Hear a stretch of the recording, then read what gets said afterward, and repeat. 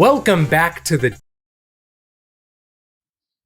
Nice rebrand, right? I'm fed up with my management controlling every single aspect of my work, and so I'm walking away from the old. Goodbye to the series formerly known as the Deep Discog Dive, and hello to...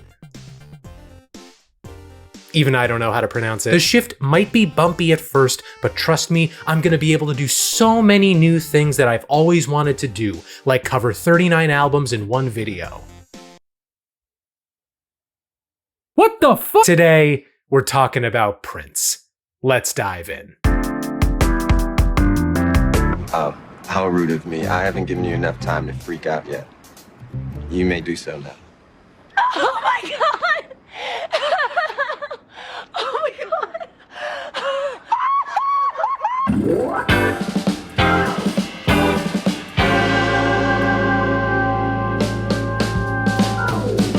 In June 1958, in Minneapolis, Minnesota, Prince Rogers Nelson was born. By the way, that's not a title or anything. It's not Rogers Nelson, who is a prince. Prince is literally his name. He got that name from his father. John Nelson was a prolific jazz pianist, and during shows with his jazz vocalist wife Maddie, his stage nickname was Prince. It was primarily through his father that Prince developed a deep love for music, writing his first song at the age of 7. His influences as a kid were legends in the jazz and funk scene: the Ohio Players, Sly Stone, James Brown. However, not all of Prince's upbringing was about the music. He suffered from seizures for a good while until, according to him, an angel told him he wouldn't be sick anymore. On top of that, Prince's parents split when he was 10. His mother remarried to a man whom Prince wasn't especially keen of, and he would bounce between living arrangements for the next few years, staying at his mom's, his dad's, and his friend Andre Simone's. It was with Andre that Prince started his first band in 1971 called Grand Central, which was named as an homage to Graham Central Station. Their first drummer was Prince's second cousin, but he was later replaced by another friend, Morris Day. As they played gigs and events around Minneapolis, Prince started doing more and more arranging for the band. Shortly before leaving Grand Central, Prince and Andre joined 94 East, a band started by Pepe Willie, Prince's cousin's husband. While Pepe did all the lyrics, Prince did all the songwriting. But along with his father's influence and his experience playing in Minneapolis, there was one last core piece of Prince's upbringing, one that would impact his lyrical sensibilities.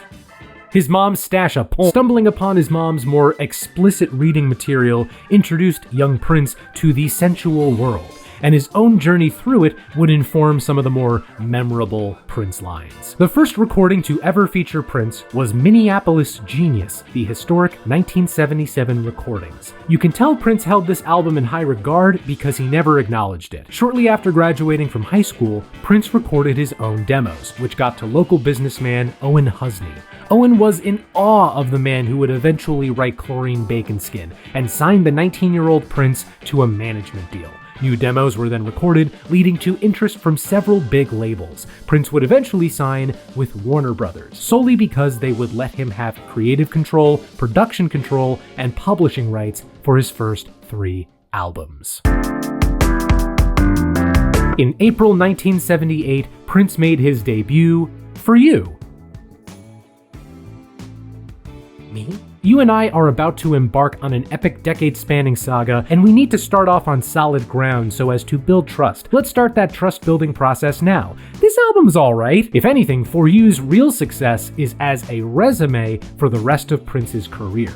The big selling point is that Prince played all the instruments on this album. Plus, he wrote and produced nearly all of the songs. The only non-Prince credits were Chris Moon, the producer of Prince's first demos, helping to write lead single Soft and Wet, and Tommy Vicari, the executive producer Warner Brothers brought in because they weren't actually fully convinced Prince could produce his own record. Soft and Wet is a great single, a blueprint for many future Prince classics. Passionate professions of tenacious tenderness, bolstered by layered vocal harmonies, tight bass lines, and sick synth solos. By the way, that song, along with all the other ones I mentioned, will be in a playlist for you to check out. Links in the description. You can't take 2 steps on this album without a display of raw musical prowess. The a cappella invitation of Opener For You, the city pop homage of My Love Is Forever, the precise build throughout the breakdown on Just As Long As We're Together, the ludicrous guitar work on I'm Yours. The only song that flat out did not click for me is In Love. And you know what it is? The synths. They're too squishy. They sound like if you stepped in a puddle and in that puddle was an Oberheim 4 voice. It's a good first work. I'm proud of you, Prince. Next time, maybe consider making a song where you want to be someone's mother and their sister too. For You was a modest success, with its 2 singles making a small impact on Billboard's soul charts. Warner did their best to promote said singles, Soft and Wet in particular. They even ran a contest for the single where they gave away waterbeds. You know, 'cause they too are soft and wet. Get in the For You promotional waterbed, honey. Time to sex. Prince did not tour for You, but he did have a band ready. They played a few shows in Minneapolis in early 1979. The lineup included Andre on bass, Bobby Z on drums, Des Dickerson on guitar, and both Matt Fink and Gail Chapman on keys. The second show they did was mired by stolen gear, a snowstorm, and electrical issues. So naturally, this was the show Warner Brothers executives attended. Altogether, those execs did not think they were ready for the road just yet. But this did not deter Prince. He was already pushing ahead to the next album. Prince was given a budget of $180K for his first 3 albums, and to make For You, he had spent $170K. Someone help me budget this, my family is dying. 18 months after his debut, we were treated to Prince. Now, a sophomore album being a step up from a debut album isn't shocking, and Prince the album was proof of that upward momentum. But what's funny to me is that even with a max budget 17 times less than its predecessor, it sounds better too. Maybe that's production and engineering talking, or maybe I just like the songs better. I Wanna Be Your Lover, for example, is an excellent opener and first single. Dare I say, it's the first outright great Prince song. The groove, the melody, the breakdown, the part where he says, "Why You Wanna Treat Me So Bad" soars right out of the gate with that guitar hook.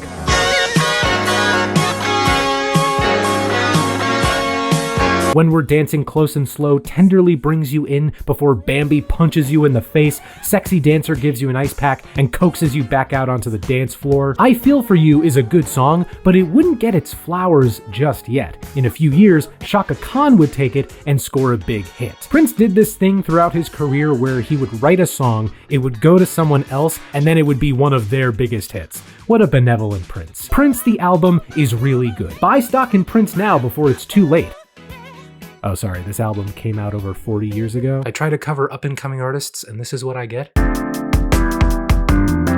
Prince the album gave us 2 solid R&B hits, it got a spot on the Billboard Top 200, and Prince landed his first ever TV performance on American Bandstand in January 1980. Prince himself was even interviewed. Did somebody tell me you played every instrument on this album? Is that correct? Maybe. No, that's you're very shy, modest. How many instruments do you play? 1,000. It was kinda awkward, but still, Prince wasn't the smash that Prince or Warner Brothers wanted. Plus, Gail left the band because Prince's lyrics conflicted with her religious background. She was replaced by Lisa Coleman. Oh, also, Matt Fink started wearing scrubs on stage, which gave him the stage name Dr. Fink. In October 1980, Prince revealed his Dirty Mind. By this point, whatever money was remaining was a fraction of that $180K. And the sound of Dirty Mind reflects that smaller budget. Compared to For You and Prince, Dirty Mind earns the first word of its title with a rougher, stripped-back sound, mixing together the pop and funk of the first 2 albums with more rock and new wave. It was mostly made at his home near Lake Minnetonka, and the songs featured all come from the demo recordings. Frankly, I love it. Dirty Mind also earns the dirty because of its lyrics and presentation. The cover just screams, "This man is coming to f*** you." And these words from this man on this album are dirty. This record is over 40 years old, and there are lines here that would get Twitter abuzz if they were dropped today. Not even the waters of Lake Minnetonka could purify this man's music. The first half tracks, like the title track and When You Were Mine, are good, but the second half is the truly ascendant material, in my view. Uptown is flat out excellent, one of Prince's best dance tracks ever. Head depicts Prince absconding with a bride before her wedding, and her giving him head, Strong by Trapped, the rare CD single. Sister is,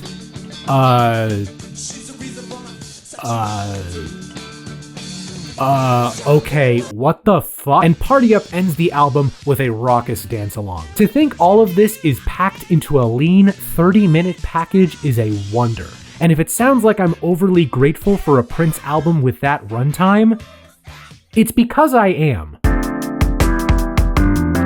In hindsight, Dirty Mind is the real birth of Prince as most people knew him. Not just in critical acclaim, not just in discourse-stewing lyrics, and not just in appearances that pushed the boundaries of masculinity. It was all of that together that was building the foundation of Prince. The only thing Dirty Mind wasn't was a big sales success, but things were still looking up. Prince and his band celebrated their accomplishments with their first SNL appearance in 1981. However, Andre Simone left after the Dirty Mind tour, and from what I've read, he and Prince were not on good terms. He was replaced by Mark Brown, stage name of Brown Mark. Prince's next record wouldn't drop for another few months, so he took the downtime to release more music. You see, a clause in Prince's contract let him bring in and produce 4 other artists. And in July 1981, we got the debut album by The Time. Prince handled production and arrangements, but lead vocal duties went to Morris Day. The Time made music similar to Prince's first few records so that he could keep exploring and reaching new heights. And Prince would soon reach a very new height.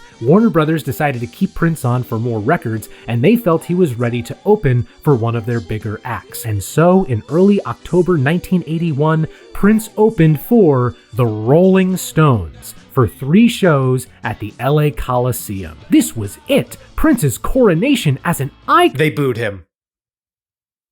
The crowd booed Prince all 3 nights. Prince and his band weren't even able to finish their set on the first night, and while they did get through the other 2 nights, they were treated to heckling, slurs, and thrown objects. Now, first, kudos to everyone on that stage for going through that and continuing to pursue anything, let alone music. Someone leaves a mean comment on one of my videos and most of my vital organs stop functioning. Second, how far on the wrong side of history do you have to be to boo Prince? There are probably some people from those shows who are still alive today. I would genuinely love to meet one and ask them, why did that even happen? The closest thing I could find to a first-hand explanation was an anonymous letter to the LA Herald-Examiner after one of their critics gave a review of the show. The letter states, "You obviously are a fan of that not saying it group, or you wouldn't have lied about it. I just wanted you to know that us WASP rock and rollers pay to see white performers, and not saying it, or tawdry critics like yourself. President Reagan has proven once and for all that liberals, not saying it, and minorities are out. Thank God for that." It's insane that this was ever written. It's even more insane that you could change like one word and it could have been written today. A few days after that debacle, Prince released, Jesus, I thought that said anime Christian for a second, Controversy in October 1981. Controversy demonstrates a trait of Prince's that will further define his legacy: leaning the hell in. The lead single and title track is Prince saying to the Pearl Clutchers, "Yeah, I am that hot bitch. What of it?" The same confidence from Dirty Mind is still on full display here, and on tracks like Sexuality and Let's Work. He also uses the greater spotlight to speak on the times, like on Ronnie Talk to Russia, where he addresses President Reagan directly. This is a good time to bring up another facet of Prince's lyrics. Every so often, Prince will stop singing about to talk about politics or society writ large. I'm not going to tell you these lyrics are amazing, because they're not. His political musings often come across like a homeless man goes to a job interview in a nice suit, but gets mugged by inflation. A soldier is sent off to war and dies when old problematic tweets resurface. A landlord evicts a single mother and her 10-month-old Bud Light can, and that can was Joe Biden. Prince's societal insights are not going to change how you see the world, but I also don't think they need to. They're ketchup. They're Jim Belushi. Their job isn't to blow our minds, it's to be within reach. Back on the topic of defining traits, Controversy the album also gave us the debut of Prince and Purple. Oh, and how could I forget? This album was also where Prince started abbreviating certain words, like on the closer,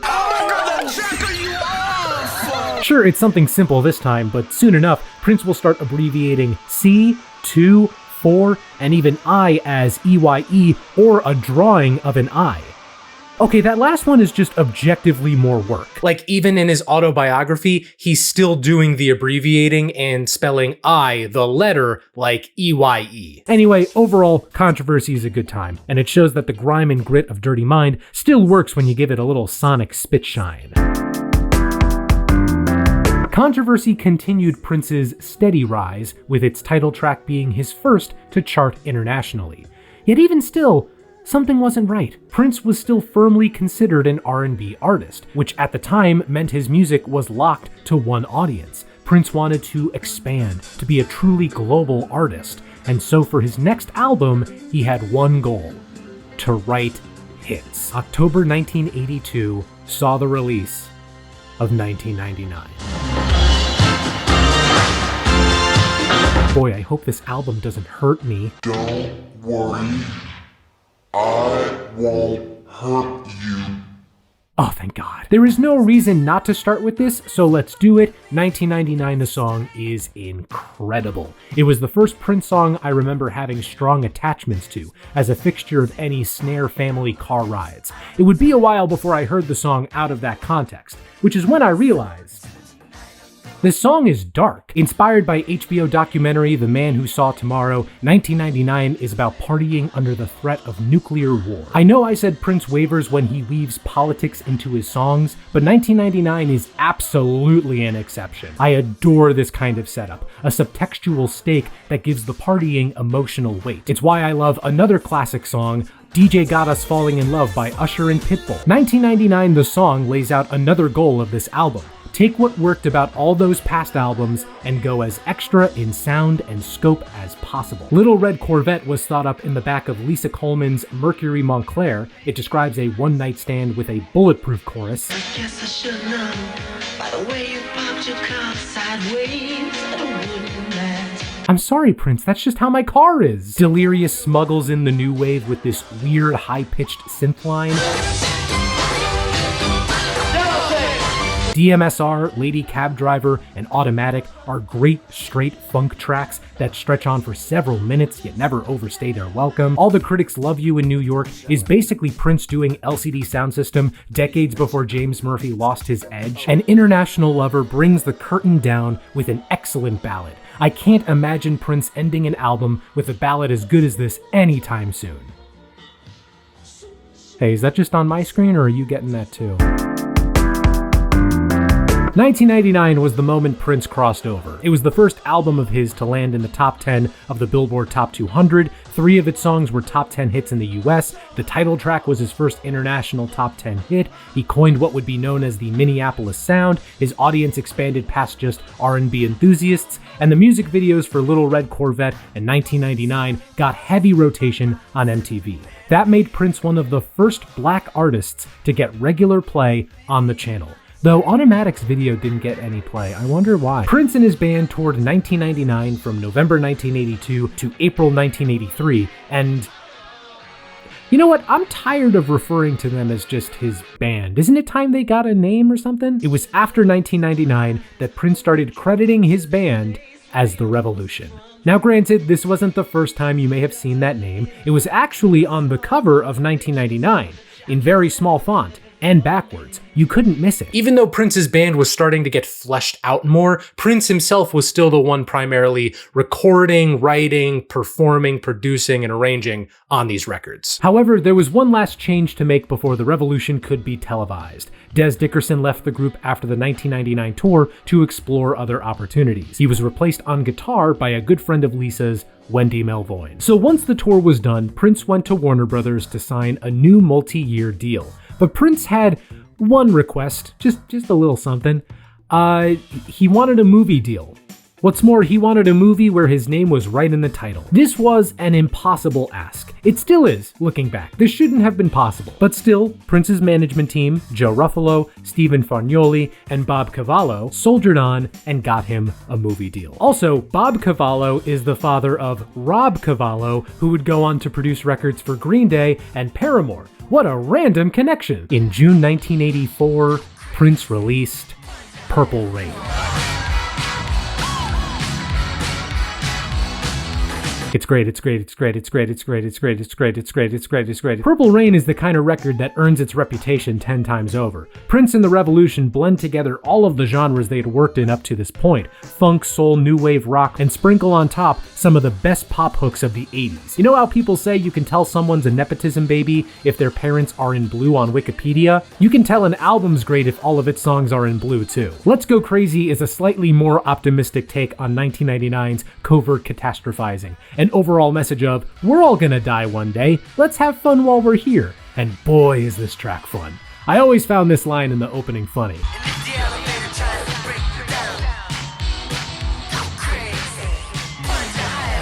Like, I know it's supposed to be a play on words, de-elevator being the devil, but it's also funny to imagine Prince hitting the wrong button on an elevator and being like, go crazy, and punching a hole through the top of it. The Beautiful Ones is one of Prince's best ballads ever, purely for the way he sells the hell out of the last few minutes.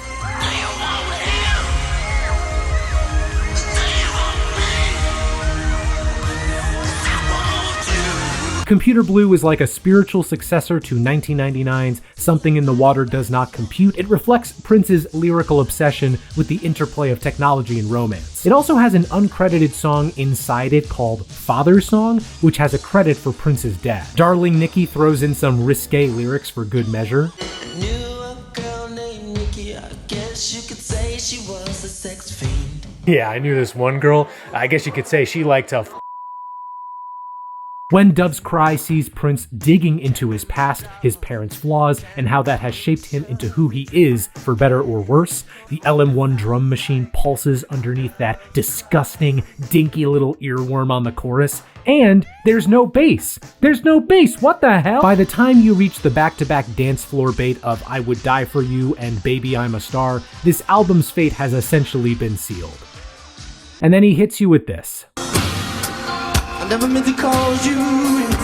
I hate to break the fourth wall and reveal how the sausage gets made, but YouTube's copyright system often prevents me from playing the amount of audio I actually want to play for you. I bring this up because if you haven't heard it, I wish I could just play you Purple Rain, the song. It's not a song that gets its power from description. It gets it from you basking in its 8-minute glory, from actually listening and relieving yourself of whatever has been weighing you down. You leave the song a different person. I don't know how else to put it. Maybe you could say that about most songs, that they don't get anything from someone describing them, but that would imply most songs are like Purple Rain, and they're just not.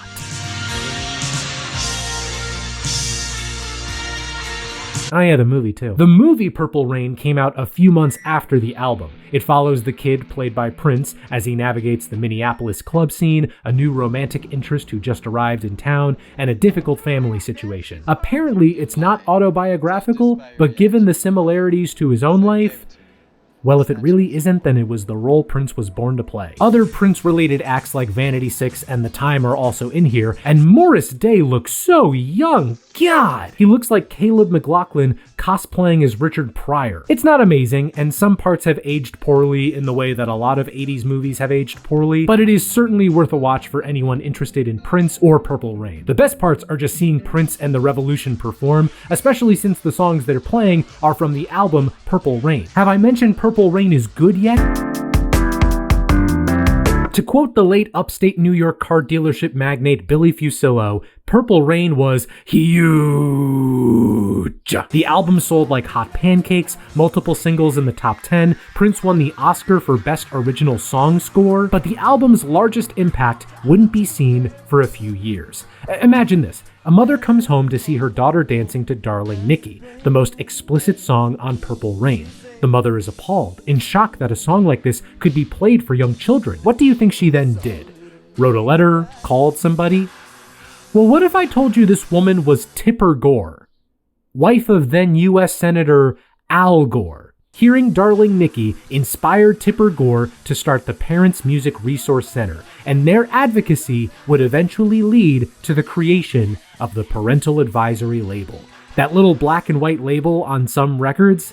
That was Prince. The tour for Purple Rain was insane. Non-stop from November '84 to April '85. Once the tour was done, Prince was able to truly relax and enjoy the fruit of his labor with no new album out for several years. Sorry, that's not true. I was just manifesting. A follow-up to Purple Rain started its life before the movie even came out, and it was released 2 weeks after the Purple Rain tour. In April 1985, Prince went around the world in a day. Eat your heart out, Jules Verne. You should never judge a book by its cover, but the cover of this album kinda looks like these. Both of these records are famous for their influences in psychedelic rock, and Around the World in a Day has a pretty clear psychedelic aesthetic. See, judging things on the surface is a good skill, actually. I have difficulty forming long-lasting relationships. This record was inspired by the Paisley Underground movement, bands like Big Star and The Bangles. Not only did Prince name a song on this album after the movement, Paisley Park, he also started a whole-ass label called Paisley Park Records, a subsidiary of Warner. Geez, at that rate, Prince should have just made his own Paisley Park. Once again, Prince was the dominant recording entity on this record, the god over which all things flowed. The revolution was not around for this one. The biggest hit off this record was Raspberry Beret, a little tale about Prince meeting a girl at his job and having a quick fling in a barn. I didn't know about most of that though, because Prince said his boss's name was and that was a funny enough name to distract me for like 3 minutes. Also, shout out to Raspberry Beret's B-side, She's Always in My Hair. I wish it had made the album. Other highlights are the opening title track, the stardom condemning Pop Life, and the closer Temptation, which starts with lumbering guitars and drums and ends with spoken word, sultry sax, and spirited piano playing. I don't feel as immediately wowed by Around the World as I did with 1999 and Purple Rain, but I also don't think it needed to do that. Prince had gone above and beyond proving himself as a songwriter and performer at this point. He deserved to get a little loose, as a treat. Before Around the World in a Day came out, Prince said he planned to stop doing tours and music videos. On an unrelated note, Around the World in a Day stalled pretty hard on the charts upon release. But then Prince was like, Raspberry Beret music video? Then the album took off, though there was still no tour. In place of a tour, Prince made more music. August 1985 saw the release of the first and only album by The Family. Much like The Time, Prince wrote most of the songs and played all of the instruments. The one song that absolutely needs to be called out is Nothing Compares to You, which would later be made famous by Sinead O'Connor. Prince also contributed to Sheila E.'s second album, Romance 1600, that same month, which featured a big hit, A Love Bizarre. For his next project, Prince focused his gaze on the silver screen once more and sought to create an accompanying album. Not an outright soundtrack, though, like Purple Rain. In March 1986, Prince released Parade. Now, I didn't just mention that album by The Family to get street cred with the Sinead heads out there. You already have my family. What more do you want? That album also featured orchestration work by Claire Fisher, and Claire returned to lend that same touch to Parade, especially on tracks like the instrumental Venus de Milo, the accordion-led Do You Lie, and the chromatic piano steps of Under the Cherry Moon. I'll die in your arms under the cherry moon. Opener Christopher Tracy's Parade happens to once again have a co-writing credit from Prince's dad, though there's no exact reason as to why. There's also a point where the lyrics don't rhyme. Turns out there's a reason for that. The song used to be called Wendy's Parade, and Christopher Tracy's piano was originally Little Girl Wendy's guitar. But if you want to dance, then there's plenty to work with too. Life Can Be So Nice, Another Lover Hole in Your Head, Girls and Boys, and Mountains! What an underrated piece of Prince's productions. But the creme de la creme of Parade when it comes to dance tracks is... I've never loved this one personally. It's not bad by any means, but for me, it's too minimal. I don't know what else it needs, and the guitar on the bridge helps a good deal, but I always feel like it's missing something. I blame this on Will Schuester. That said, it is very funny to sing along to. You don't have to be rich to be my fool. You don't have to be cool to run my world. But in my opinion, the best song on here is the closer, Sometimes It Snows in April. This is another one of those Purple Rain type songs where I wish you could just hear it for yourself. It's a stunning piano ballad describing the experience of losing a close one in such perfect little summaries. One line is enough to tell a story unto itself. The result is an album that continues on the sonic trail paved by Around the World in a Day, but finds ways to converge with the sound of Purple Rain in 1999. Certainly helps that the Revolution are back on this album in a healthy capacity. A really great record. That happens to be paired with a movie? Parade was followed by Under the Cherry Moon, Prince's second film and his directorial debut. Instead of a glorified concert film, this one is a straightforward drama about a man who tries to woo a rich girl only to fall in love with her. Thanks to this film, we know what it sounds like when Prince eats a grape. Billy Eckstein, he ain't, baby. This was also the acting debut of Kristen Scott Thomas. For all of my Kristen Scott Thomas fans, YouTube says that's only 15% of you. I would love to get those numbers up. The scenes with Parade songs are great, though I think some of them don't translate well with this story. I'm thinking specifically of Sometimes It Snows in April. That one needed a lyrical reworking. Christopher Tracy died soon after a bullet. I'm not gonna say Under the Cherry Moon is amazing, but it is certainly an oddball piece of Prince's creative output. If you love Parade, then you'll like Cherry Moon solely for using Parade as its pseudo soundtrack. Parade itself was a success, though interestingly, European album sales passed the US for the first time. Kiss was a smash hit, being Prince's first song to top the Billboard Hot 100. Prince also got to have the number 2 slot as well around this time, thanks to his writing credit on the Bangles' Manic Monday. Under the Cherry Moon also did well if you consider that it did terribly, both commercially and critically. It ended up tying for the Razzies 1986 Worst Picture with Howard the Duck, the stupid Marvel movie with the animatronic duck. Prince and the Revolution toured Parade in 2 waves throughout Europe. The first was a series of hit-and-run shows that were announced a day or 2 before they played. The second was the proper Parade tour. After another successful run of shows with his band, Prince broke up his band. The reasons behind the Revolution's dissolution are hazy, but possible ones include tensions between Prince and the original members, tensions between the original members and the ones who were being added, tensions between Wendy, Prince, and Wendy's sister Susanna, whom Prince was dating. I guess it was some form of tension that had to be released. All of the members would go on to do side projects or start new bands. Wendy and Lisa specifically teamed up, released a few albums, and did some TV score work for shows like Heroes and Nurse Jackie. Prince would then form a new, no-name band that was active from 1987 to 1989. The lineup was Sheila E. on drums, Eric Leeds on sax, Levi Caesar Jr. on bass, Atlanta Bliss on trumpet, Bonnie Boyer on keys, dancer Cat Glover, and guitarist Miko Weaver. The only holdover from the Revolution was Dr. Fink. At this point, Prince was working on 2 albums, a Revolution-focused album called Dream Factory, and a solo offshoot that would have seen him adopt a higher-pitched persona named Camille. Now that the Revolution was done, he decided to combine the 2, add in some new songs, and make a triple album called Crystal Ball. But then, Warner Brothers did something new. They looked at the US performance of Parade and the financial bomb that was Cherry Moon and said no.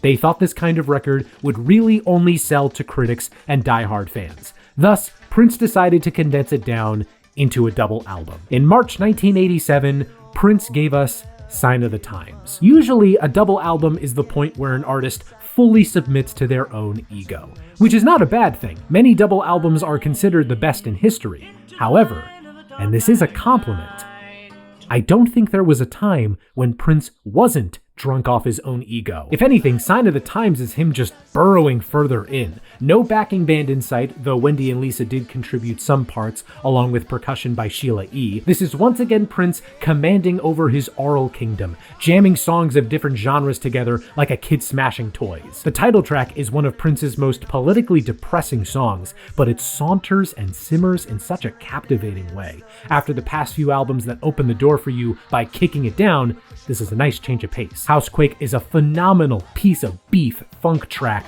with Prince singing as that Camille persona I mentioned. The Ballad of Dorothy Parker is Prince's minimalist inverted take on Joni Mitchell's Help Me. The whole song has this bleary underwater sound to it, which was actually a complete accident. According to Prince's longtime engineer, Susan Rogers, the track was recorded with a new console that was running on only half of its power supply. Prince ended up loving the sound though. Starfish and Coffee is a psych pop track based on a girl Wendy and Susanna knew named Cynthia Rose. The title is Cynthia's favorite meal, though it had to be changed from the original Starfish and PP. Cowards. Also, what is that reversed snare doing?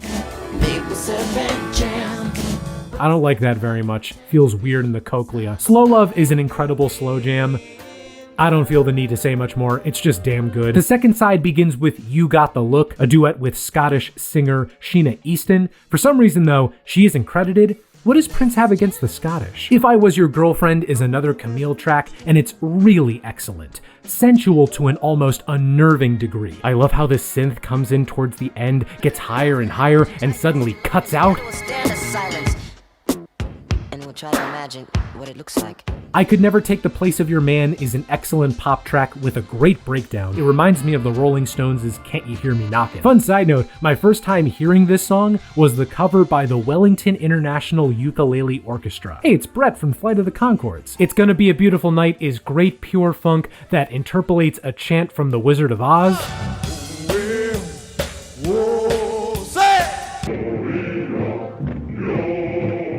What I've just described are my personal standout songs, and yet I'm sure someone is gonna go tell me I omitted their favorites, and I don't think I can help it. Like most double albums, Sign of the Times is a stitched together, messy sprawl of an album. But I don't think there's another artist out there who is as uniquely qualified to make that work as Prince. It's a great album. Sign of the Times was critically acclaimed to the high heavens, but sold under expectations. I guess Warner was right. It really was a record for critics and diehards. Like Parade though, it sold especially well in Europe, and so Prince toured the heck out of Europe with his nameless band. Warner Brothers wanted him to bring the tour to the US, but he said no because he wanted to record a new album. The compromise they came to was a concert film recorded from the last 2 nights of the tour with reshoots done at Paisley Park. Wait, have I mentioned Paisley Park yet? Okay, so in September 1987, Prince officially opened Paisley Park, his own headquarters, if you will, in Chanhassen, Minnesota. The complex included multiple recording studios and a soundstage. This is basically where Prince would record most of his future records, plus those of his associated acts. Okay, tangent out of the way. Much like the album, the concert film was praised, but didn't make much money. In September 1987, Michael Jackson released the song Bad. This is not a Prince song, but it was almost a duet with Prince. Here's why it wasn't. You may remember that the first line of Bad is, "Your word is mine." According to Chris Tucker in an interview years later, Prince said, quote, "Who's going to sing that to who? Because you sure aren't singing that to me, and I sure ain't singing that to you." By this point, Prince's status in pop culture was still unquestionable, but his rise to stardom meant he had naturally drifted away from his original R&B audience. He had gone pop, so his next album was going to be a return to his roots, and hopefully a return to his sales heyday. This new record was the Black Album, called so because it was an effort to recapture Black audiences. And so, in December 1987, the Black Album was not released.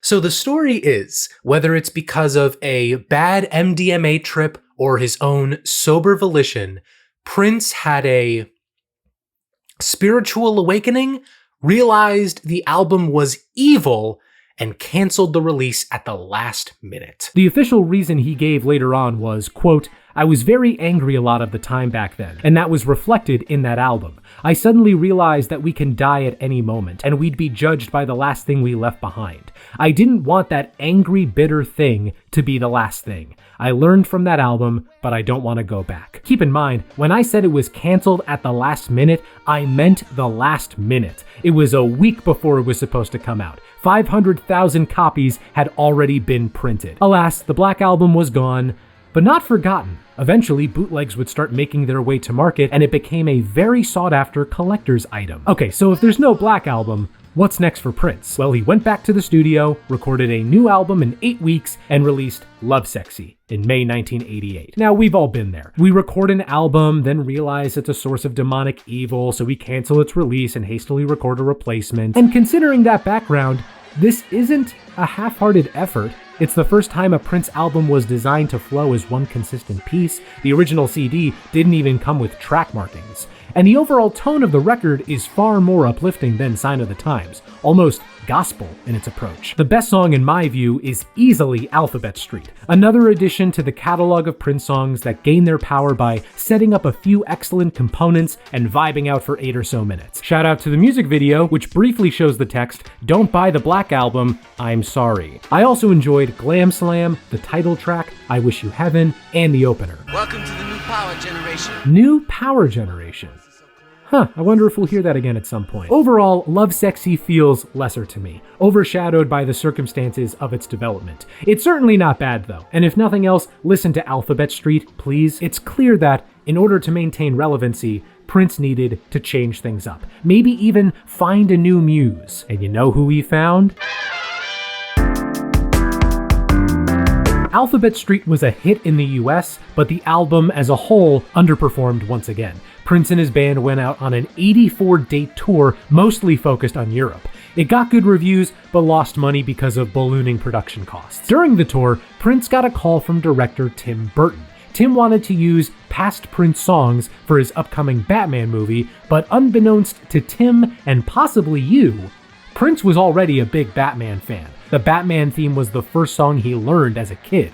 So instead of just contributing old songs, Prince made a whole dang soundtrack album. The initial plan was for the album to be a full-length collab between Prince and Michael Jackson. Michael playing the hero and singing the ballads, and Prince embracing his inner Joker and doing the funkier tracks. But MJ was out on tour and signed to a different label than Prince, so alas. In June 1989, we got Batman! And I need you. And I'm Batman! Why is The Future such a good opener? Why is that? It's so good. Possibly his best opener since Let's Go Crazy. There's something so ominous about those clustered keys and the chorus lyrics.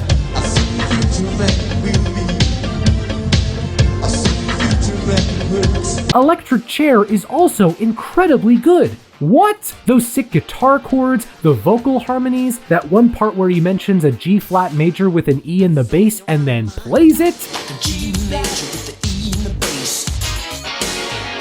Party Man is based on Prince's time on set with Jack Nicholson, mixing a beat reminiscent of The Time, horns, and the Camille vocal style. Ballads like The Arms of Orion and Scandalous are luxurious and smooth. The album's biggest hit, though, was its closer, Bat Dance, which is interesting? This might be a bit of a dig, but it's kind of a novelty song. It's mostly instrumental, broken up by dialogue from the film and some callbacks to other songs on the album. Even still, it's got such a unique energy to it, a multi-part suite with one section that kind of feels like an MF Doom beat. Tripping off the beat kinda, dripping off the meat grinder, heat niner, pimping, stripping, fork, sleep minor. I am shocked. I like the Batman soundtrack way more than I expected. I genuinely think this is up there with, I mean, not Purple Rain, but like Controversy or Around the World in a Day? Both the album and the film Batman were massive successes.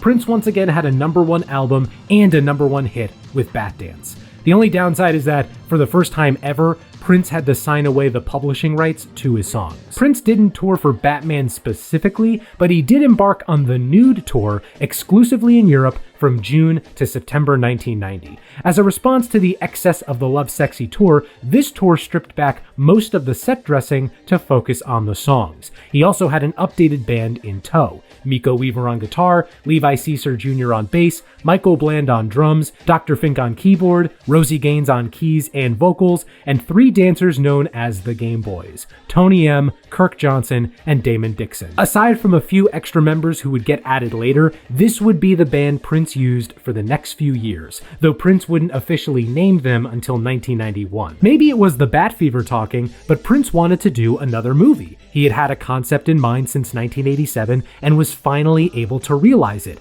Warner Brothers was hesitant, but were game once Prince said it would be a direct sequel to Purple Rain and involve The Time. And so, while he was still out on tour, we got the soundtrack to Graffiti Bridge in August 1990. The word of the day is uneven. Graffiti Bridge, as an album, is uneven. Why is that? Is it because it's the first Prince album to feature songs from other artists like Mavis Staples and George Clinton? Maybe, but like his other albums, Prince was behind the writing and producing for all of them. Maybe it's the fact that, like the concept for the film and soundtrack, most of the songs on here also go back a few or even several years. A few songs come from the Times' unreleased 1989 album. Mavis Staples' song Melody Cool dates back to 87. Weekend Funk with George Clinton goes back to 83. Tick Tick Bang and Can't Stop This Feeling I've Got, aka Prince's Footloose, go as far back as 1981 and 82. There's nothing wrong with using older songs at a later date, but Prince had grown a lot as a musician since the self-titled days. To have songs from that era sitting alongside stuff from the Sign of the Times days leads to an uneven album. If there's one highlight to be found, it's the lead single Thieves in the Temple. It has this singular haunting feel to it, like it's a darker B-side from Around the World in a Day. Plus, it is cool on a basic level to have Prince on record working with the likes of George Clinton and Mavis Staples. Also, there's that new Power Generation name again. Twice, actually. The album Graffiti Bridge is alright. The movie Graffiti Bridge, oh, I did not like this movie. I really did not. It came out a few months after the album. It takes place a few years after Purple Rain, with the Kid and Morris Day fighting over territory in the Minneapolis club world. Ingrid Chavez is an angel who is sent to resolve their conflict, and she frickin' dies. Tevin Campbell is also in this, and if that name doesn't ring a bell, look closer. Into your heart. Into my heart. Feel the connection. The shared language. Because if we listen to each other's hearts,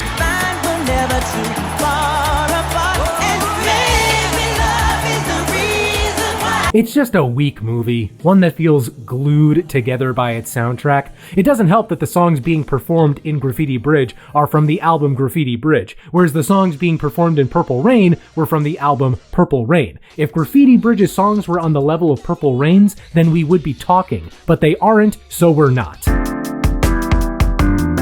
Graffiti Bridge, the album, was a modest success, and Thieves in the Temple was a top 10 hit in the States. Graffiti Bridge, the movie, however, would not be. It only made $4.6 million off of a $7 million budget. Once the new tour wrapped, Miko and Dr. Fink left the band. Prince added Sonny T on bass, Tommy Barbarella on keys, and a full horn section called the Hornheads. And in October 1991, we got Diamonds and Pearls from Prince and the new Power Generation. That's right, all those references from before were the soft launch of his new band's name. They contribute a good amount to this new record too, and with their help, Prince made an album that sounded fresh, updated, in line with modern times, influenced by hip-hop, which by that point was a huge cultural force. Thunder is a great opener that also sounds exactly like Backstreet Boys.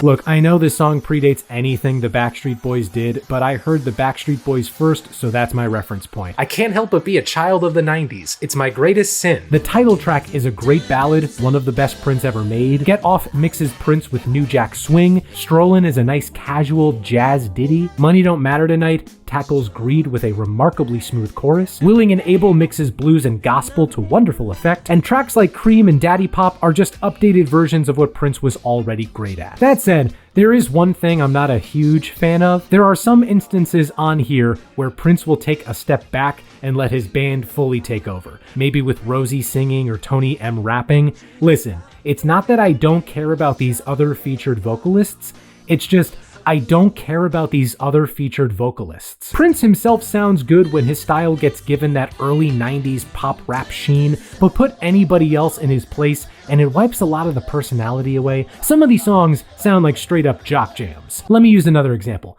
We all love Crazy Frog, right? Now, whenever I talk about Crazy Frog, I always put up footage of Axel F. He did have other songs, but all of them make one fatal mistake. They all feature some random, no-name singer, and they all think I give a frog's ass about any of them more than Crazy Frog. Who is this guy singing Tricky? I don't care! Put the frog back where he belongs! I feel the same way with some NPG tracks. The band members are talented, but they are not who I've spent 12 albums getting to know and care about. If you want them front and center like this, give them their own albums. Even with its more dated decisions, Diamonds and Pearls is quite good. An updated take on a legend that makes him feel as relevant as he did before. Diamonds and Pearls was a genuine success. Not just the record itself, but the singles Get Off, Cream, Insatiable, the title track. It really felt like a commercial renaissance for the guy. You might think this would lead Prince to take it easy and coast off the reception. Nope, my bad, I was still just manifesting. Prince wanted to pump out music. By the time he was on the road for D&P, he already had tracks in mind for a follow-up. Warner, however, wanted him to slow down so they could actually promote his records. That divide seems like it would create issues between the two parties, but who cares? Because Prince signed a new 6-album contract with Warner Brothers in August 1992. A $100 million contract that gave him free license to do TV, film, and merch deals. By comparison, MJ and Madonna had deals at this time that were around 60 mil and all-inclusive. In October 1992, Prince released... YouTube is a great place because I can say that this is pronounced, but someone will still go down to the comments and say, no, you're wrong, it's actually pronounced. This new Prince album was the debut of this unpronounceable symbol. I'm not sure what it stands for, though it looks like a mix of the signs for male and female. The copyrighted name for it was Love Symbol Number 2, so in time, this record would come to be known as Love Symbol Album or Love Symbol. The first song is called My Name is Prince. Hell yeah, it is, dude. I'm so glad that won't change anytime soon. It carries over the hip-hop influence of D&P with this really aggressive vocal performance by Prince. This might be because it's a loose diss track aimed at MJ, who had declared himself the king of pop. Sexy MF has this dang smooth groove and these great horns, one of the best instrumentals of Prince's career. However, Prince raps on this one too, and to bring Brett back into this conversation, he kind of sounds like Flight of the Conchords. I'm even with the blindfold, gagged and bound, I don't mind. See, this ain't about sex. I have a vision, and all I can see is only you with the all of me. You've got pounding drums on the Max, sick rhythm changes on Arrogance, densely layered vocals on 7, Love to the Nines, which sounds like Prince doing Seasons of Love from Rent, and I know that sounds like a dig, but it's not, a glossy ballad in And God Created Woman, and even something resembling a techno track on I Wanna Melt With You. I will also mention 3 Chains of Gold because, yeah, it's a song here, but it's also the name of a direct-to-VHS tie-in movie. And a comic, apparently. It happens to star Maite Garcia. She had become a backup dancer for Prince for the tail end of the D&P tour, and in 2 years' time, she and Prince would start dating. Love Symbol Album is a very good follow-up to D&P, one that adds a bit of dirt and debris to the sound. Compared to Diamonds and Pearls, Love Symbol was an underperformer.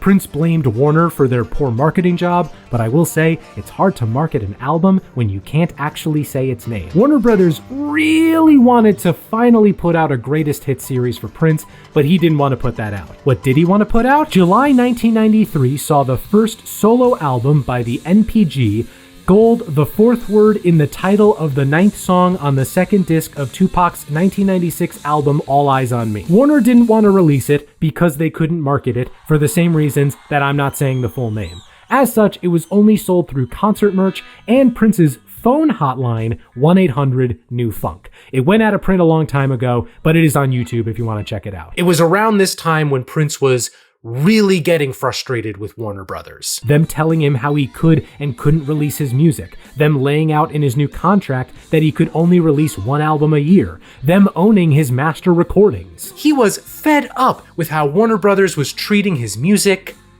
and his name. And so, on his 35th birthday in 1993, Prince changed his name to the Love Symbol. But the public would end up calling him the artist, or the artist formerly known as Prince. At the very least, Warner finally got their wish, and we got the hits and the B-sides in September 1993. Meanwhile, the artist formerly known as Prince, or TAFCAP, decided to get out of his contract with Warner by releasing a lot of music. He had 2 records in development that he wanted to release simultaneously. To his credit, he even tried to show Warner that he should be allowed to release music on his own terms under his own name. As an experiment with his own NPG records, he released the single The Most Beautiful Girl in the World in February 1994. And it was a hit. number 3 in the US, number 1 in several other countries. It also got him sued and found guilty of plagiarism in Italian court, but still it was a hit. Warner didn't budge though, and even delayed the second record entirely. TAFKAP was on the offensive by this point in the battle. He spent 1994 trying to release music in new ways, like a series of dance shows called Glam Slam Ulysses,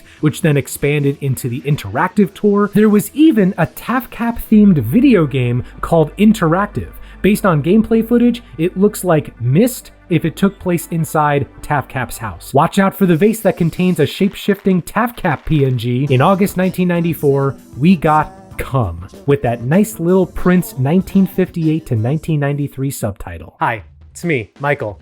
I wanted to check in with you because we're pretty far into Prince's discography, and we're about to hit a turning point with how Prince viewed the records he was releasing. First, I have to spoil something.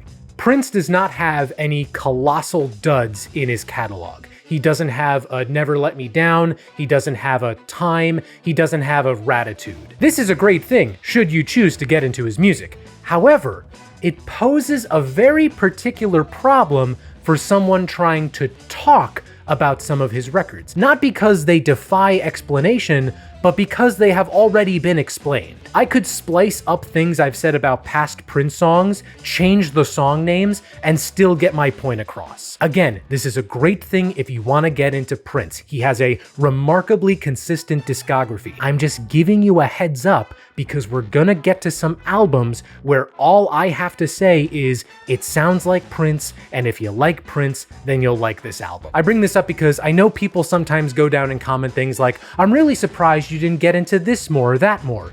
Maybe this time, we can put those on pause a little bit. He made 39 albums in less than 40 years, and that's only if you count the ones attributed to him or his symbol. I'm not gonna have a lot to say about every single one. Okay? Okay, rant's over. Let's go back to talking about Come. Considering all the hullabaloo, Come is alright. The overall package has this slinky, relaxed tone to it. You have tracks like lead single Let It Go and the opening title track that don't command you in, but rather lay the breadcrumbs out and let you follow where they lead. You have a song like Solo, which is just Prince and harp, and even when it hits harder like Pheromone or Race, the songs don't pound your head like My Name is Prince. Man, I feel bad. There's some guy out there whose favorite thing is Come, and I'm disappointing that guy so much right now. But it's the truth. It's a Prince album. It's fine. Come straight up flopped, in large part due to TAFKAP not promoting it in any real way. It was his worst performing record since the very early 80s. Okay, let's break down the math. TAFKAP wanted to get out of his record deal with Warner Brothers. The deal he signed in 1992 was for 6 albums. Love Symbol was not a part of that 6, so he was 1 album down. He could record 5 more, but I don't know, is there any way he could cheat? Put out a record super quickly that fulfilled his obligations to Warner Brothers?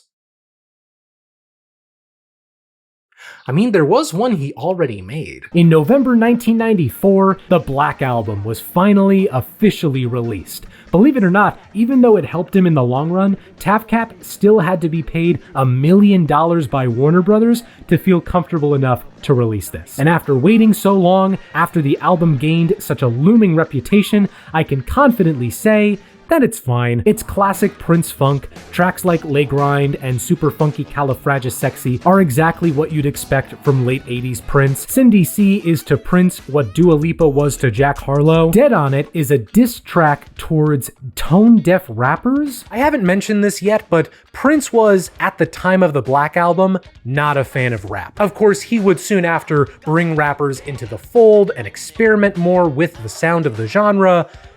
It's just funny in hindsight. When Two Are in Love has the distinction of being the only song to be on both Lovesexy and the Black Album, the most interesting song on here is Bob George. Prince assumes the role of a guy who's been cheated on, and he suspects the guy who did it is Prince's manager. So he finds and shoots him and is then taken down by police. That would have fit fine on Lovesexy. It's one of the strangest songs ever made by Prince. It reminds me of when Eminem made a sequel to Stan, where Stan's little brother grew up and kidnapped Eminem as revenge. As a package, the Black Album is fine, but more importantly, it's amazing as a contractual obligation.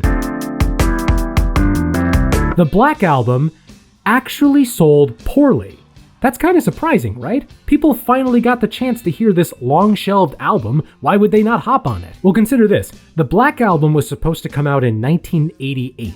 This was 1994. That's 6 years of waiting. Anyone who was really interested in this record probably had a bootleg already. The album was pulled from shelves again in January 1995, and these days it's not even on streaming services. TAFKAP started on a new tour in early 1995 called The Ultimate Live Experience, the first tour of his that did not have a record attached. That second record TAFKAP made alongside Come was still held back by Warner. He considered himself a slave, which you could tell because he wrote slave on his face. Very Joker-esque. During this tour, he also released the new Power Generation's second album, Exodus. Like its predecessor, it's not anywhere on streaming services, but it is on YouTube. TAFKAP was able to score a small win though. In July 1995, he unleashed cassette tapes of the Versace Experience Prelude to Gold to the attendees of the Versace show during Paris Fashion Week. It also served as the soundtrack for the models running the walkway. The song Chatonnet Control even name drops those models. Also, Rudy Kazooie sounds a lot like Banjo-Kazooie. That's all I got. Maybe it was because of that similarity to a video game that didn't exist yet, but for whatever reason, Warner Brothers finally agreed to release The Gold Experience in September 1995. TAFKAP's first album as the unpronounceable USB Dongle Goblin. And once again, it's good. Definitely has more life in it than Come, though considering they were made at the same time, I don't know why that would be. But I'll take it. Tracks like P-Control, Endorphin Machine, Dolphin, and I Hate You show TAFKAP with a shot of something running through his veins, resulting in some great bangers and jams. I talked about its release strategy before, but The Most Beautiful Girl in the World is one of TAFKAP's finest ballads. Also, Gold is an excellent closer, shockingly so. The kind of glorious curtain call only TAFKAP could do. The Gold Experience is quite good. Easily up there with Love Symbol and Diamonds and Pearls. It's just a shame it took so long to come out. The Gold Experience was well received by critics, but it was yet another sales letdown. It's largely believed that by this point, the public feud with Warner Brothers was just overshadowing everything TAFKAP did. In late 1995, TAFKAP announced that, screw it, we're speedrunning this contract. The final 3 albums of his record deal would just be scraps from his vault. By the way, that's not a figure of speech. Prince literally had a vault of music in the basement of Paisley Park, though how much of it was genuinely finished is debatable. In February 1996, TAFKAP and Maite Garcia got married, and the next month he contributed a soundtrack to Spike Lee's film Girl 6. It's comprised of previously written songs for Prince, Vanity 6, The Family, and New Power Generation. TAFKAP actually let Warner use his name this time because Spike Lee was a good friend. 4 records down, 2 to go. The 5th contractually mandated release was Chaos and Disorder in July 1996. The inner sleeve of the album says, originally intended for private use only, this compilation serves as the last original material recorded by Love Symbol for Warner Brothers Records. May you live to see the dawn. This might lead you to believe that Chaos and Disorder is a throwaway project, because it is, but I also have a strange fondness for it, mainly because it's the most guitar-heavy album Prince ever made. For real, if the early NPG records were Prince trying on hip-hop, C&D is Prince trying on like 90s alt-rock. That leads to these really fascinating songs like Dinner with Dolores that, had they been given marketing love, probably could have been big hits. Hell, it was a single in the UK, and it just naturally became a top 40 hit. If you want bangers, there's stuff like the title track and Xana Lee. If you want some hip-hop beats thrown in, there's Dig You Better Dead and I Rock Therefore I Am. And if you want some jazz, there's the back-to-back pair of Into the Light and I Will. It's a good record. Not incredible, it does feel a little patched together, because again, it was, but it is underrated in TAFKAP's catalog.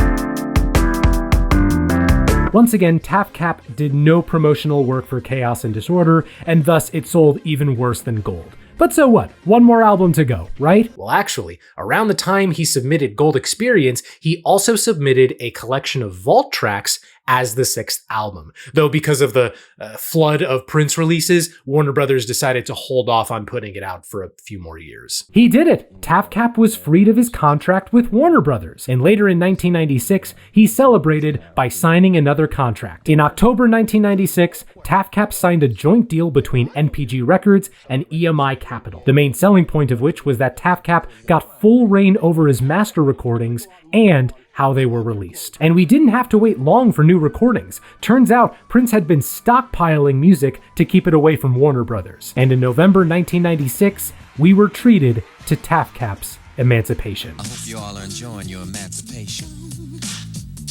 I know I am. I'll say this first. He sounds happy. TAFKAP sounds free and alive. Sure, some of that has to be his newfound freedom, but he'd also just gotten married. A lot of the songs on here are written about Maite Garcia, like Let's Have a Baby. I thought he wrote that for his accountant. And Friend, Lover, Sister, Mother/Wife. Jam of the Year is a nice chilled out introduction to the emancipated TAFKAP. That said, it does something that's a pet peeve to me.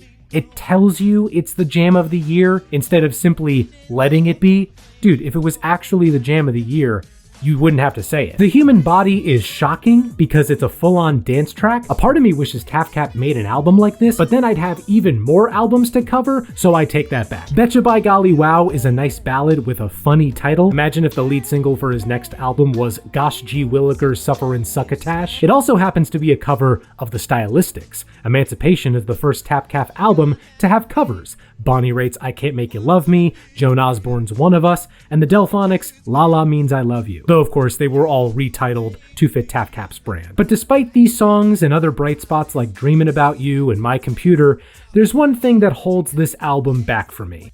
Its length. 180 minutes. You couldn't make it 181 minutes, you assholes? Look, we're far enough into this where I feel like I can be honest with you. I am inclined to dislike long albums. A 40-minute 10-track album is a transmission frequency for God's grace. Your record goes past an hour, you better have a damn good reason for it. And of course there are exceptions. Many of my favorite albums ever are over an hour, but for me personally, an hour-plus runtime is a difficult hurdle for me to get over. So imagine my joy when I saw Emancipation's 3-hour runtime. Your first listen of Emancipation is less an enjoyable activity and more an attentive search for the stuff worth spinning again. Future listens can then be spent listening to the good stuff. There's a really good 10 to 12 track album somewhere within Emancipation. If you find it, God bless you. Hi, it's me, Michael Snare, interjecting off-the-cuff variant, stepping in to do what I do best, which is to interject in an off-the-cuff manner. This deep discog dive has taken a while. The last one I did was in April, and it is now July. I believe Prince warrants the amount of time taken, just considering the size of his discography and also who he was as a character and a person, but still, I feel bad that this one has taken so long to come out. So I wanted to do something a little bit extra as a gift in case any of you are interested, and that's where my good friends at Qobuz come into play. I don't think this counts as a sponsorship because they have not paid me to talk about them, which is also why you didn't see that includes paid promotion tab at the start of the video.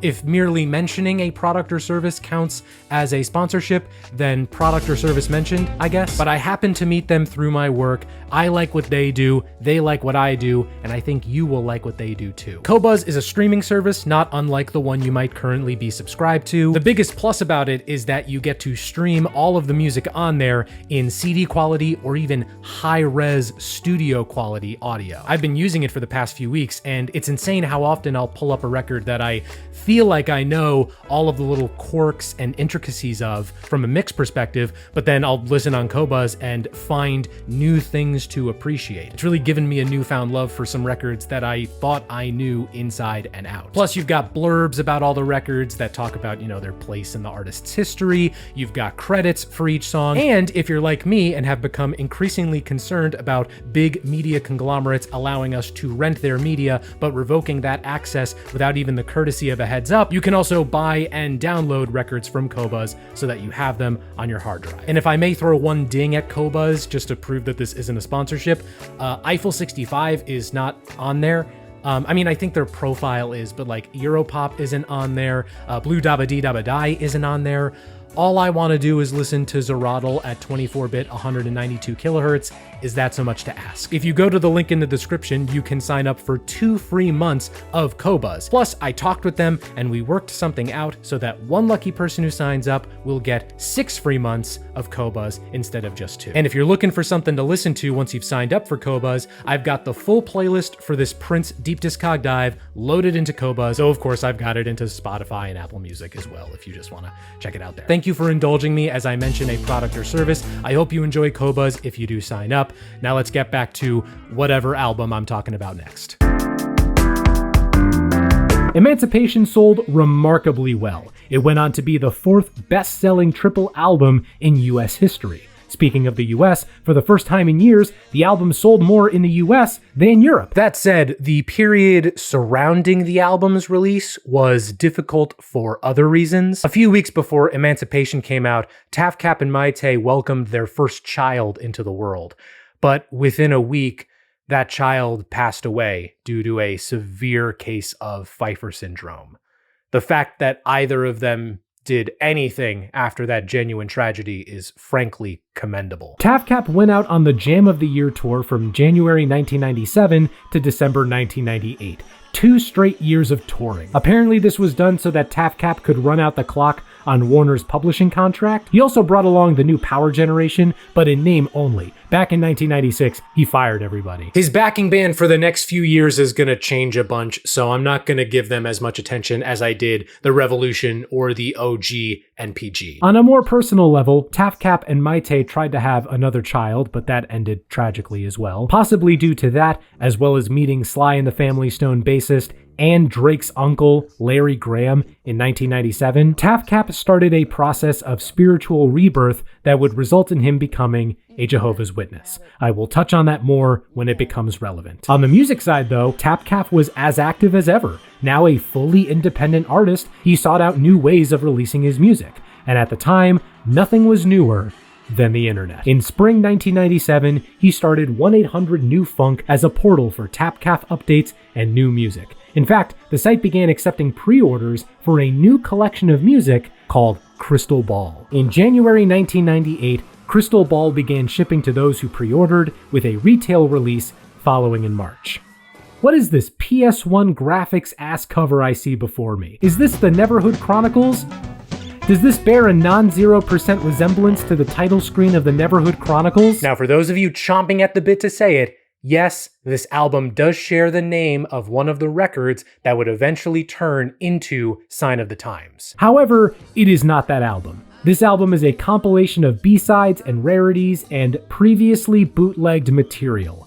I mean this with nothing but kindness and love in my heart. I don't know why this is considered a mainline Prince album. Most of these songs date back to either 1985, 1986, or 1992, 1993. Nothing from the Revolution days. There was supposed to be a similar album with just Revolution songs, but that never saw the light of day. The opening title track is a 10-minute sprawl, but it's a nice sprawl with some lovely strings in the back half. Interactive is here, the song from the TAFKAP video game. An Honest Man comes from the Under the Cherry Moon film. Good Love comes from the Camille album. I'm sure there are other highlights on here, but I am still recovering from the 3-hour deluge that was Emancipation, and Crystal Ball is nearly as long. However, there is one song I can distinctly remember, because it is the only Prince or TAFKAP song that I actually flat out dislike.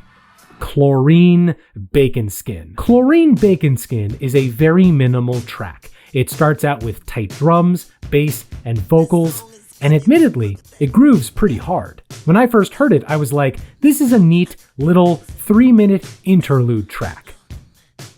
It's the 3rd longest song TAFKAP ever made. Actually, wait, that's not true. The longest song is technically a new Power Generation song, and the 2nd longest is an extended cut of a song from Around the World in a Day. So this is the longest standalone song attributed to either Prince or TAFKAP. It wears out its welcome so quickly, I hate it by the end. Crystal Ball is for Prince obsessives. There's nothing more to say. At the very least, it was a bountiful gift for those who got its 5-disc package.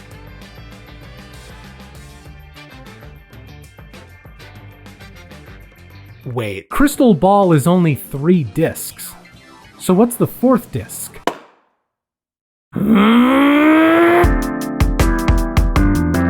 As a silly little goofy move, within the box set for TAFKAP's 20th album is his 21st, The Truth. This one was supposed to come out via EMI, but then EMI died, so instead it got packaged in with Crystal Ball. And it is an acoustic stripped back album that is mostly just TAFKAP and guitar. Oh.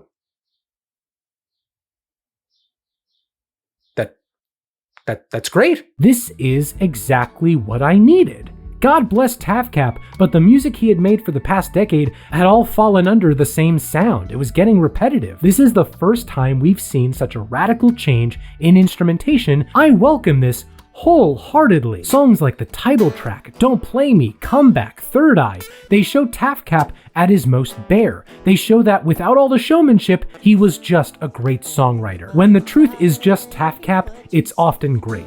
However, it's when more elements are introduced where the record loses me. Dion is a dedication to the lead singer of Arrested Development, and it brings in these fake-sounding strings. If you had no plans to please me. That's not a huge deal though, in comparison to these synth chords that just stab their way in.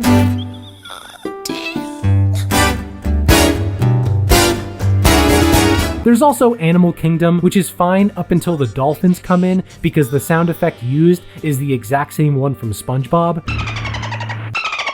But even with its occasional awkwardness, I like The Truth. Please, more of this.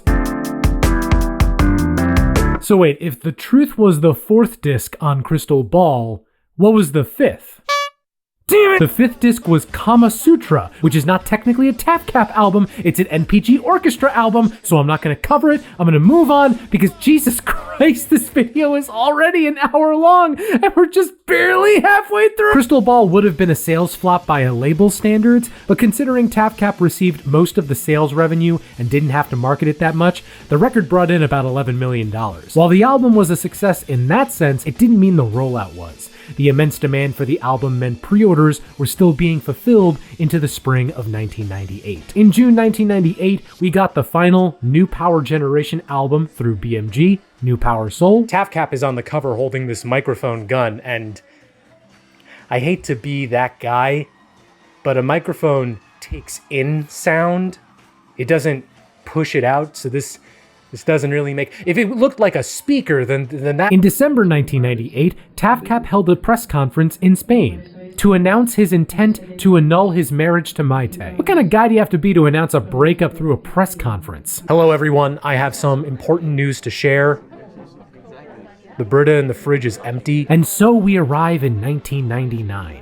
I can't believe they named a year after a Prince song. Warner Brothers decided to capitalize on renewed interest in 1999 by re-releasing it, and naturally, TAFKAP followed suit by re-recording it as 1999 The New Master. This release led him to consider re-recording his entire Warner Brothers catalog, but he stopped after Soft and Wet. It was also this year when TAFKAP signed a new deal with Arista Records. He was hesitant to get back with a label, but he was convinced by Clive Davis, who had revitalized the career of one of TAFKAP's heroes, Carlos Santana. Soon after signing, he announced a new album. 1999 would be the year of TAFKAP. There was no better year to put out material by him, whether it was a new record or a collection of vault tracks given to a label as the last piece of a record deal. In August 1999, mere months before TAFKAP's first album on Arista, Warner Brothers released The Vault, Old Friends for Sale. The final album to fulfill that 1992 contract and the first album in ages credited to Prince. So what we've got here is some light jazz. It's like Prince and a small band set up in a nice cafe and just played for the sake of playing. It's nice. Songs like The Rest of My Life, 5 Women, the title track, are nice. She Spoke to Me is fine, but what gets me every time is the way Prince says baby at the end. I'm taking the scene. Yeah, baby. Video Game Donkey, is that you? Baby. It's quaint, it's lovely, it's a breeze of an album, not crucial to anyone getting into Prince, and if he had his way, you probably wouldn't have heard it. The Vault got lukewarm critical reviews, underwhelming sales, and no tour. People forgot about it. Let's move on to the record that actually matters here. In November 1999, we got Rave Unto the Joy Fantastic. TAFKAP's return to a major label pulled out all the stops. He welcomed in guests like Gwen Stefani, Sheryl Crow, Chuck D, Eve, Annie DeFranco. He did more interviews while promoting this record than at any other point in his life. He performed on TRL, but most shocking of all, he announced that he would be reuniting with an old producer. Himself. One of the producers on Rave is Prince. Rave had all the makings of a bona fide return to form for TAFKAP. Screw that, it was a return for Prince. Okay, it's not bad by any means. I said before that TAFKAP doesn't have a terrible album, and Rave Unto is not terrible. I just don't care. Yeah, I just don't care. I could throw up all the disclaimers so as not to offend any fans of this album, but maybe we can just agree that we are separate beings with our own preferences. Maybe. Its title track is alright. It also predates the Batman soundtrack. The two collabs from Gwen Stefani and Annie DeFranco work well. In fact, that reminds me, none of the guest stars were paid in cash, but TAFKAP offered to do guest spots on their songs. Gwen and Annie were the only ones to take him up on that offer. The cover of Sheryl Crow's Every Day is a Winding Road is good, in large part because Sheryl Crow's Every Day is a Winding Road is good. Undisputed has TAFKAP whip out the autotune right at the end. Cool that he's using new tech. Pretty Man is an outright homage to James Brown, and it happens to feature Brown's saxophonist, Maceo Parker. So yeah, there are highlights just like any Prince or TAFKAP album. If you choose to listen to it, you won't dislike it. I just think there are plenty of albums to check out before this. Despite the work TAFKAP put in, Rave Unto did not meet sales expectations. And its only single, The Greatest Romance Ever Sold, didn't even crack the top 40. TAFKAP blamed it on Arista, and the experience soured him on labels again for a good while. The month after Rave Unto, we got a pay-per-view special called Rave Unto the Year 2000. Staying home New Year's Eve? Good.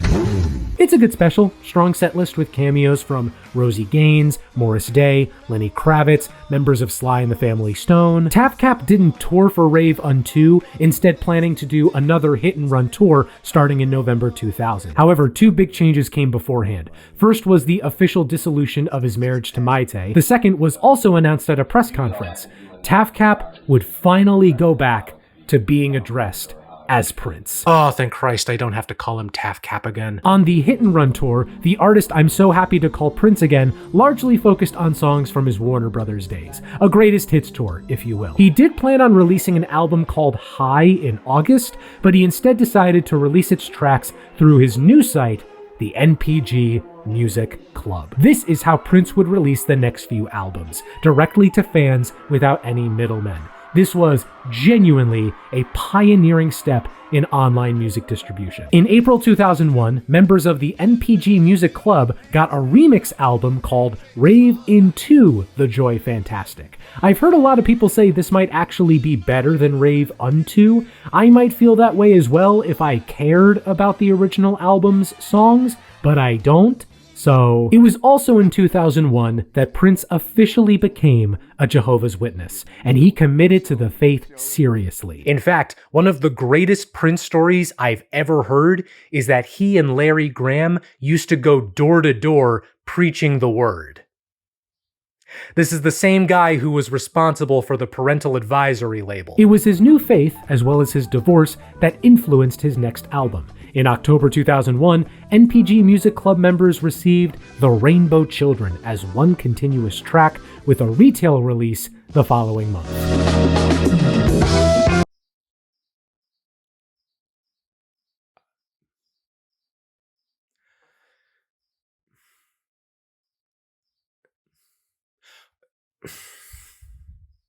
The Rainbow Children is a light concept album, an equal mix of Jehovah's Witness lore dumping and publicly processing both his divorce and his new relationship with Manuela Testolini. Prince was not a stranger to concept albums by this point, but it is so fascinating to see him fully commit to his new faith on record after what had been a very difficult couple of years. To that end, Prince throws himself into this album, and the result is kinda great, primarily because of its sound. This is a hard pivot into jazz, live drums, horns, and a bunch of dudes just noodling around. The 10-minute title track courts you in gently, but eventually builds to this full band crescendo. The sax goes crazy, and the band keeps moving up by half steps.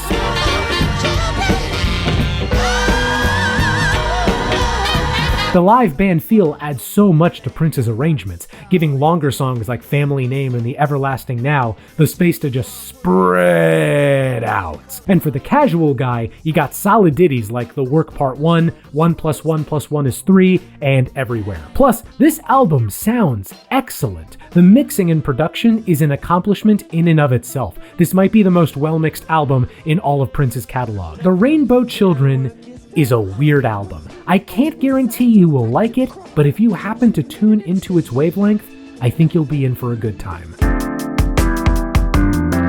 The Rainbow Children got Prince his best reviews in a good while, but sales were meager. That didn't matter though. Prince was entering a new era. He wasn't focused on the metrics, he was focused on the music. Prince's next album was recorded shortly after the Rainbow Children sessions, and it would be his first album released solely through the NPG Music Club. In May 2002, we got One Night Alone with him. The best way to describe this one is the truth if, instead of guitar, Prince was on piano. The opening title track is excellent. Scratch that, it's phenomenal. It's one of my favorite opening tracks by Prince. It encapsulates why this album works so well. It's still Prince singing about Prince things, but the context gives his words and melodies new weight. You're Gonna See Me, Objects in the Mirror, and Have a Heart are just as much proof of this. The two songs that usually get the most attention are A Case of You, a great Joni Mitchell cover that Prince had done in live sets for years, and Avalanche because Prince calls Abraham Lincoln a racist. And like Rainbow Children, this record sounds gorgeous. Prince had entered his audiophile era, and I am all here for it. Between One Night Alone and Rainbow Children, this is what I've been wanting. A change in overall sound and aesthetic that retains the same musicianship of Prince's best records. I actually remember this album. I can name you songs from it. What a feeling. I can't tell you if One Night Alone sold well, as it did not chart since it was not officially released. Plus, there were no singles. There's no data on it. I could have been the very first person to listen to it, who knows? What I can tell you is that Prince's following One Night Alone tour was a success. Prince went out on the road with some great session players, and the reviews from those shows were quite good. Plus, if you were an NPG Music Club member, not only could you get exclusive tickets, but you could even go early to soundcheck and possibly hang with Prince. That's cool! This tour would be immortalized on Prince's first ever live album, One Night Alone. Live! In December 2002. The month after, Prince released yet another album exclusively through the NPG Music Club, Expectation, on New Year's Day 2003. This cover looks like a textbook for a terrible gen ed. This is the first fully instrumental album by Prince. It follows in Rainbow Children's footsteps as another record of dudes noodling around. You might think I'd like that. Remember what I said way back with Diamonds and Pearls? I start losing interest if I don't hear Prince. Allow me to be more specific. When I don't hear Prince's voice. Expectation is a perfectly fine collection of smooth jazz instrumentals, but I am not going to pretend like it sticks with me for long. The only two songs I mentioned in my notes are Exemplify, because it sounds like Voodoo Vince, and Expand because it has this abrasive sax part that's very present in the mix. Really cool effect. I suppose it's good proof of Prince's arranging skills, especially without lyrics or a vocal melody, but if it's arranging chops you want, then there is plenty of Prince to check out before this. The month after Expectation dropped, Prince and some dudes did even more noodling around in the studio. The noodling never ends. Before that record released, NPG members got C-Note, a live album with tracks Prince and his band recorded during sound checks of the One Night Alone tour. And in May of 2003, Prince dropped his second fully instrumental album, News. The hook this time is that there's 4 songs, each named after a direction, and each one exactly 14 minutes in length. Listen, I'm just gonna say it because nobody else will. Prince ripped off King Gizzard. I'm gonna be real, I got nothing. I really don't. Check out North. I don't know. I'm struggling to come up with a different conclusion from Expectation. Do you like the idea of Prince and co noodling? Then check it out. Otherwise, low priority. News would end up being the lowest selling Prince album of all time. but it was also kinda crucial to what's gonna happen to Prince this decade. So news got Prince a Grammy nomination, his first since 1995. A few months later, in February 2004, Prince got to kick off the Grammys with this up-and-coming singer named Beyoncé. They did a good job, and it got eyes on both of them. The next month, in March, Prince was inducted into the Rock and Roll Hall of Fame, a much-deserved accolade. He even got to join in on this big group performance of While My Guitar Gently Weeps. Yeah, he's just standing there in the background doing his thing.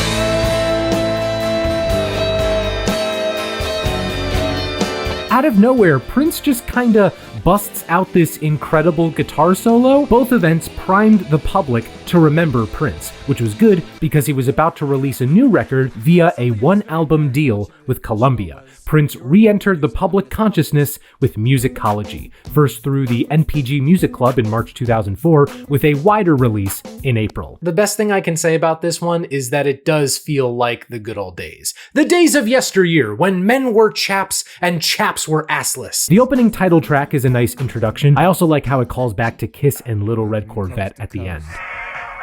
Hips and lips, chips and whips. Illusion, Coma, Pimp, and Circumstance kinda sounds like his take on a Neptunes beat. I know I said before that I didn't want to wish for more Prince albums, but to get like a one-off Prince and Neptunes collab, that would have been cool. A Million Days is a great rock banger. Call My Name is a great slow jam. If I Was the Man in Your Life has sick guitar work and horns, but it really shines with a nice jazzy outro that blends well into On the Couch. The only song I flat out did not feel is Dear Mr. Man, though the YouTube comment section seems to disagree with me. I never understood why Prince did not come out with this song. He did though? People say Musicology is a return to form, and I agree. It's a return to form in the most literal sense though. It is Prince returning to the style he was known for. I don't think it's incredible, but it is nice to hear Prince slide back into the style he had pioneered. For all intents and purposes, Musicology brought Prince right back into the mainstream. It would end up being his most successful album of the 2000s. It also kicked off the Musicology tour, which ran from late March to September 2004. One neat thing about buying a ticket to that tour was that you would also get a copy of Musicology included. But wait, how could I forget? 2 days after Musicology's NPG release, we got two compilations of songs previously released through the NPG Music Club, The Chocolate Invasion and The Slaughterhouse. Why do both of these women look like they're about to sell me ringtones? These records mostly cover songs released through the club from 2001 to 2002. The initial plan was to put out a 7-disc set with all of the NPG exclusive tracks, but that sadly did not happen. It really was sad. Don't pay attention to the fact that I'm smiling right now. I'm just so broken up about it. Some songs got reworked or rearranged. The only entirely new song was The Dance, and that would eventually get reworked on another album. Also, remember that shelved album called High? A good chunk of its planned songs are on The Chocolate Invasion. The Slaughterhouse, meanwhile, focuses more on Prince's disdain for the music business. Do I have to say more about these? This is the crystal ball situation again. Why are these considered mainline studio releases? The human experience is vast enough that these are probably someone's favorite Prince albums, and to that person, I apologize. Whoever made the triplet delay so loud on When I Lay My Hands on You needs to be brought before a tribunal. Yeah, enough of these two. Like I said, Musicology was his most successful album since Diamonds and Pearls. After the tour was done, Prince set up shop in LA, where he would be for the next few years. He rented the former house of Elizabeth Taylor, 3121 Antelope Road. For the next year, that's where he would host parties and work on a new record. This one would be released under a one-album deal with Universal. Prince was getting into these one-album deals. Given his past with record labels, this was a good plan for all parties involved. On the 21st day of March 2006, we got the 31st Prince album, 3121. 3121 mostly follows in Musicology's approach of, if Prince ain't broke, don't fix him. But there are moments where he deviates and experiments. Te Amo Corazon, as the title implies, is a comfy bossa nova ballad, but it also has Claire Fisher returning to do some orchestration work. Incense and Candles features verses sung in autotune. It also has Tamar Davis, Prince's protege at the time. The title track is fine, but it eventually brings in these synth horns that give me flashbacks to The Truth Not a fan. Of course, there's also plenty of the usual Prince, like on Black Sweat, Fury. Most crucially though is the closer, Get on the Boat. Sheila E., Michael Bland, and Sonny T return with new players Joshua and CeCe Dunham, who would act as Prince's rhythm section for a few years. Overall, I think I enjoyed 3121 a little bit more than Musicology. This is a real return to form.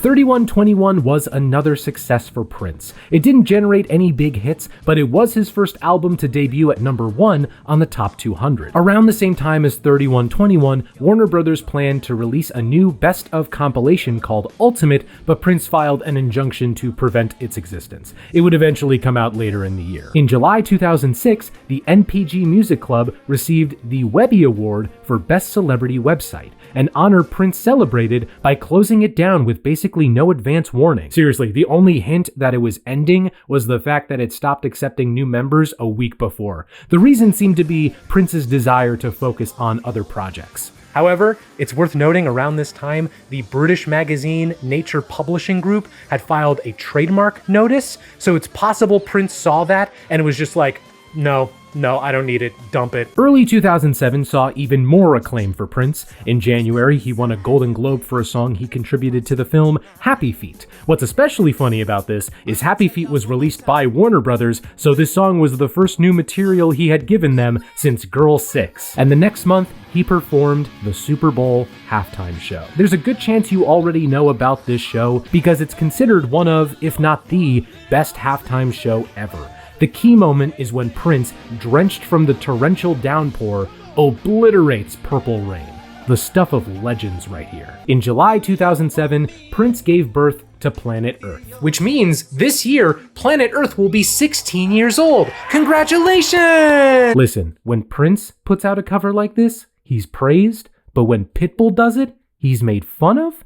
What is the world coming to? Okay, this one is fine. Out of the 3 records released since Musicology, this is my least favorite. Doesn't mean it's bad though. I really like the title track and how it builds across 6 minutes. I like the smooth jazz on Somewhere Here on Earth. I like the slow jammery of Future Baby Mama. The One You Wanna See and All the Midnights in the World both feature Wendy Melvoin. It's nice to see her back on a Prince album. The rest is alright. If you listen to it, you're not gonna hate any of it. If anything though, this album is more noteworthy for how it was released. The week before its proper release, the album came packaged with the July 15th edition of UK newspaper The Mail on Sunday. Planet Earth was then released properly a week later through Columbia. Why? Prince said that he was, quote, spreading my music and my word to as many people as possible. It's direct marketing, which proves I don't have to be in the speculation business of the record industry, which is going through tumultuous times right now. UK record stores were not happy, and Columbia didn't even distribute the album in the UK aside from the newspaper run.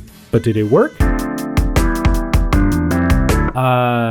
Kinda. Prince kicked off the Earth Tour to promote Planet Earth. Ironically, he only played the UK, and as it turned out, the press stunt worked, as he was able to sell out 21 shows at the O2 Arena. So what's a man to do after he sells out the O2 for 21 nights in a row? I don't know. Sue the internet? In September 2007, Prince threatened to sue YouTube, eBay, and the Pirate Bay as they, quote, appeared to choose not to filter out the unauthorized music and film, which is core to their business success. In theory, this was an attempt to prevent piracy of Prince's music.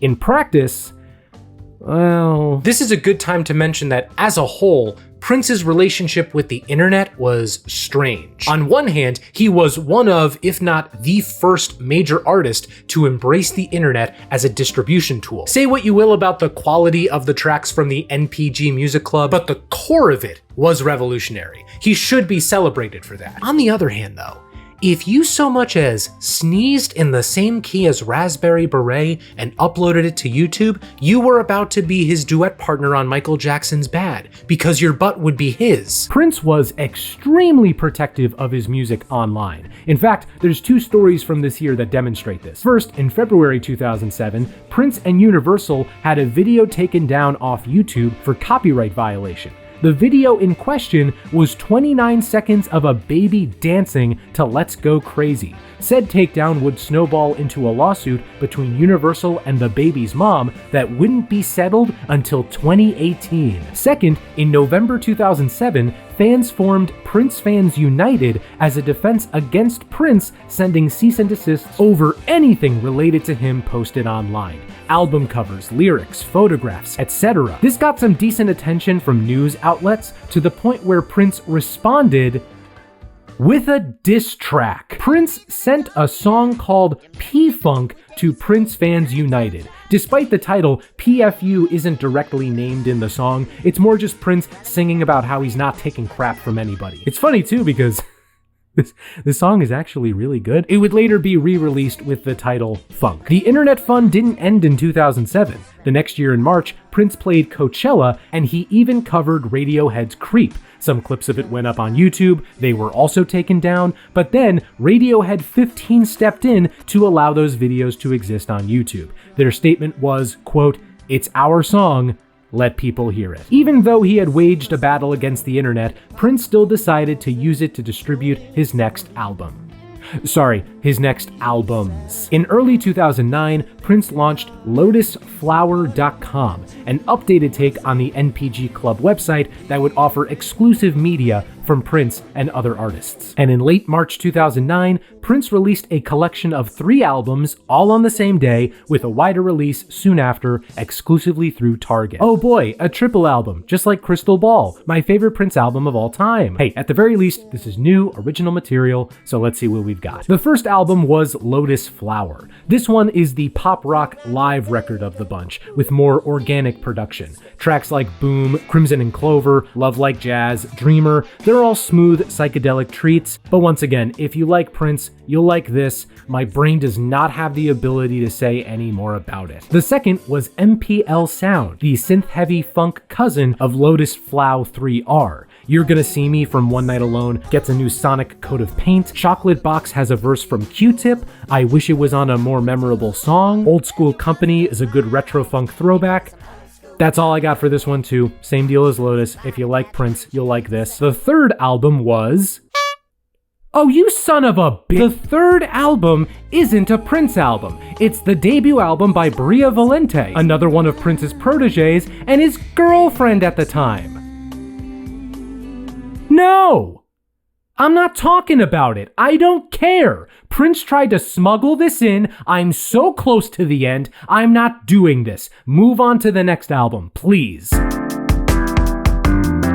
None of the songs off Lotus MP Elixir made a huge splash, but the package did sell well, likely because the whole thing was only $12. Prince didn't tour for these records either. For Prince's next album, he returned to the release strategy of Planet Earth. Released in July 2010 was included with newspapers in the UK, Ireland, Germany, Belgium, and France. Prince stated that this was, quote, the best way to go. No charts, no internet piracy, and no stress. It was also a return in another sense. This was the first album in a while to be recorded entirely at Paisley Park. Prince named the album 2010 because, quote, I just think it's a year that really matters. Hell yeah, it was, dude. That's the year Salt came out. I have virtually nothing else to say. Do you like Prince? Have you enjoyed any of his music in the past? Then you won't hate 2010!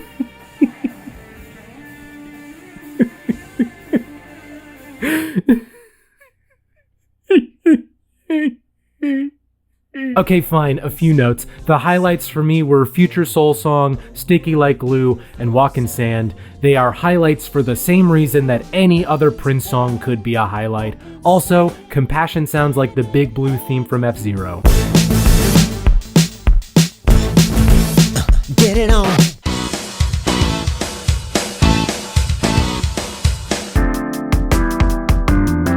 Wait. Show that title card again? Dolores, zoom and enhance on that release year. Oh my god. That's a break of 4 years. That's the longest break between Prince albums ever. By which I mean, It's a normal break for an artist to take. Prince stated during a brief tour for 2010 that he was going on recording rehab, citing the rise of internet piracy as the main reason. The next 4 years would see Prince focus on live music, with multiple legs of the Welcome to Tour. I love how 3 of these legs are named for the countries they happened in, and then the European leg is Welcome to America, Euro Tour. Aside from touring, something very big happened in August 2013. Prince joined Twitter. A hug can say the things you don't have the words for. 1,000 X's and O's. Multiple choice. A. Scavenger. B. Vulture. C. Tout. D. All of the above. You all are officially adopted. What are you doing on the 21st of this month? What is pho? Using only the sound of his voice and a piano, Prince causes a sensation by levitating a woman 4 feet in the air. In February 2014, Prince guest starred on his favorite show at the time, New Girl. And I'm just worried I'm gonna lose him. That's stupid. You're stupid.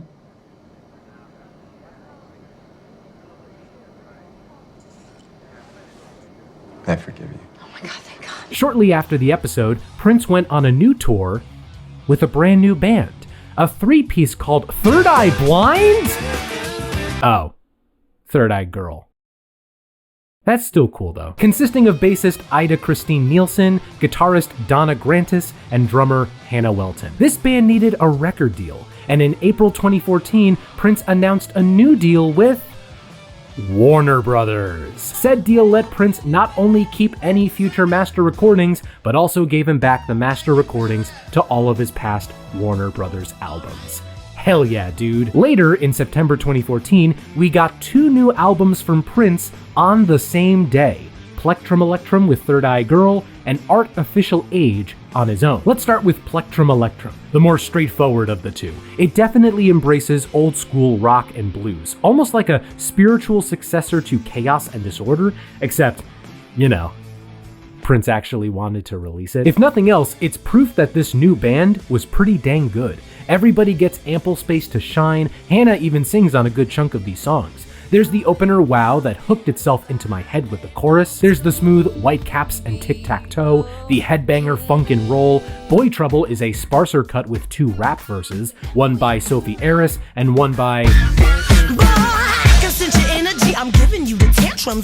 Wait, that's Lizzo. Lizzo like 5 years before she got really popular. That's really neat. While the record has bright spots for sure, I do sometimes run into the old NPG issue. On songs that don't feature Prince as much, I find it harder to stay invested. Thankfully though, if I'm missing Prince, I can just go over to Artificial Age. This is a solo show in the sense that it's credited to just Prince, but it has a couple guests, Andy Allo, Delilah, and 3 features by Leanne LaHavas. Hell, it's even the first Prince album to have a co-producer, Joshua Welton, Hannah Welton's husband. Artificial Cage is very funny. It is, and I mean this kindly, Prince's version of LMFAO. I kinda love it. Breakfast Can Wait was the first single released way back in 2013. It's a smooth R&B jam, but it's most noteworthy for its single artwork. Dave Chappelle from that one Chappelle Show sketch where he dressed up as Prince holding pancakes. That's a Prince judo move right there. Is that what, pancakes? Well, no, it's like, you know, you make fun of Prince in a sketch and he'll just use you in his album cover. He uses your own joke against yourself. That's exactly. What am I going to do? Sue him for using a picture of me dressed up like it was impossible? If the Chappelle cover wasn't enough of a meme for you, there's also This Could Be Us, which gets its title from the classic meme, This Could Be Us, but you playin'. Maybe it's the meme juice flowing, but I think this is another great jam. Clouds vaguely reminds me of Wolfpack's Back Pocket, which is an incredibly good thing. Time is an excellent ballad with a tender performance by Andy Allo, one of my favorite late-stage Prince ballads. I think I'm running out of patience. Breakdown was another single, and it's another great ballad, and Funk and Roll also appears on AOA, though this time it's a Timbaland-esque club track. So yeah, they're both fine records, though between these two, I think I like AOA more. Plekalek is a good album, but a better sales pitch for a Third Eye Girl live show. AOA gets weirder, and when it connects, it does so with flying colors. Both Plek Alek and AOA were decent successes, and shortly after their release, Prince went out on the Hit and Run Part 2 tour. Like before, these shows were announced very close to them actually happening. I guess Prince realized that the tour name made for a good album name, because in September 2015, we got Hit and Run Phase 1. Exclusively on Tidal. $1 Million Show starts with bits from the opening songs from For You, 1999, and Purple Rain. The rest of the song is not on that level. Why would you invite direct comparison like that? Aside from that though, Hit and Run Phase 1 spends the rest of its runtime very much separating itself from the rest of Prince's albums, with Joshua Welton back on as co-producer. In short, imagine if Prince led the Black Eyed Peas circa Boom Boom Pow, and you're roughly in the ballpark with this one. The 2010s club sound was very much in the room for this one, with synth-heavy production on Mr. Nelson or Fall in Love Tonight, pitched down vocals on Ain't About to Stop, a reworked version of This Could Be Us. There's even a feature from Rita Ora. That's how 2010s this album is. I think it's very cool that Prince was still experimenting so late into his career. And while Hit and Run Phase 1 is inconsistent in my view, I admire that it tries to keep up with the times.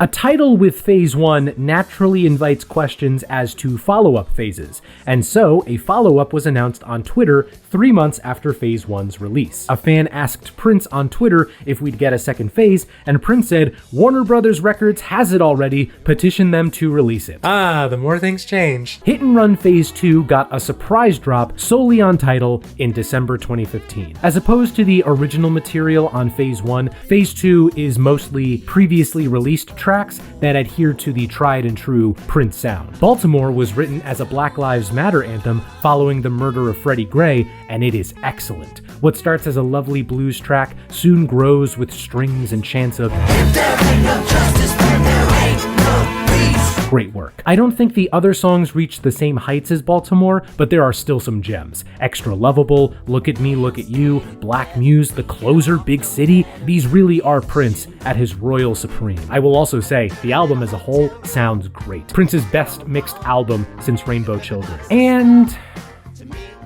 man, I wish I liked this more. I mean, I do like it, of course, but I wish I loved it, because that was it. That was Prince's last mainline studio album. Okay, so here's a summary of how the next few months unfolded. In January 2016, Prince kicked off the Piano and a Microphone tour.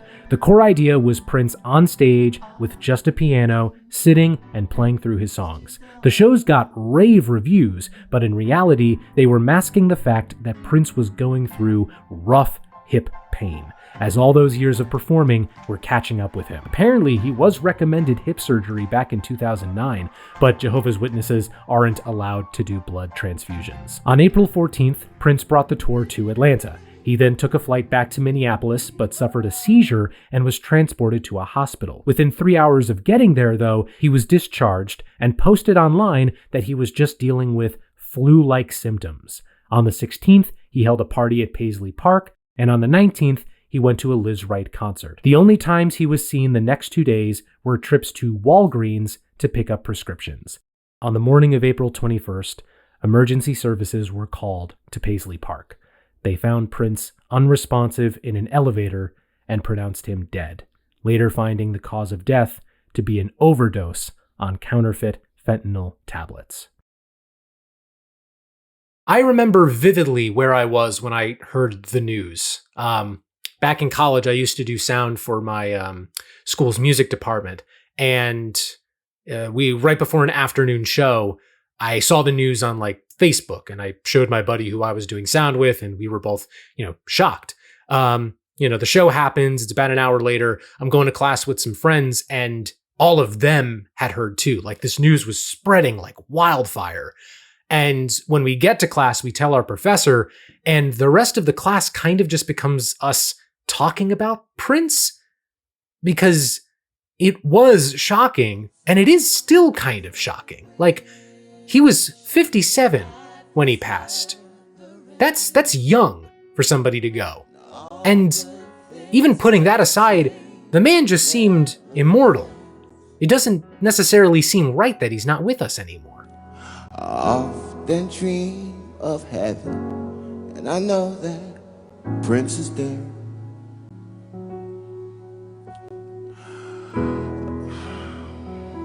He's found another friend. Maybe he's found the answer to all the April snow. Maybe one day I'll see my Tracy again. In the years since his passing, we've seen a mix of expanded re-releases and posthumous albums. First, there was Piano and a Microphone 1983, a one-take live recording from Prince's home studio. Then there was Originals, a compilation of Prince performing a bunch of songs that he had written for other people, like Nothing Compares to You and Manic Monday. Welcome to America, released in July 2021, as the first posthumous album of original Prince material. The backstory here is that in 2008, Prince found an Australian bassist on YouTube. A few months later, he invited her out to record an album with drummer Chris Coleman, but then it just never got released for whatever reason. And finally, that long-shelved Camille album is apparently getting a release through Third Man Records sometime this year.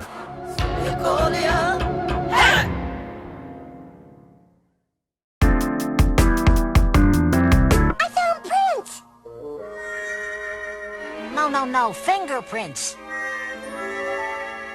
I don't think so.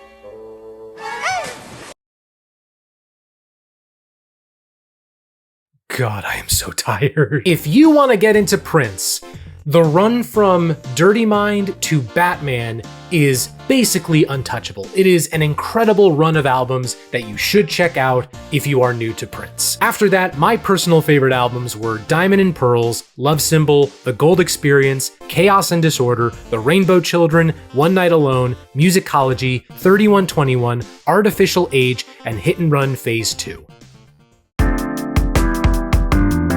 Welcome back to the Deep Discog Dive. This one is gonna be rough. We're talking today about an artist who is integral to pop music as we know it, who is responsible for some of pop music's greatest songs, and who also lived a very tragic life in a lot of ways. But at some point, we'll get to hear the bass line from Get on the Floor, so hopefully it'll all be worth it. Today, we're talking about Michael Jackson. Let's dive in.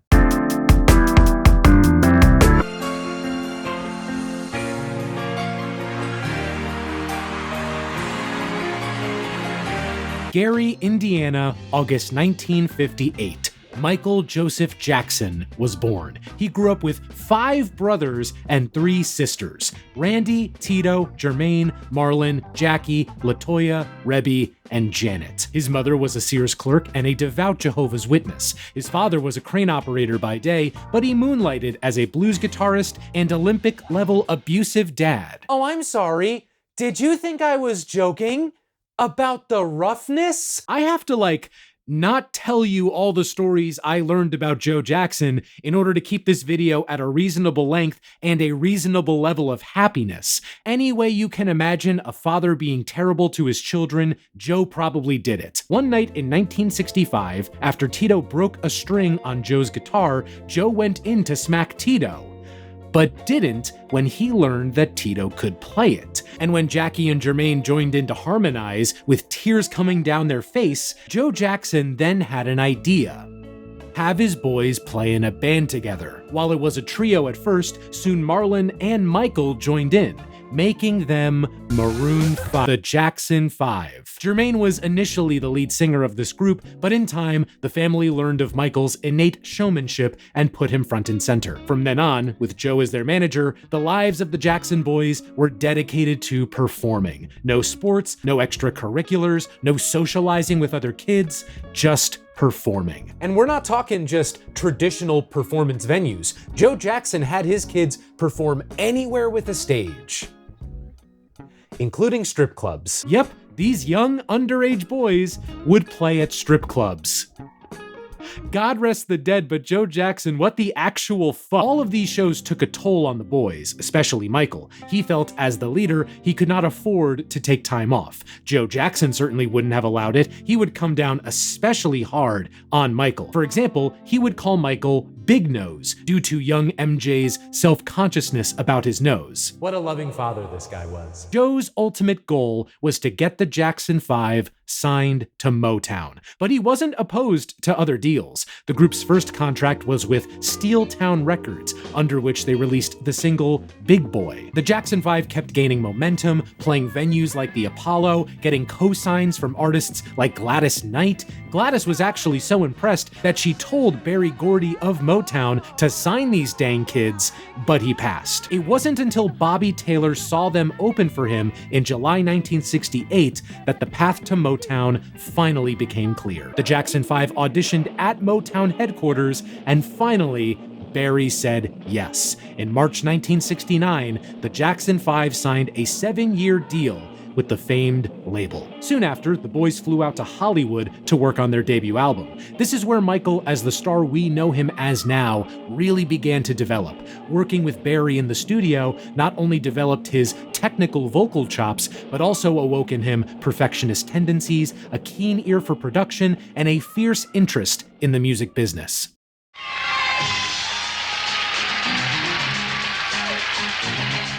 I have the pleasure of introducing a great young star who has been in the business all of his life. He's worked with his family, and when he sings and dances, he lights up the stage. Here he is.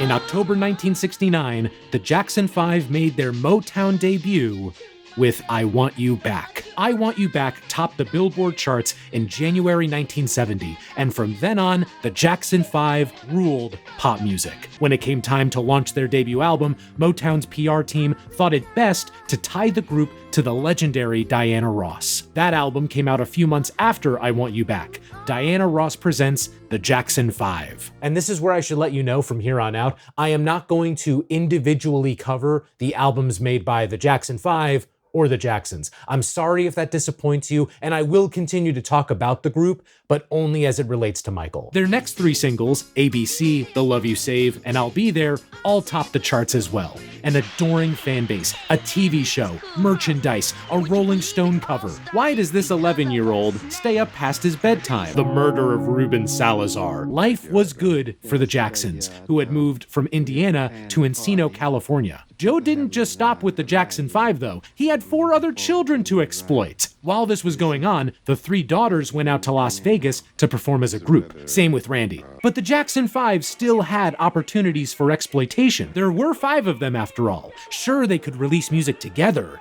but what about individually? In January 1972, Michael Jackson released his debut album, Got to Be Oh, look at that fit! Oh, he looks so clean! Can I have that fit? I want that fit. Like the Jackson 5's debut album, Got to Be There is a mix of originals and covers. The covers range from Bill Withers to Carole King, and the originals were handled by Motown's songwriting and producing team, The Corporation. The songs that made the Jackson 5 big were all boisterous and upbeat, but Got to Be There is more reserved by comparison. It's still got that classic Motown sound, but it takes a backseat to Michael as a vocalist. And man,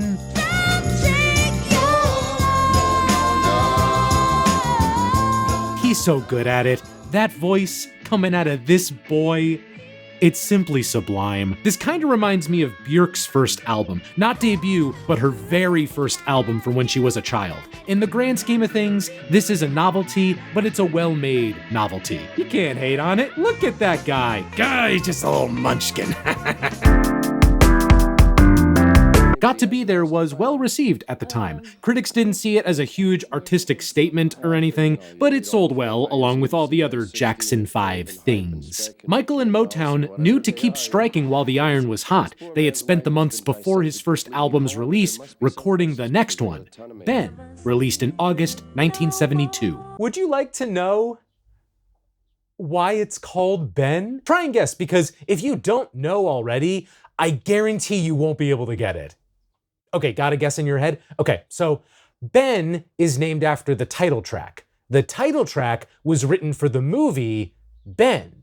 Ben is about a killer rat, and it's the sequel to the classic film Willard. Where Willard ended, Ben begins.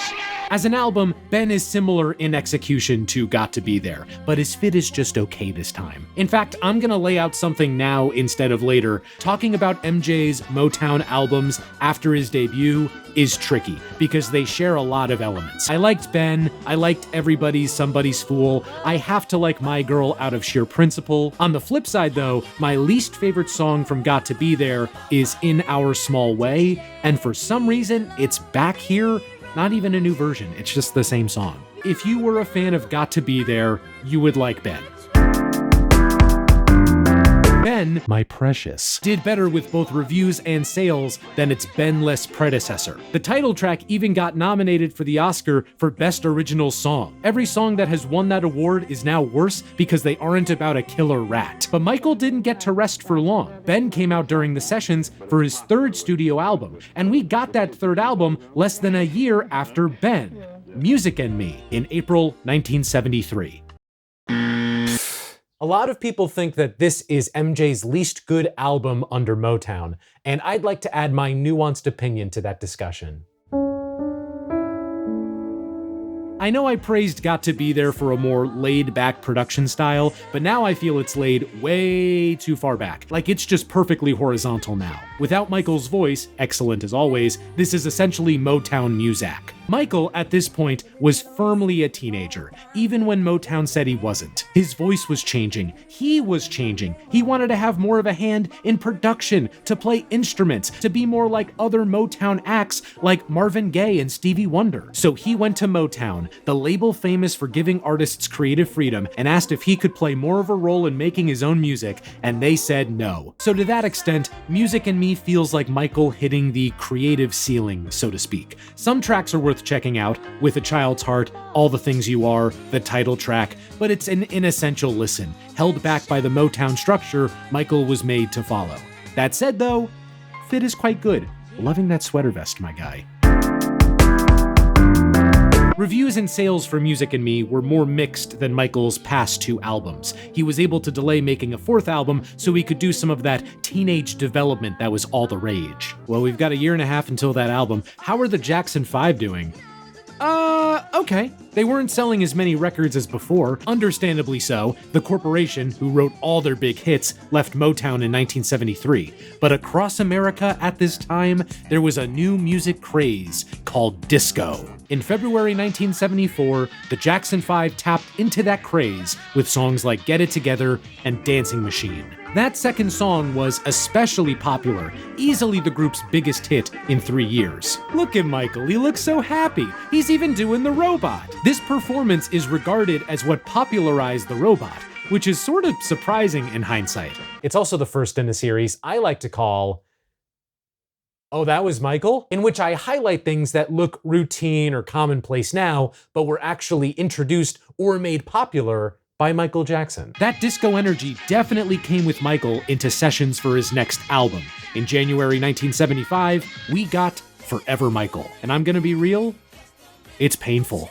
I know that sounds like a terrible clickbait thumbnail, but hear me out. There are moments where I hear the MJ that would soon take over the world. Not just with the music, but Michael's voice had deepened a bit, making him sound more like he does on his biggest hits. Take one listen to songs like We're Almost There, Just a Little Bit of You, Take Me Back, and tell me you don't hear the man who would go on to make Ghosts. But in that same way, it hurts when I want these songs to reach the heights of his best disco tracks, and they don't. Still, it's a solid and necessary step in that direction, and the production is a much-needed shot of adrenaline. Ladies and gentlemen, if you would now lower your safety bars, keep all hands and feet inside the vehicle at all times, because we are about to take the hell off.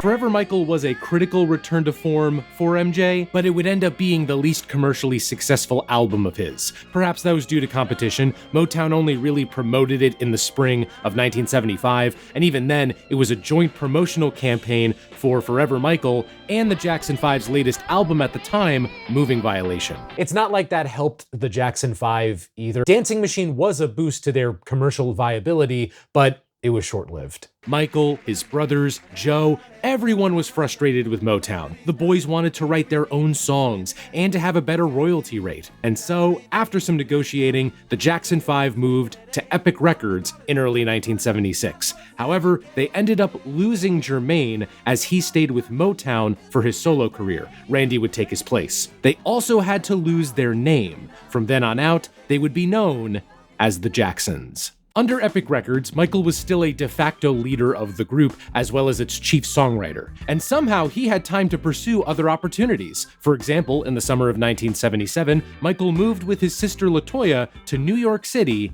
for a film. The head of Motown's film division, Rob Cohen, thought Michael would be perfect to play the Scarecrow in Sidney Lumet's adaptation of the 1974 musical The Wiz. Granted, Sidney wasn't super convinced. He saw Michael and his family as a bunch of Vegas acts. You know who else wasn't convinced? The film's music director, Quincy Jones. But once Michael came out to audition, everyone knew he was the guy for the job. In October 1978, Michael made his big screen debut in The Wiz. The movie tanked. Yeah, maybe you wouldn't think it today given the film's cult status, but The Wiz was not well received back then. Michael's performance was considered a highlight though, and I'll always love Can You Feel the Brand New Day, even though I first heard it on Family Guy. I don't know what that says about me. This was a formative time for Michael, not just working on the film, but also living in New York, taking in the city, absorbing its music scene right when East Coast hip-hop was forming. It was enough to make a guy start thinking about a new album. And get a rhinoplasty for the first time, but mostly the album. In fact, during The Wiz's production, Michael asked Quincy if he knew of anybody who would want to produce his first album under Epic, and Quincy said, Me. In August 1979, Michael Jackson released Off the Wall. Bro, why are his socks so shiny? When two real-ass pop music fans see each other in the street and start talking about real-ass pop music, this is the album they're talking about. Which is interesting because this disco album came out right as disco was becoming reviled. They even had a whole demolition about it. Yet this album would be a commercial and critical success. Why? Because of the songs. These are gold-plated, handcrafted, military-grade songs. You could eat a Christmas goose off these songs. That opener, Don't Stop Till You Get Enough, pure, unbridled joy. It's that same feeling I got when I heard I Want You Back for the first time. Rock With You is the song that plays when you get to heaven and everyone's roller skating and eating cotton candy. It has the quickest 0 to ooh speed of any song. Ooh. This one was written by a new member of the MJ crew, Rod Temperton, from the band Heatwave. In fact, Off the Wall has contributions from lots of folks who would become mainstays in MJ's music and life. Rod, Bruce Sweetian as engineer, and of course, Quincy Jones. Much like MJ, Quincy's secret power was knowing the right people and how to best work with them. By 1979, he had a large network of studio musicians on call, and together they give Off the Wall a ludicrous sheen. Of course, it's not just the personnel involved behind the scenes that matters. You could build the most beautiful garden anyone's ever seen, but if the centerpiece is... yeah, it's a wasted effort. Thankfully, the centerpiece here is Michael. A voice that was as stunning as ever, but with a boatload of confidence to go behind it. You can hear him smiling in these songs. It's infectious. How about Get on the Floor? No. Okay. No. What was that? What did you just do? You can't...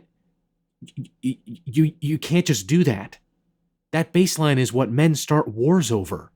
And you just did it. I'm gonna say it, most underrated song in Michael's whole discography. Now, it's not just the bops that stand out. Michael finds time to slow the groove down on It's the Falling in Love and Girlfriend. And on the farthest end, you've got She's Out of My Life, a heart-wrenching ballad about Michael losing a partner. It was apparently written for Frank Sinatra. I would give numerous things to hear how Sinatra would have performed this. That said, I have to admit something.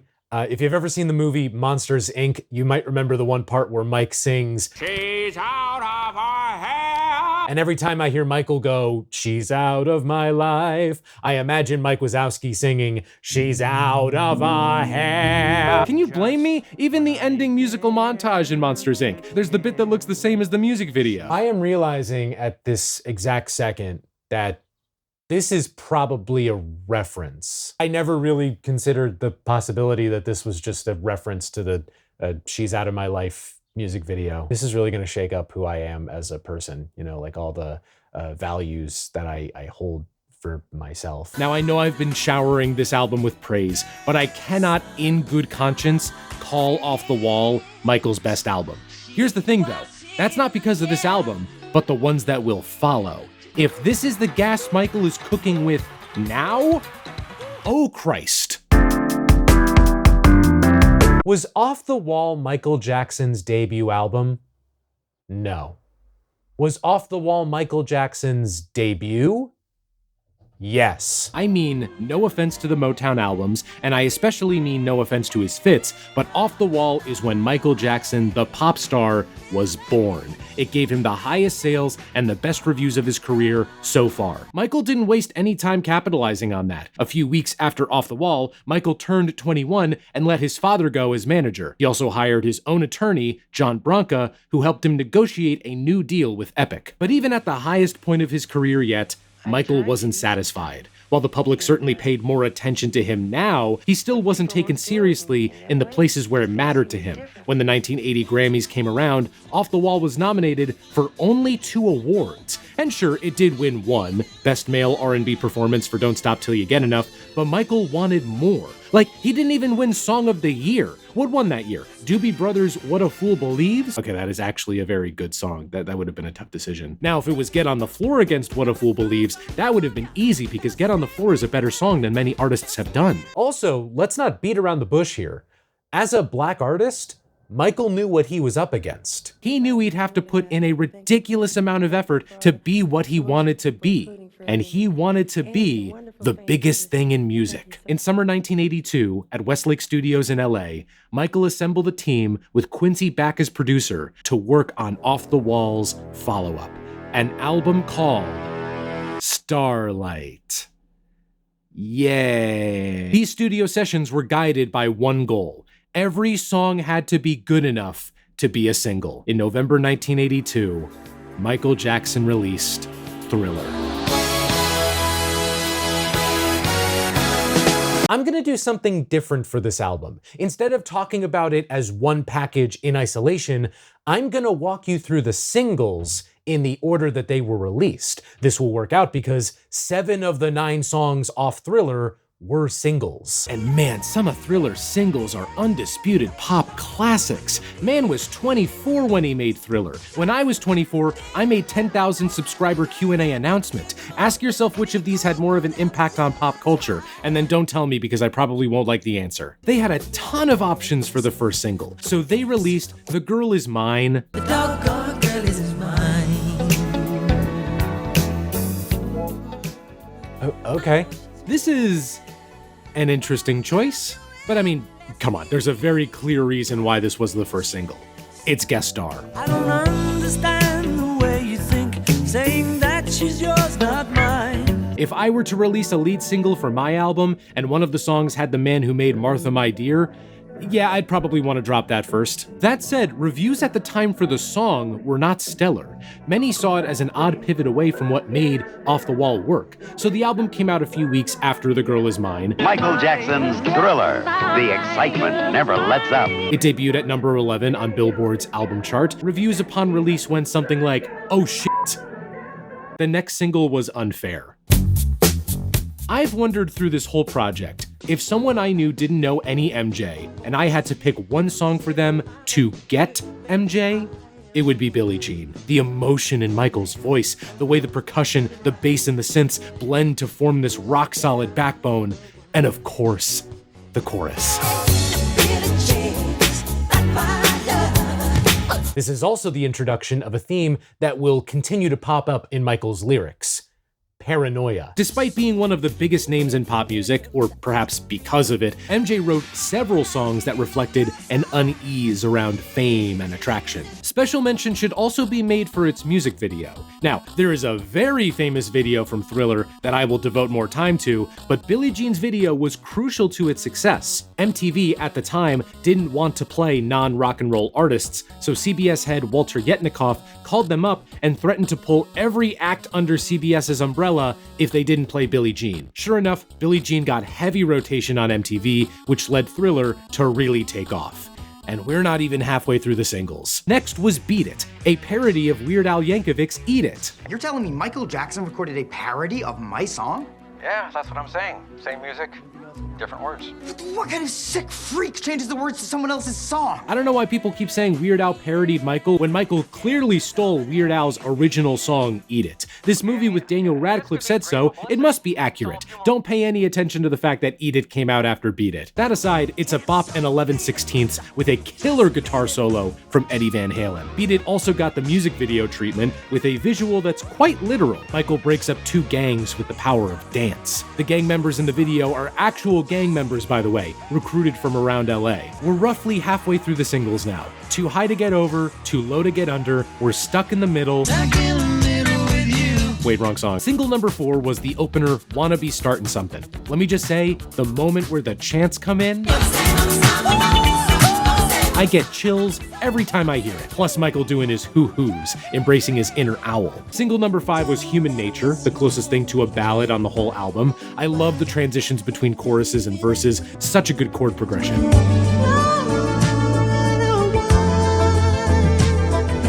Single number 6, PYT. What do you want me to say? You want me to say, I want to love you, PYT? You want me to say, pretty young thing? You want me to say, classic. We're gonna talk about Thriller very soon, but before I do that, what were the 2 songs that weren't singles? Baby Be Mine? Let me tell you, this is a lodestar of a song. It gets up early, clocks into work on time, puts in the full 8 hours, then comes back home to a loving family. Simple, clean, dependable jam. And lastly, the album's closer, The Lady in My Life. Rolling Stone recently came under fire for calling it the worst song off Thriller. I'll throw like a twig on that fire. I've always liked it. It's nice. A calming way to end an album that is otherwise bursting with bangers. Though that raises an interesting thought experiment. What is the worst song off Thriller? I think it's interesting because Thriller is loaded with 10s, but it reveals a lot about someone when you learn what song they consider to be an 8 or a 9. So for me, it's not Lady in My Life. It sure as hell isn't Wanna Be Startin' Something, Billie Jean, Thriller, PYT, Human Nature.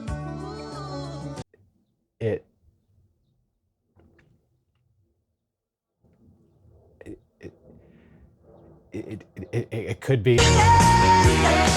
This is very much a personal opinion, but if any song on Thriller has been diminished after hundreds of listens over hundreds of years, don't ask, it's Beat It. I respect it, of course. I'm not insane. It's just the one song that, at this juncture, I could do without. I realize I haven't talked much about Thriller as an album or like given you a review of it, but why would I need to? Thriller isn't even an album at this point. It's a historical document. It represents the 2 or 3 years when Michael Jackson went from famous pop star to literally the most famous musical being on the planet. In 1,000 years, alien archaeologists will dig it up and use it to analyze our archaic society. And that's all because it's outstanding. With Thriller releasing in late 1982, 1983 was really the year it took off. And its cultural dominance was aided by a few things. In May 1983, Michael and his brothers performed at Motown's 25th anniversary concert. A nice little melody of the Jackson 5's hits. Nice. But then, MJ stayed on the stage to do Billie Jean. If my research is correct, this was the first time a song from Thriller was performed live. And it's remarkable to hear the audience's little gasps and cheers as Michael moves. He's up there and he's got all the glittery clothes like the socks from the Off the Wall cover. He's looking real cool. That right there was the moonwalk. A dance move that would define MJ and become synonymous with his artistry. It's like that hee hee, and Shimon. The live performances didn't end there though. In August 1983, Michael joined his musical idol James Brown on stage at a concert at the Beverly Theater. And he wasn't the only guest. A big round of applause because he just insisted that I introduce Prince. He's here. Prince. Oh my, look who's here, everyone. Prince! At this point, Prince had released 1999, his off the wall, if you will. This is the only time Michael and Prince ever shared the same stage. In fact, Michael would later mock Prince for mistaking this light post as real and then falling down when he leaned away from it. Yeah, it turns out MJ and Prince really weren't the best of friends, or really friends at all for that matter. I'm sure some of that was due to a sense of competition, both of them being rabid perfectionists when it comes to music. In later years, Michael would say that if he didn't make the music that was in his head, God would give it to Prince. They'll continue to interact here and there though. By the summer of 1983, Thriller's chart performance was starting to dip a little bit, but MJ and team had an ace up their sleeve. While his initial deal only allowed for 2 music videos for Thriller, Michael was able to rally together funding for a third. In December 1983, over a year after the album came out, its title track was released as the final single. Like the album, the song was originally called Starlight, and the original recording of it is public. Let's listen to it. I gotta tell you, it's surreal to hear the song most associated with Halloween, with non-spooky lyrics, but with the same production. Frankly, this version is scarier than the one that's meant to be scary. Thriller is the kind of song where every part of the song could be the hook. Listen to that little synth in the chorus. Isn't that part great? I'm like the only person in history who's noticed that synth. And then you throw on that one harmony in the final chorus. And Vincent Price dropping bars over the outro? And grisly ghouls from every tomb. But that wasn't everything. Along with the single, we got the Thriller music video, directed by John Landis. Hey Michael, what's your favorite song off Yuck's 2011 debut album? Ooh, mine too. Thriller is essentially a short film, and not just in how it's structured, with the song not even coming in until like 4 minutes in, and even then it's spliced in a different order. We're talking a huge makeup team turning MJ into a werewolf. We're talking the costume designer from Raiders of the Lost Ark designing MJ's jacket. Thriller was a full-on production, a reimagining of what a music video could even be. It didn't just have to be a musician playing an song. It could have story, drama, spectacle. Michael Jackson's Thriller would debut on MTV and then be sold on VHS tapes. It is more than just a video. It's a short film and quite a piece of art from Michael Jackson and John Landis. When we look back on this video, what was more important? It single-handedly doubling the album's sales, or the Thriller duck? I know my answer. Let's take a quick pause from the ever-growing cultural omnibus that was Thriller to talk about Pepsi. In 1984, Michael would start working closely with the brand on several commercials, like this one here. You're the Pepsi generation. Can you imagine if any artist today just remade their song to promote a product? Say you can't sleep, baby, I know that's the mean espresso. Actually, that would be pretty seamless. He also filmed another commercial for Pepsi with his brothers. It's set during one of their concerts. It looks like a lot of fun. However, during the filming of this commercial, something would happen that would change Michael's life forever. During one of the takes, the pyrotechnics went off and Michael's head caught on fire, giving him second-degree burns. I'll get into why later, but this was one of those fork-in-the-road life moments. There's a chance that, had this not happened, the rest of Michael's life would have played out far differently. I know we're spending a lot of time on the Thriller era, but this next section is honestly so fascinating to me that I couldn't help but include it. Honestly, I would love to cover this slice of history in its own video. But for now, let's talk about the Victory Tour. First off, and this might surprise you, there was no tour for Thriller, no dedicated tour at least. The Victory Tour was effectively MJ's tour for Thriller. Not just because the album had come out before the tour started, but because everyone was there for Thriller. In theory, the tour was for the Jacksons' album Victory. It was, in fairness, a commercial success on its own, and in unfairness, made solely so the Jacksons could go out on the road and capitalize off Thriller. Hell, they didn't even perform any songs from Victory on the Victory tour. Again, everyone was there for Thriller. The tour was funded in part by famously cool-headed Don King and promoted entirely by Billy Sullivan. At the time, Billy Sullivan was the owner of both Foxborough Stadium, now known as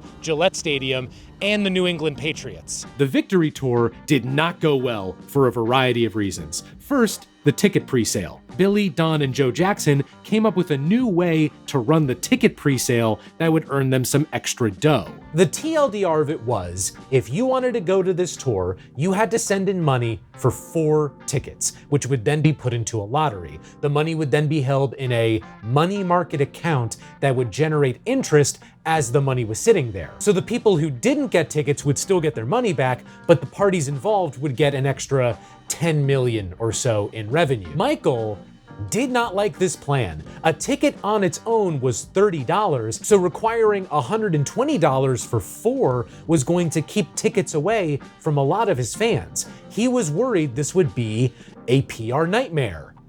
And it was. Suppose you just it was just one person wanted to go. And then you had to have all the 4. I think that's stupid. And if you didn't get tickets, you get a refund in 4 to 6 weeks. Ordered tickets, paid $120, can't get them.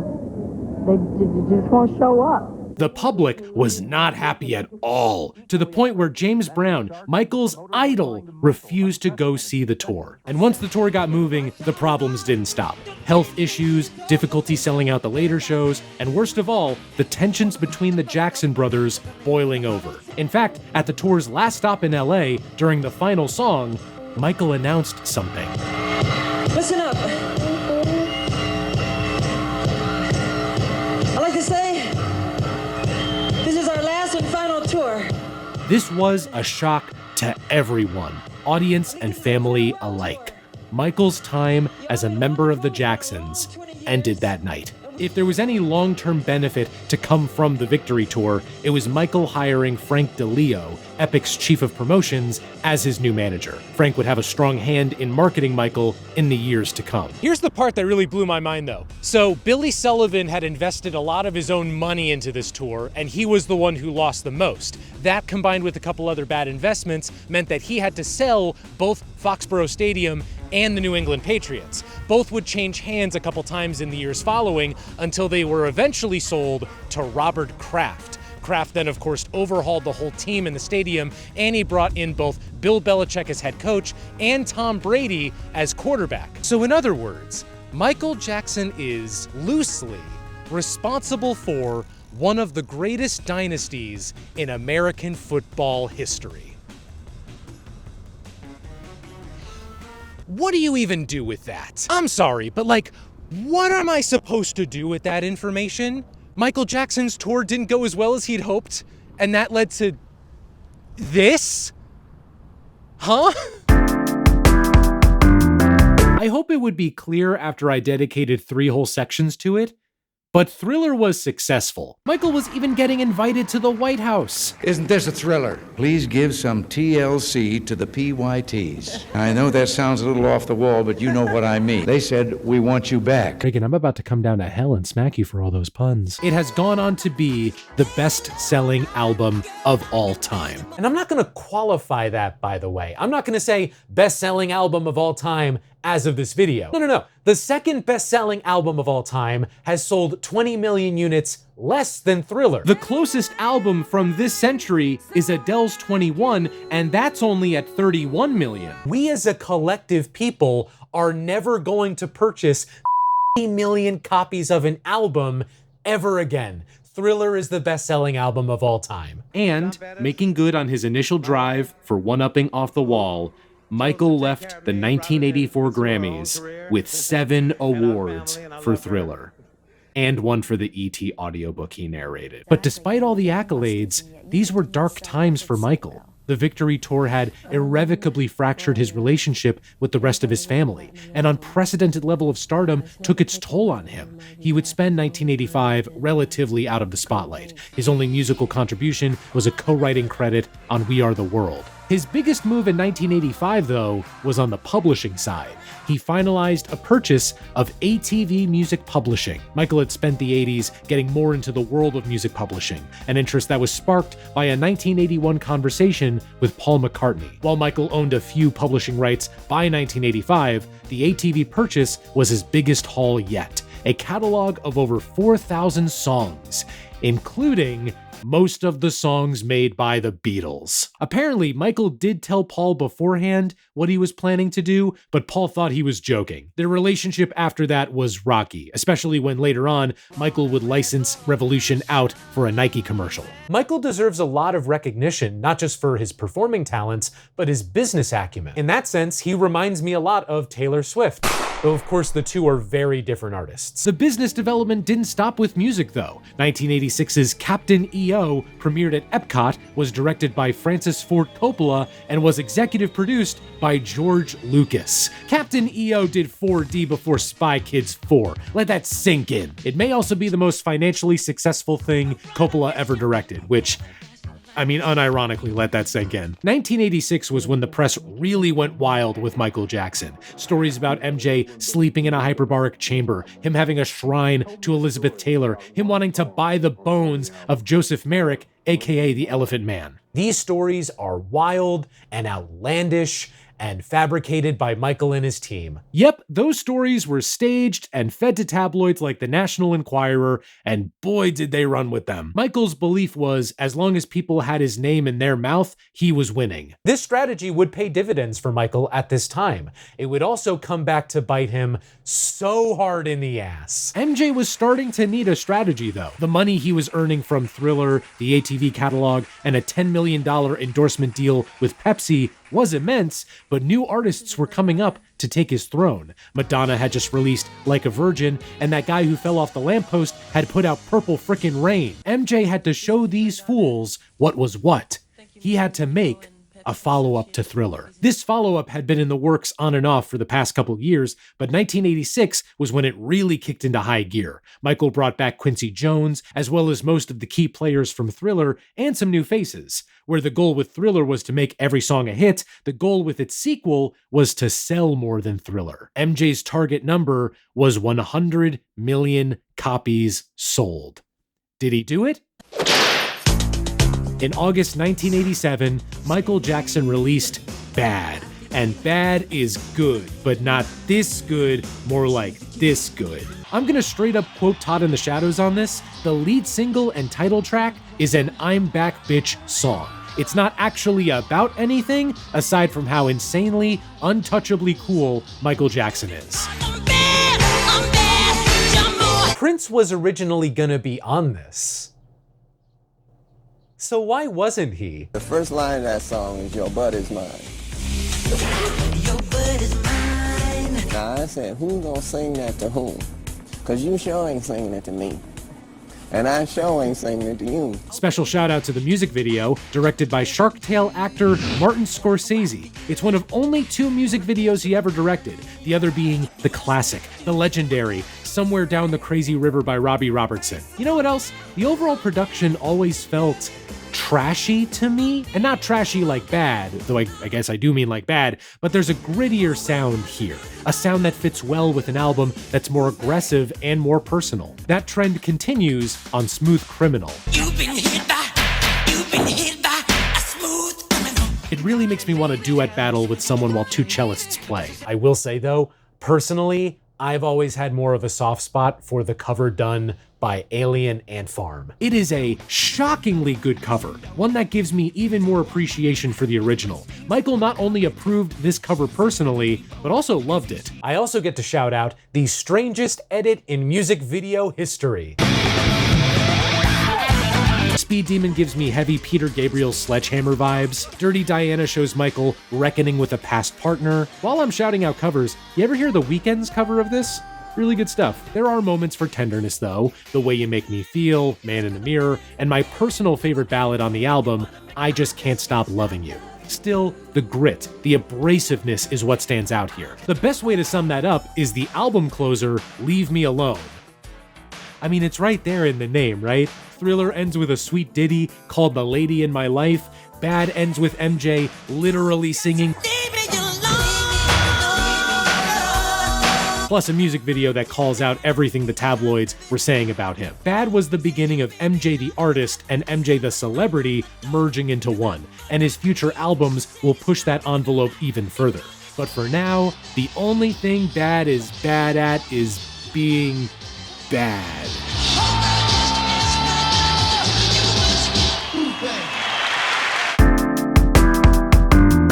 So did Bad sell 100 million copies? Yes. No. As of right now, it's gotten up to 35 million. This was the start of a trend of comparative underperformance for Michael. 35 million copies sold for anyone else? Amazing, incredible, outstanding. But for the guy who made the best-selling album ever? Not to mention, the American public did start to turn against Michael a bit. In one 1988 poll, Rolling Stone readers voted Michael as Worst Male Singer, Worst Male Rock Artist, Worst Album Cover, Worst Single, Worst Video, Worst Dressed. My God, yo, you gonna stop there? How about Most Likely to Be a Stinky Doo-Doo Head? Still, in the grand scheme, Bad was a success. In my estimation, the true king of pop, rock, and soul, Mr. Michael Jackson. As was its world tour, which ran from September 1987 to January 1989. The rumors about Michael did not stop during this time. I mean, the tabloids were saying that Michael was traveling with a pet gorilla. Like, are you kidding me? It was a pet chimpanzee, you silly bitches. My friends, this is Bubbles. Say hi to Bubbles. Bubbles is Michael's pet chimpanzee. Bubbles not only traveled with Michael during this tour, but he also joined Michael during press conferences and in the studio. Bubbles is also the reason why we didn't get a duet with Michael and Freddie Mercury, because Freddie didn't like having a chimp in the studio. Ah well, Freddie's loss. Even with Bubbles' glorious presence, Michael was dealing with plenty of troubles. I haven't mentioned it yet, but Michael was a Jehovah's Witness. He even used to go door to door preaching the word, an activity he would eventually share with Prince. And throughout his adult career, his work would cause a lot of friction with the religion at large. Billie Jean got him in some trouble with the sexual lyrics and MJ grabbing his crotch when he performed it at the Motown anniversary show. There was also the Thriller music video, which dabbled in darker themes that the church frowned upon. You know that disclaimer where MJ said he didn't believe in the occult? That was put in so he wouldn't be expelled from the church. This friction culminated with the Smooth Criminal video. In it, Michael uses a gun, but Jehovah's Witnesses are not allowed to use or even hold firearms. Somehow, the church found out about that before the video came out, and they sent a letter to Michael basically telling him to atone or face immediate removal. Michael responded with his own letter, saying that his art was the gift God gave him to share, and that was that. Though Michael would later say he still considered himself part of the church. Another big shakeup was the dissolution of Michael's creative partnership with Quincy Jones. By that point, their differences had just ballooned too much. Quincy learned he was done through MJ's manager, with MJ's chief complaint being that they disagreed on where music was going. Specifically, Michael thought rap would soon die. Bad was the last time MJ and Quincy worked together. Quincy would go on to become a heavy hitter in music until his passing in late 2024. Aside from the tour for Bad, 1988 was a year of non-musical projects for Michael. He released his autobiography, Moonwalk. He put out his first full movie called Moonwalker. What's next? Twin Peaks Moonwalk with Me? The film was an anthology containing various pieces, like the videos for Leave Me Alone and Speed Demon. Was that the frickin' Noid? As well as an expanded narrative section surrounding Smooth Criminal. Michael has to save children from evil Joe Pesci, so he morphs into a car and kills dozens. 1988 was also the year Jeff Koons made his art piece, Michael Jackson and Bubbles. Yes, yes, yes, yes. Everything is perfect. However, the biggest development for MJ in 1988 was land development. Neverland Ranch opened in March of that year, effectively a giant amusement park for MJ to live in and a splendid kingdom for Bubbles to rule over. 1990 was when Moonwalker the movie became Moonwalker the game.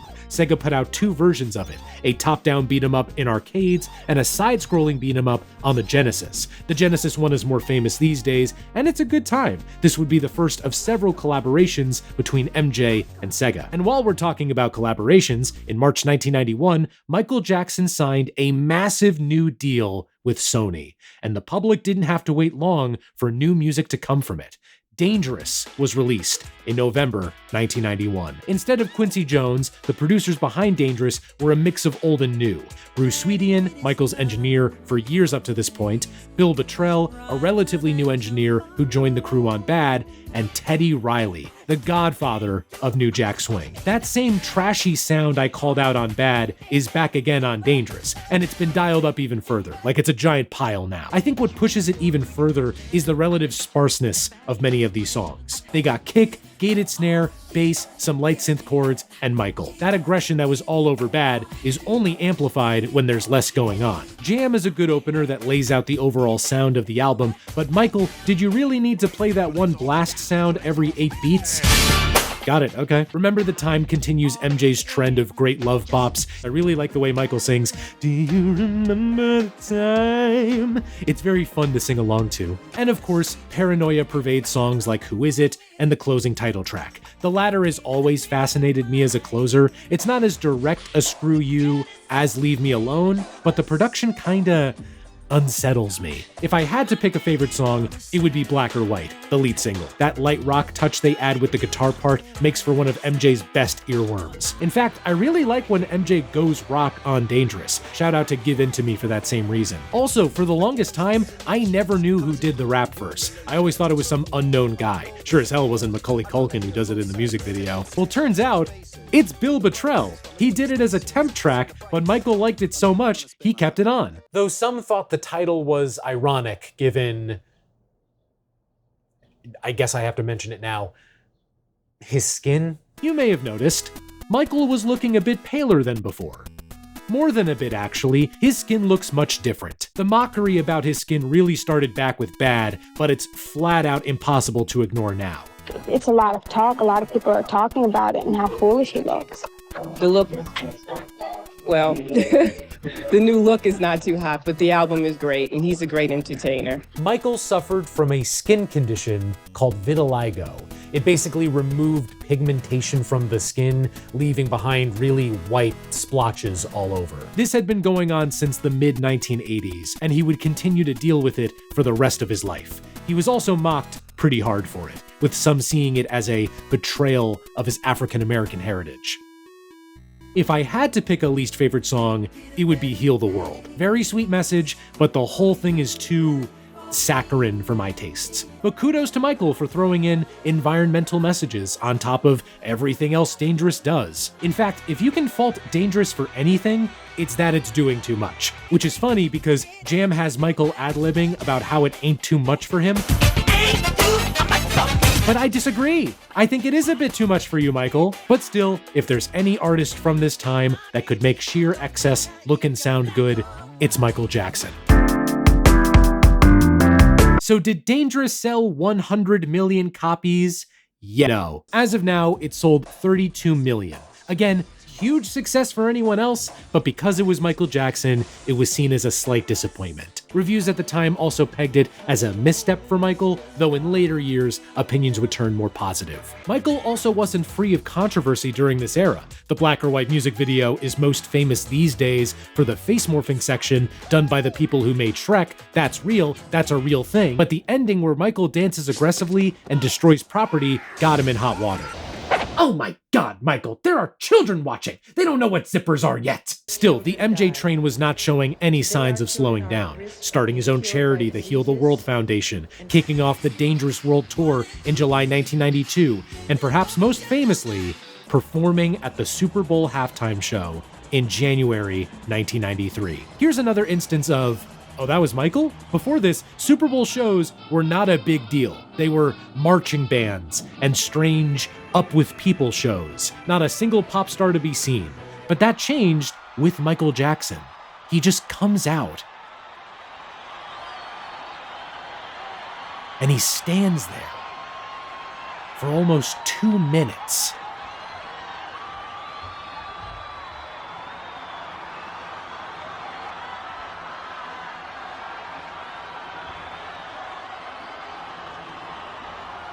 unreal. MJ's halftime show was the first time viewership increased between halves of the big game, and it would lead to a complete overhaul of what the Super Bowl halftime show was. A month later, he sat down for an interview with Oprah Winfrey. All those tabloid rumors were discussed, and for the first time, Michael brought up his rough childhood and his skin condition. It's in my family. My father said it's on his side. I can't control it. I don't understand. I mean, it makes me very sad. This remains the most watched U.S. TV interview ever, with over 62 million viewers. A month after that, we got the greatest song Michael ever did. What's Up With You was off Eddie Murphy's third album. The song is fine, and the video is... The elephant is dying. A video. You know, now that I listen to it again, something about the mix just sounds off. Who mixed this? Bubbles, I am so sorry. I was not familiar with your game. 1993 was a good time to be Michael Jackson. Look at him here, rehearsing for the third leg of the Dangerous Tour. Yeah, I'm just gonna watch. Hey, is he okay? Why is he sitting like that? Did he just find something out? The 13-year-old boy who says Michael Jackson sexually molested him filed a civil suit today. It accuses Jackson of sexual battery and alleges the star fondled him and engaged in acts of masturbation and oral sex with him. Jackson has enjoyed huge success with preteens, in part because of his crusades for children's causes. The former child star is now in danger of alienating that audience. I am totally innocent of any wrongdoing, and I know these terrible allegations will all be proven false. This is definitely a day Michael Jackson will want to forget. A civil lawsuit filed against him in America and a torrential downpour. I told you this was going to be rough. In August 1993, Michael Jackson was accused of child molestation. Now, I want to make 3 things abundantly clear. 1, I will not be spending time going into the details of Michael's history of allegations related to child abuse. I'm not a drama channel. I'm not about to start talking about Blake Lively and Justin Baldoni. It's not what I'm here to do. 2, I will not be offering any personal opinion as to whether said allegations were true or not. There is simply too much out there about these allegations, so many instances of someone saying one thing and then saying the opposite, that trying to pack all of it in here while also trying to talk about Michael as an artist and his music would feel fruitless and even disrespectful. Also, just putting it out there, I don't want to get doxxed.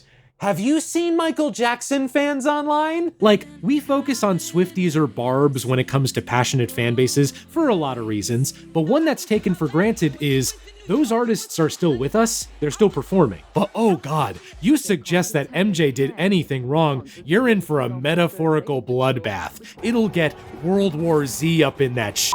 I don't need the smoke, I'm choosing to stay out of it. However, and this is number 3, I will continue to bring up these allegations as we move forward, because they are going to follow Michael for the rest of his life and beyond. Here's what I will say about this case.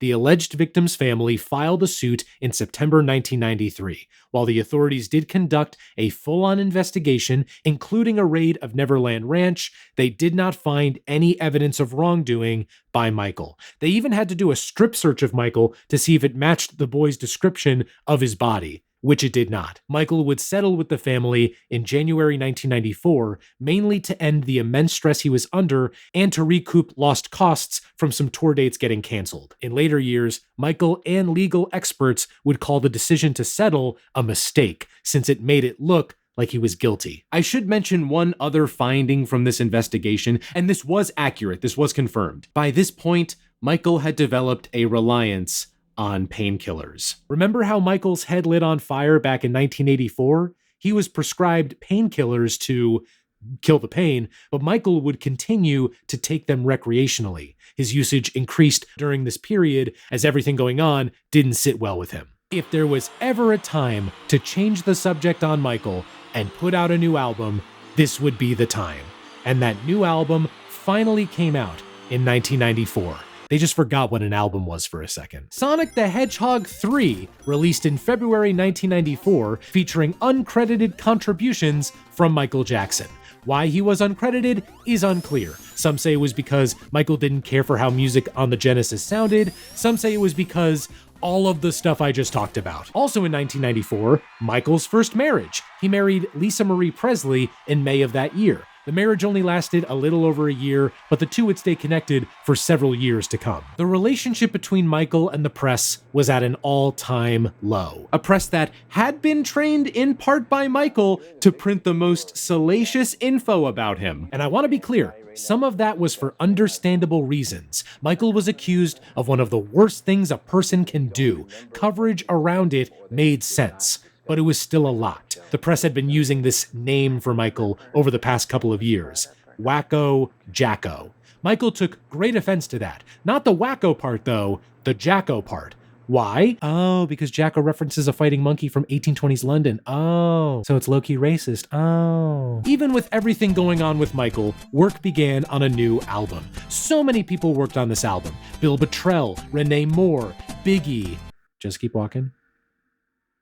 Jimmy Jam and Terry Lewis. No expense was spared promoting this album either.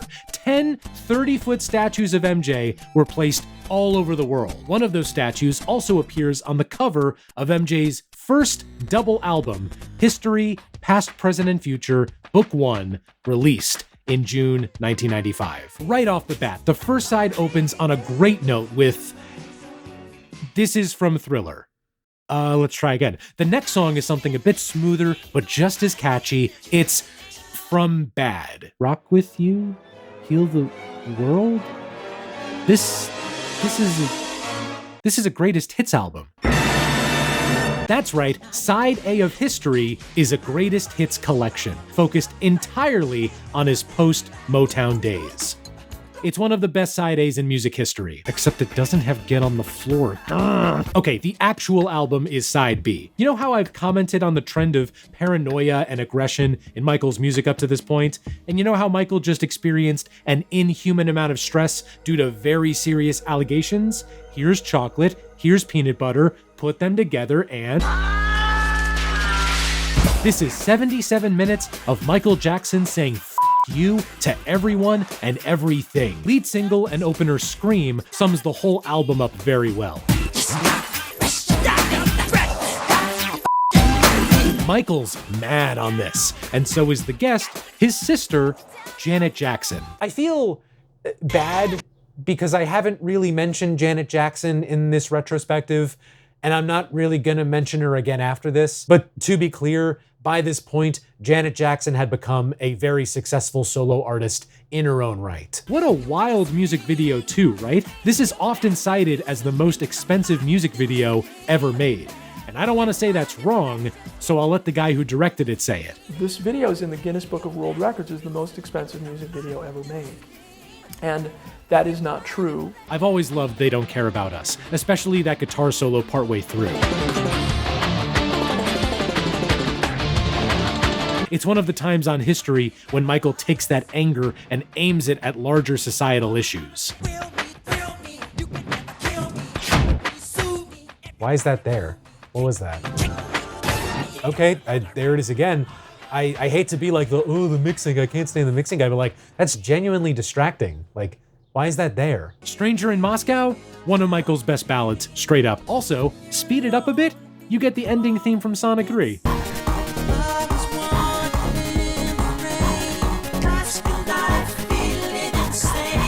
Another great ballad, if you can even call it one, is Earth Song. This is like the darker, angrier twin of Heal the World, and it just resonates more with me, especially the final section where Michael is just letting loose.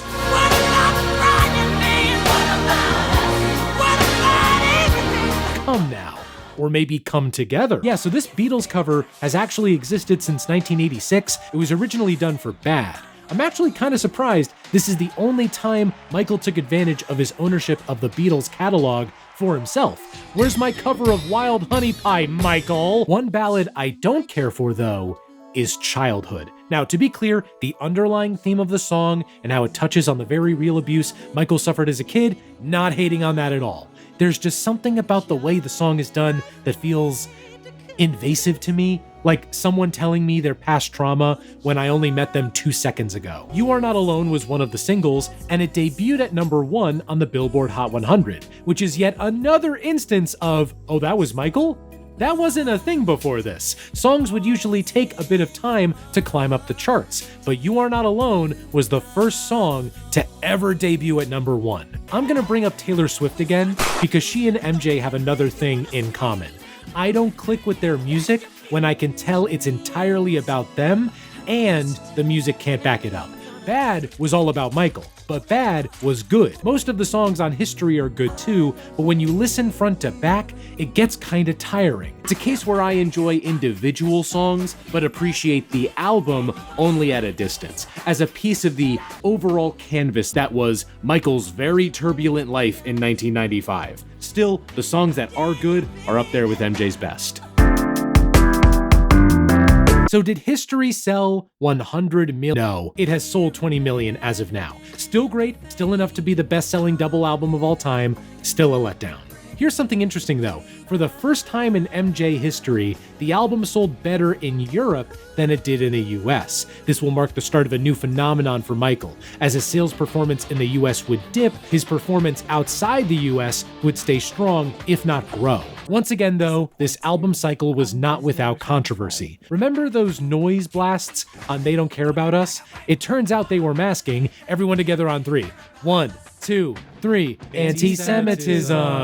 The Anti-Defamation League came after Michael for that, and in response, he apologized and released a new version with those noises covering up the offending words. Michael's worldwide tour for History ran from September 1996 to October 1997. Perhaps noticing the sales data for History, Michael only did 2 shows in the US. Most of the other shows were in Europe. This would be the most attended tour he ever did, with over 4.5 million total fans in attendance. But you know what they say, 4.5 million attendees in one hand is worth one woman in Australia. During his stop in Sydney in November 1996, Michael married Debbie Rowe. Before separating in 2000, the couple would have 2 children together, Prince Jackson, born in February 1997, and Paris Jackson, born in April 1998.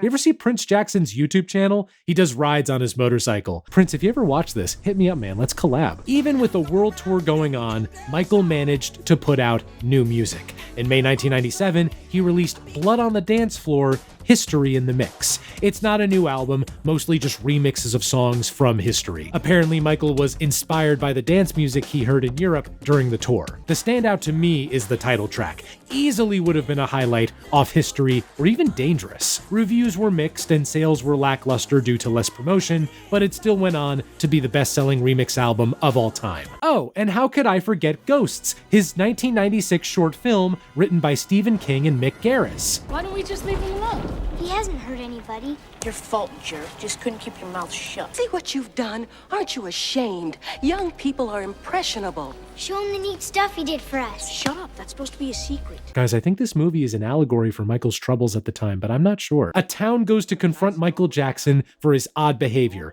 and so he makes funny faces and summons an undead army and rips off his skin to be a skeleton, and also there's Five Nights at Freddy's. Work started on his 10th album as soon as the History tour ended, but it would take a while. In fact, this would end up being the longest wait between albums in Michael's career. MJ's perfectionist side really came out during sessions for this album, and so did his wallet. 10 studios used, 100 musicians involved, producers like Darkchild and Babyface, and a total reported budget of $30 million.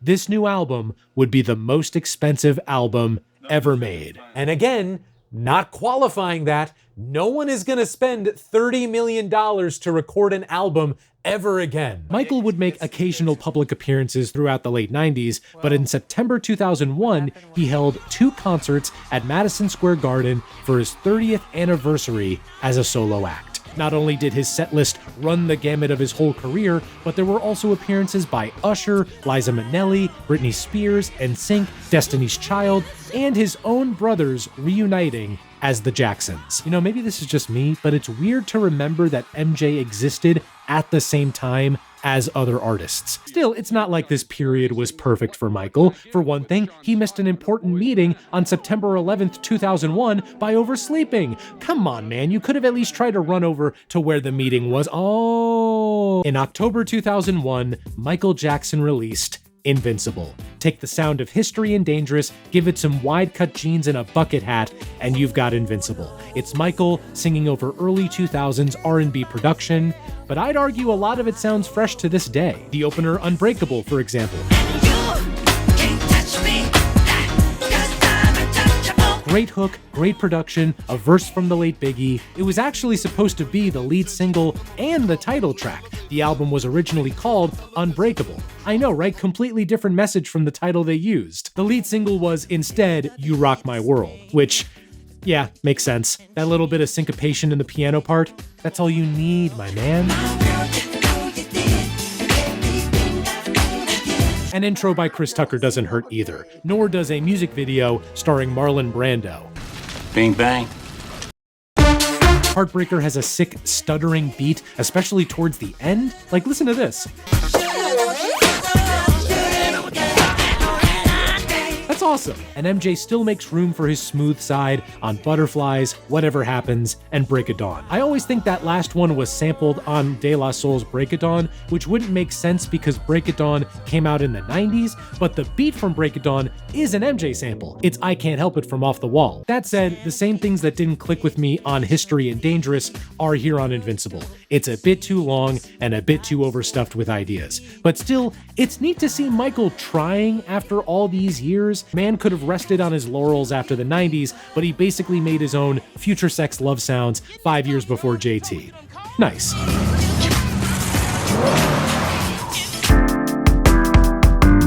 How'd it go? Zed, the Jolocks are gone and the treaty is signed. Good work. Upon release, Invincible was met with okay reviews and okay sales. As of now, it has sold 8 million copies. I'm a broken record at this point. That's great for any other artist, but a huge drop compared to History. More crucially though, Invincible was the tipping point for relations between Michael and Sony, specifically the head of Sony at this time, Tommy Mottola. Tommy was not a fan of Michael spending $30 million to make an album. But then Michael chose not to go on tour for Invincible, which led to Sony not promoting the record, which led to Michael publicly clashing with Tommy. He is he's a racist, and he's very, very, very devilish. Later in 2002, an unknown surrogate mother would give birth to Michael's third child, Prince Jackson II, aka Blanket. See, there they are now, on a balcony in Berlin in November 2002. What an adorable sight of father and son. No.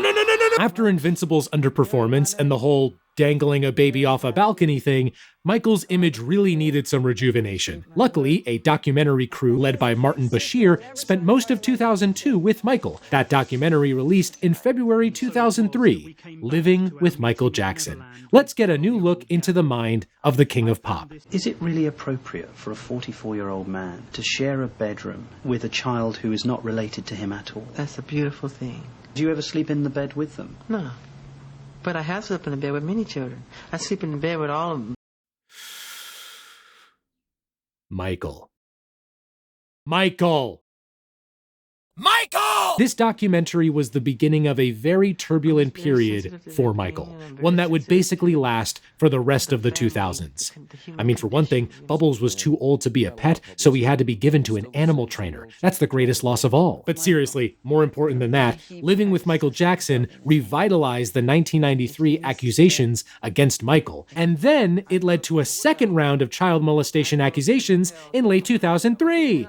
Oh, joy! This time, though, the allegations led to a full-on lawsuit in January 2005, and a media circus to go along with it. Again, I will not be diving into the details of this lawsuit. What I will say is, in June 2005, Michael was found not guilty on all crimes he was charged with. Still, the allegations and their ramifications would change Michael as a celebrity and a person. In fact, he never returned to Neverland Ranch after the trial. I think there's a key reason why the allegations have stuck for so long. The things Michael would say about children were weird. In fact, that's often a line that people close to him would say. He was a weird guy, but he didn't do anything. The thing is with Michael is that he's not very good at explaining himself, and he never really has been, because he's not a very social person. I mean, you're talking about someone who's been sheltered and sheltering himself also for the last 30 years. But incidents like the Martin Bashir interview, or the balcony incident, or the overwhelming fixation on children throughout his career are reasons why these allegations have felt true to the public after all these years, as well as the continued instances of folks speaking out. And to be crystal clear, I am not trying to say he is all of a sudden guilty because of the weird things that he said about kids. All I'm trying to say is multiple things can be true at once. Michael Jackson has been found not guilty of child abuse in court. Michael Jackson was robbed of a traditional childhood, and it's very weird when a grown man sleeps in a bed with children who aren't his own. Multiple things can be true at once. What makes this story especially hard to avoid is that as a kid in the 2000s, this is what I knew him for. For context, I was born in 1995. I didn't really learn who Michael Jackson was until 2003, 2004. And when I did, it was from The Lawsuit and The Balcony. I was introduced to him as this strange, eccentric man. And then my mom played me Billie Jean, and I was like, oh, so he also made some of the greatest pop music of all time. You know what else makes it hard to avoid? We're done on the musical side of things. Invincible was the last album Michael Jackson put out while he was alive. We're done with mainline albums. The only things left now to talk about are these allegations coming back to light. Well, I guess we could talk about what happened after. Following the trial, Michael was invited by Sheikh Abdullah to move to Bahrain. He spent about 2 years there, tried to get a music label off the ground, but that never happened. Then he lived in Ireland for a few months before heading back stateside to live in Las Vegas. Michael was bleeding money at this point, not just due to his extravagant lifestyle, but also his debts. The only consistent source of income he had was his publishing rights. But in 2007, things started shifting, primarily because Michael was open to performing live again. Not only did he and his team start planning a comeback tour, but he was also talking with folks like Pharrell and Neo to make new music. He was planning to make more films. These plans finally became public in March 2009 when Michael announced a series of London shows titled This Is It. While only 10 were planned at first, that number went up to 50 after insane demand from fans.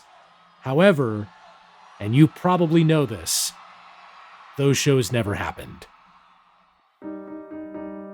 Sort of immediate Guys, perspective. the LA Times is reporting he's dead.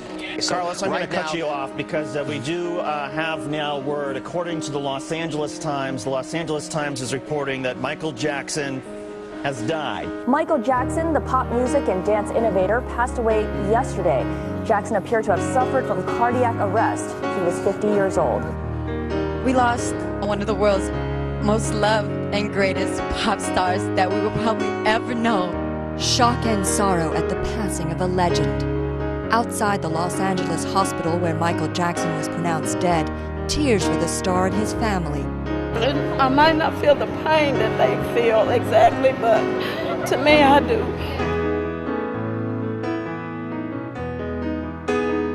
Stunned right now. I love Michael Jackson. One of the greatest entertainers that has ever lived in our time. I have to tell you that.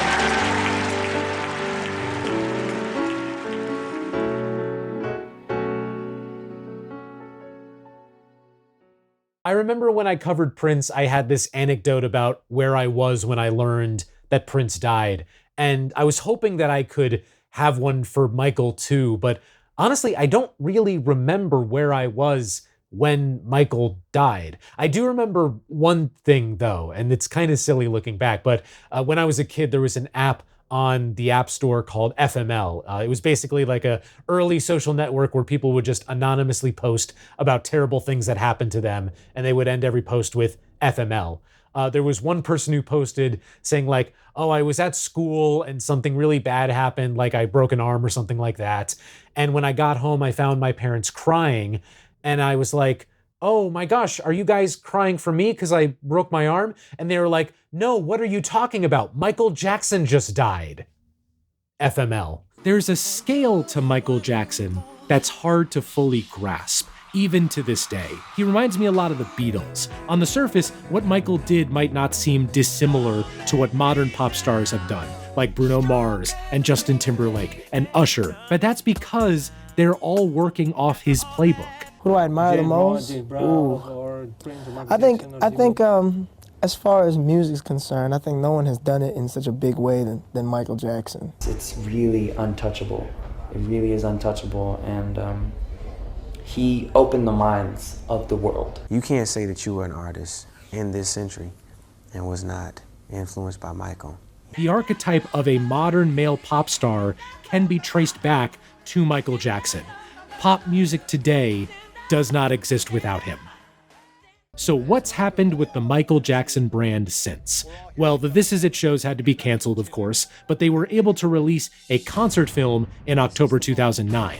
In tandem was the eponymous song with backing vocals from the other Jacksons. 2 posthumous albums have been released so far, Michael and Escape. The former had controversy around whether Michael even sang on some of the songs, and the latter is most known for Love Never Felt So Good with Justin Timberlake. I've always liked this song, but it might be one of the most memory-hold songs of the 2010s. Like, when is the last time you heard this song? I should also mention that the allegations against Michael have continued to persist in the years since his death. The most famous example is the Leaving Neverland documentary, which aired on HBO in March 2019. It had to be removed from HBO and Max, though, due to a non-disparagement clause from when the Dangerous Tour movie aired on HBO. The sequel to Leaving Neverland recently released on YouTube, with the director promising a bombshell third film. What a weird thing to tease. What he's referencing is, in 2026, the 2 gentlemen will be going to trial for a lawsuit against Michael's estate. Like I said before, for the rest of his life and beyond. If you want to get into Michael Jackson, the trilogy he did with Quincy Jones is arguably the best pop music has ever been and ever will be. After that, I'd recommend the 90s trilogy. Welcome back to the Deep Discog Dive. I'm all about branding my personal build, so I'm trying to get my face out to as many places as possible. Literally. You can put this face anywhere you want, any way you want. And to show you how serious I am, here's my face in Madonna's book, Sex. I'm a censorship. Today, we're talking about Madonna. Let's dive in. Hi, I'm Madonna. I said Madonna.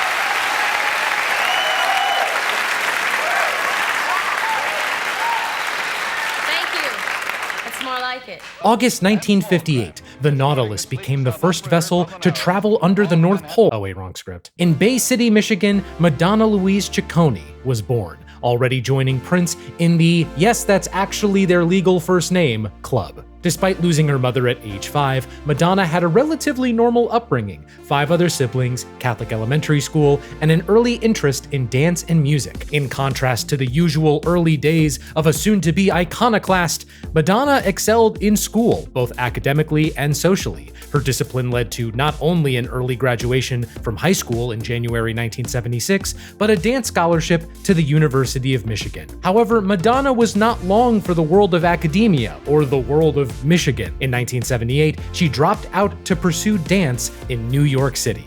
Legend has it that Madonna hopped into a cab with $35 in her pocket and told the cab driver to take her to the center of everything. The cab driver then took her to the Buc-ee's in Cypress, Texas. Life for Madonna between 1978 and 1982 was a whirlwind of opportunity, and boy did she take advantage of it. She held multiple jobs: hat check girl, elevator operator. You get fired from Dunkin' Donuts in one day?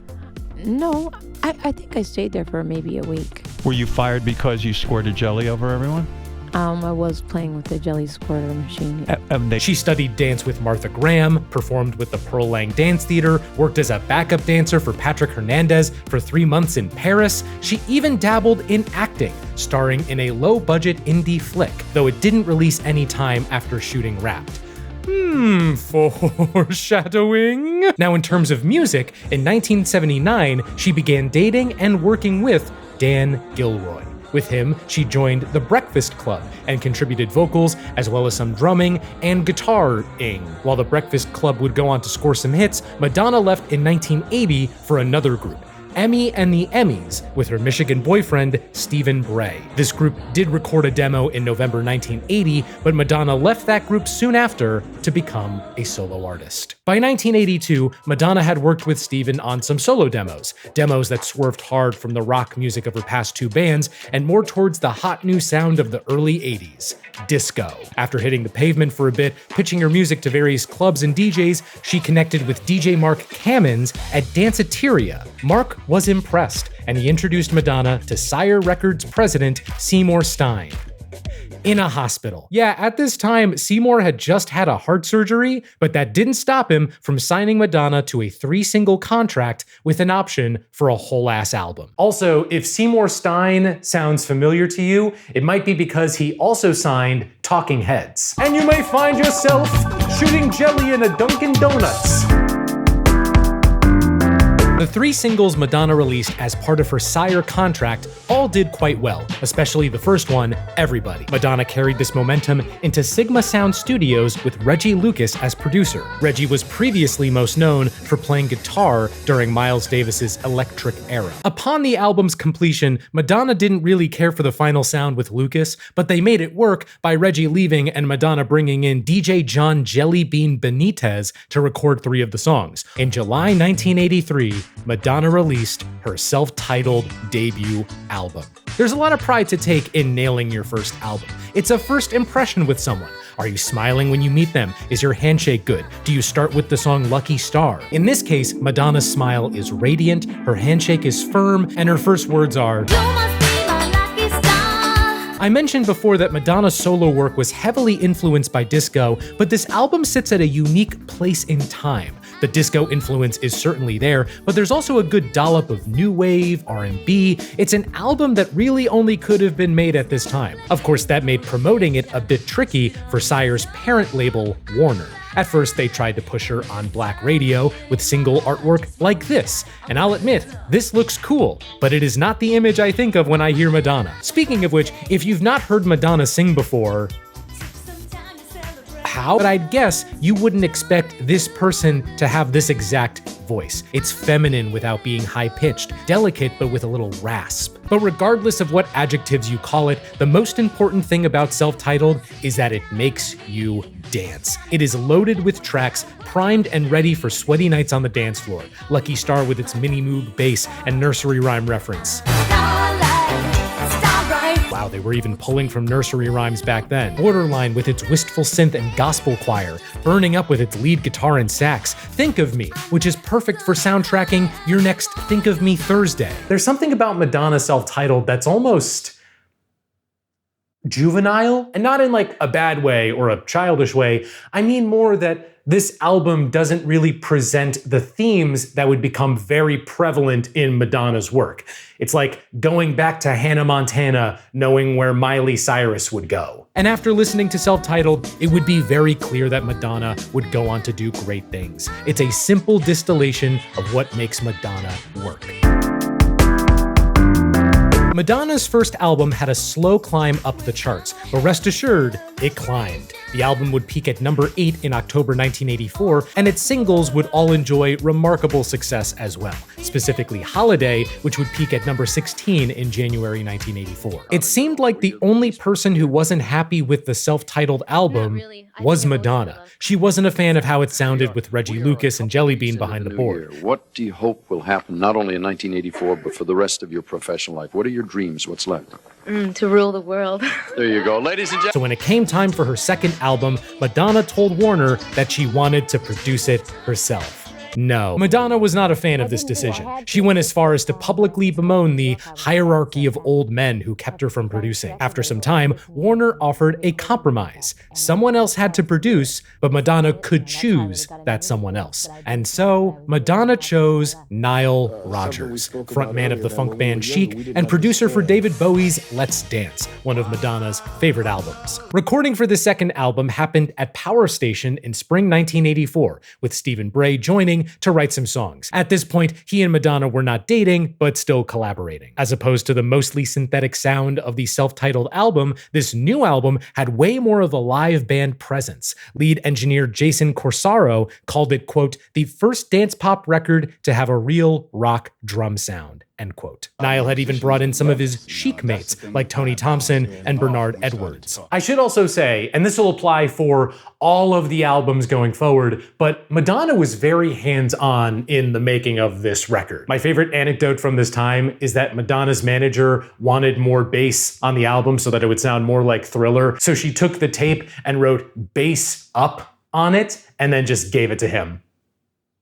Madonna would have made a great sound engineer. No one could ever fault Madonna for not giving her all when it comes to making music, or performing it, which leads me to the first true milestone in Madonna's career. While this new album would not release until late 1984, Madonna did premiere its title track at the very first MTV VMAs in September, a song called Like a Virgin. And this is where I should say, every so often, you might get the impression that Madonna's songs occasionally allude to topics related to sex. The setup for this performance makes sense. The song is called Like a Virgin, Madonna is dressed as a bride atop a wedding cake, checks out. It's what Madonna does with that setup that makes this a defining performance. She kicks off her shoes, she throws off her headdress, she rolls around on the floor, she... Oh, indeed. Remember, this performance was in 1984.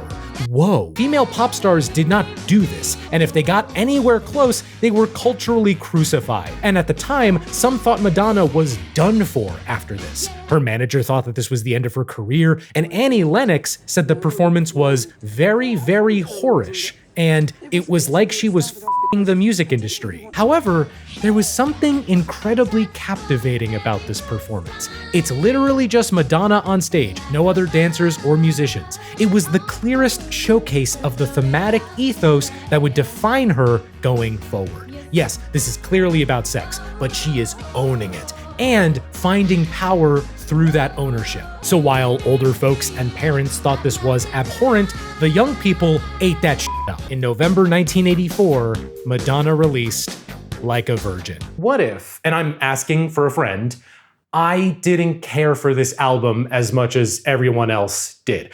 Again, I'm just asking for a friend about my own opinion. I mean, let's give this album its dues. It has two of Madonna's all-time greatest songs. The opener, Material Girl, is not only playful satire, but also solid gold pop craftsmanship. The other classic is, of course, the title track. Much like how Billie Jean is the song I'd play for someone so that they could get Michael Jackson, this is the song I'd play someone so they could get Madonna. A song all about the joys of discovering a new love as a woman, written by two men.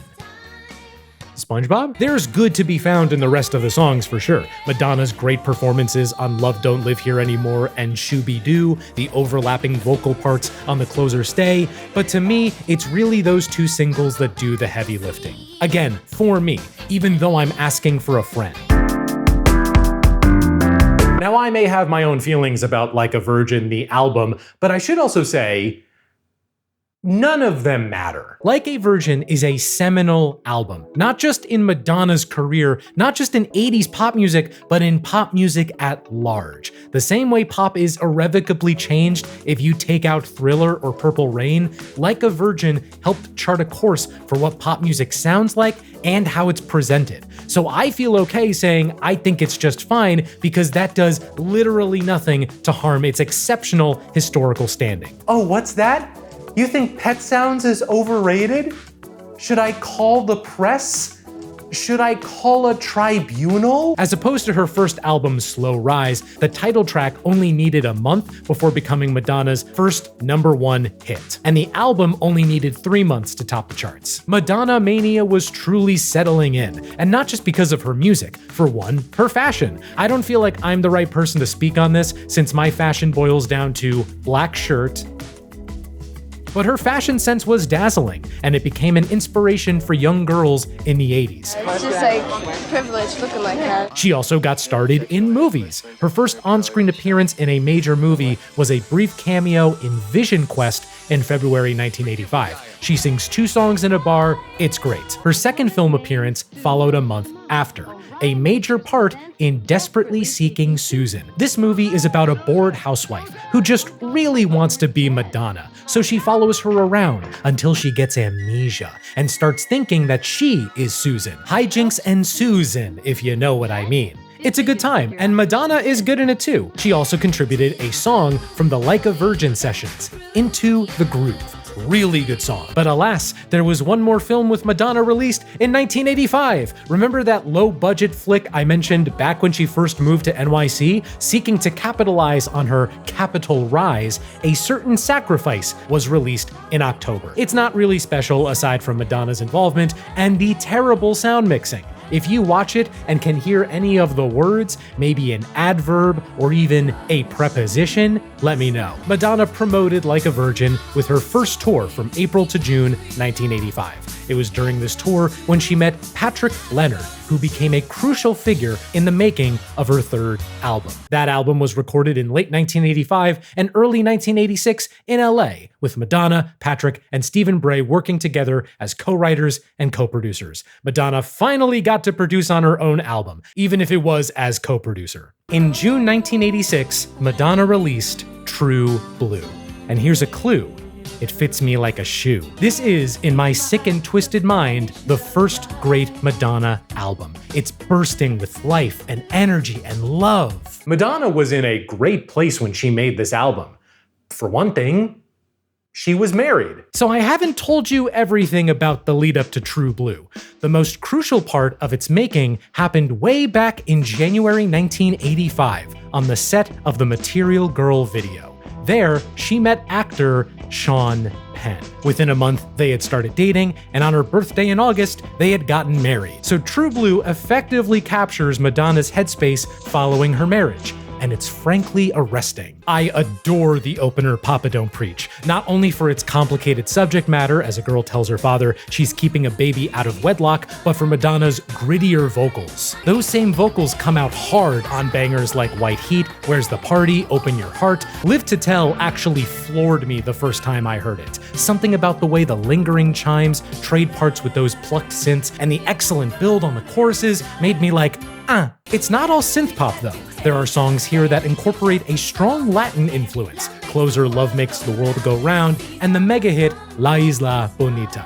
You know this was written for Michael Jackson? He didn't do it, of course. He was too busy with his ukulele album. Madonna also brings out a full-on Motown homage with the title track, a song dedicated to her new hubby. Man, it must be great being in a relationship with Sean Penn.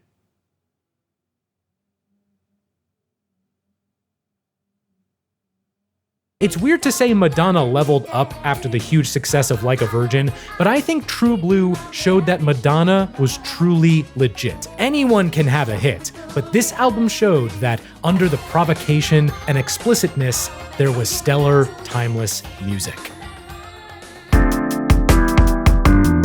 True Blue was another smash success for Madonna. It would go on to be the best-selling album of 1986 and her best-selling standalone album ever. Madonna was truly on top of the world, and her relationship with Sean Penn had provided ample creative fodder, and not just with music. In fact, 2 months after True Blue, Madonna and Sean Penn starred in a movie together. Shanghai Surprise. Oh, it f***ing sucks. This is the best time to tell you that Madonna's film career is hit or miss. Not just for her choice of films, but for her own performances as well. The general rule of thumb is the closer the role is to her in real life, the better she performs. And the farther away it is, the worse she performs. In this instance, Madonna plays a Christian missionary. Guns cause pain. Opium eases pain.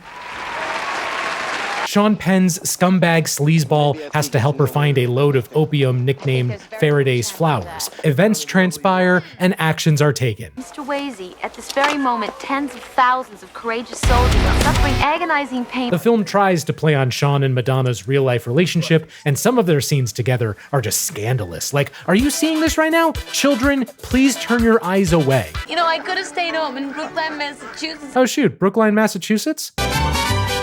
Why is there mariachi music? Forgive me, the movie is just boring. Sean's not great, Madonna's not great, she doesn't even do any songs for the soundtrack. You know who is on the soundtrack? George Harrison. His production company was behind this movie. His songs are fine. Baseball PNG technology. Shanghai Surprise flopped hard upon its release, but it would not deter Madonna from working in film. Trust me, I'm gonna keep bringing up Madonna movies as we go on. Madonna is similar to Taylor Swift in this way. She has an incredible collection of albums, an indisputable catalog of hits, and a film career. In fact, we're not done with films of this time yet. You may have noticed that I didn't mention any tour for True Blue, and that's because it wouldn't start until June 1987. The Who's That Girl Tour.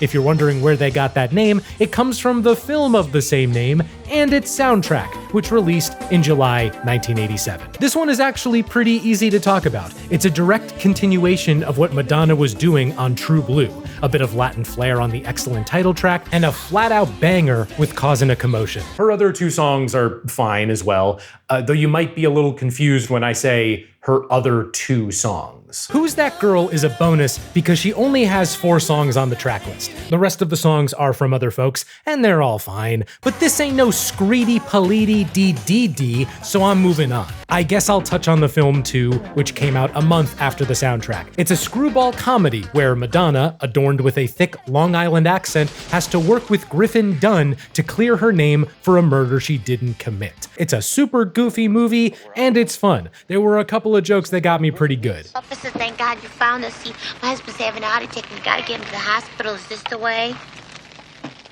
Check out the soundtrack for its first 2 songs, check out the movie for Madonna's accent, and check out Farouj Abu Al Abed in Dublin, Ohio for the best barbecue. Who's That Girl bombed hard at the box office, but it doesn't matter because we were talking about a tour. The Who's That Girl tour was a huge success. At the time, one of the highest attended tours ever, and it wrapped in September 1987. Madonna was still, by all accounts, the biggest female musician in the world, but some holes in the armor were starting to show. For one, she was bummed about Who's That Girl flopping and its negative reviews of her performance. She turned to Broadway in 1988 for a production of Speed the Plow, but that also earned her poor reviews. It was also in 1988 that she turned 30, meaning she outlived her mother, and that brought on a whole lot of feelings. What also did not help around this time was her relationship with Sean Penn. Sean Penn was, to put it simply, a dick. Not just in his movies, his brash attitude and difficulty working with others is credited with ruining what Shanghai Surprise could have been, but also in his relationship with Madonna. I won't go into all the details about their marriage, but I will say they divorced in January 1989. This was a turning point in Madonna's career and life. After achieving so much success with her past 3 albums, and after going through so much emotionally, she decided to create something personal. Something that touched on her marital woes, her Christian upbringing, and who she truly was. And when I'm revealing who I truly am, I like to do it with a nice bottle of Pepsi. In early 1989, Madonna locked in with Pepsi for a $5 million endorsement contract, not dissimilar to the deal Michael did with Pepsi earlier in the decade. Pepsi would be a tour sponsor for Madonna and also helped promote her next single. First with a commercial on The Cosby Show, Oof, and then with its music video premiere on MTV in March 1989. All right, let's see.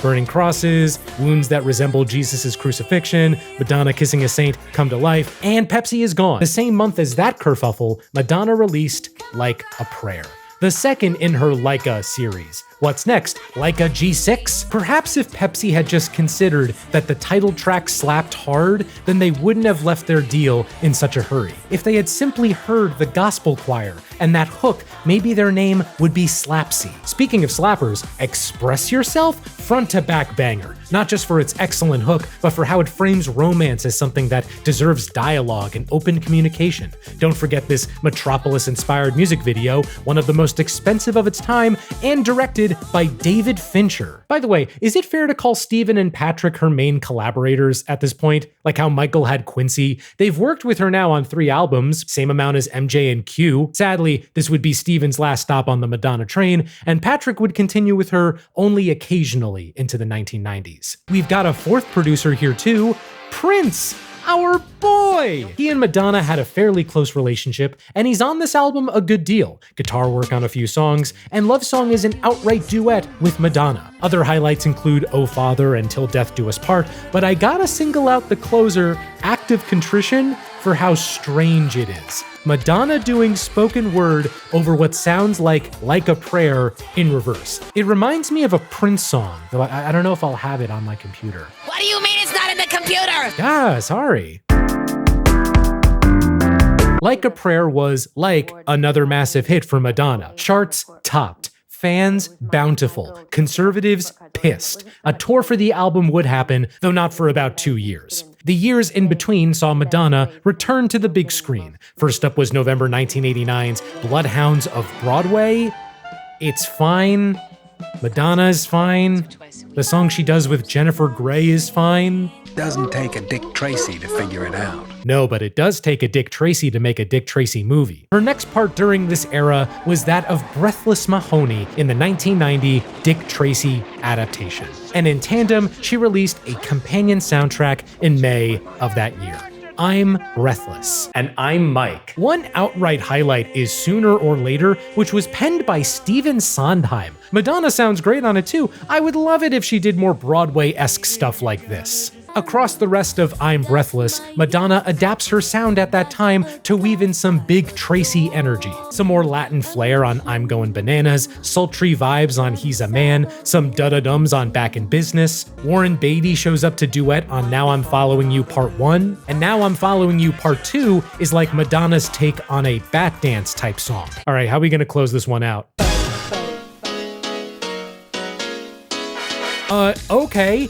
I guess this album ends with Vogue, one of Madonna's best songs and a passionate homage to the New York City gay club scene of the time.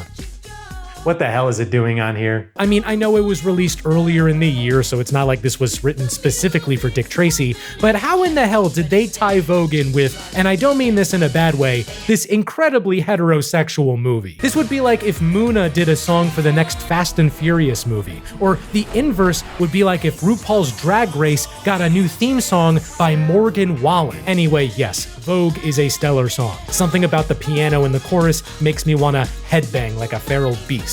Let me spare a word for the movie itself, released in June 1990. It was directed by and starring Warren Beatty, who was also dating Madonna at the time. There's a lot of famous people, a lot of split diopter shots, every bad guy looks disgusting, especially Al Pacino, who actually got an Oscar nomination for his work here. I must also say, this film has some really beautiful art direction. I'd honestly recommend you watch it solely for that. Oh yeah, and Madonna's fine in it too. Sooner or Later would go on to win an Oscar, and Vogue became one of Madonna's biggest hits, but the rest of I'm Breathless was deemed okay. The Dick Tracy movie did well though, both critically and commercially. Look, there was Madonna at the 1991 Oscars, with Michael Jackson as her date. In case you're curious, Madonna and MJ were friendly. They did try to collaborate a couple of times, but yeah, nothing came to pass. A month before I'm Breathless released, Madonna kicked off the Blonde Ambition Tour. In many ways, this was the definitive Madonna tour. Pop classics, sexual innuendo, religious folks pissed to high hell, everything you could want. Shortly after the tour wrapped, we got her first greatest hits album, The Immaculate Collection. 15 all-out bangers plus 2 new songs. Justify My Love, and Rescue Me. The latter is effectively Vogue's cousin, and the former, co-written by Lenny Kravitz, is sensual, mixing together hip-hop and spoken word. It's a remarkable forebearer of what's to come, but I'll touch on that when what's to come has come. Now, if you're like me and you couldn't attend the Blonde Ambition tour because you didn't exist, no worries. The Blonde Ambition tour was captured in the May 1991 concert film Truth or Dare. Now, I'll preface what I'm about to say with this. I've never met Madonna. I could never claim to know who she is as a person. But Truth or Dare is probably the best document of who Madonna the artist was at this time. That is to say, a brilliant performer, a savvy understander of all things show business, a seeker of attention. She doesn't want to live off camera, much less talk. I think that's what it is. There's nothing to say off camera. Why would you say something if it's off camera? And at times, Liz, you look really well rested.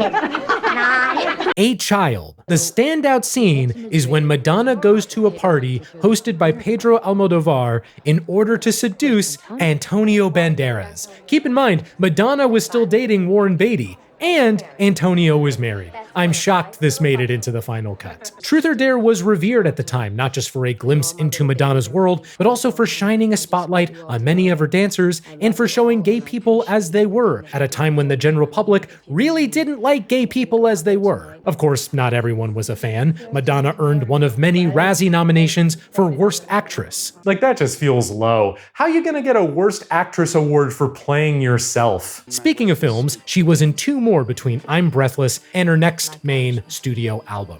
Later in 1991, she was in Woody Allen's Shadows and Fog. Here's the Wikipedia page for it. Am I the only one who's surprised at a Woody Allen movie having that small of a wiki page? And in July 1992, she starred in A League of Their Own with Gina Davis and Tom Hanks. I had never actually seen this movie before working on this video, and it's real good. Madonna is fine. She dances real good in one scene. She tries to kill a boy on a bus with a bat. He survives, but then Tom Hanks throws a baseball glove at him.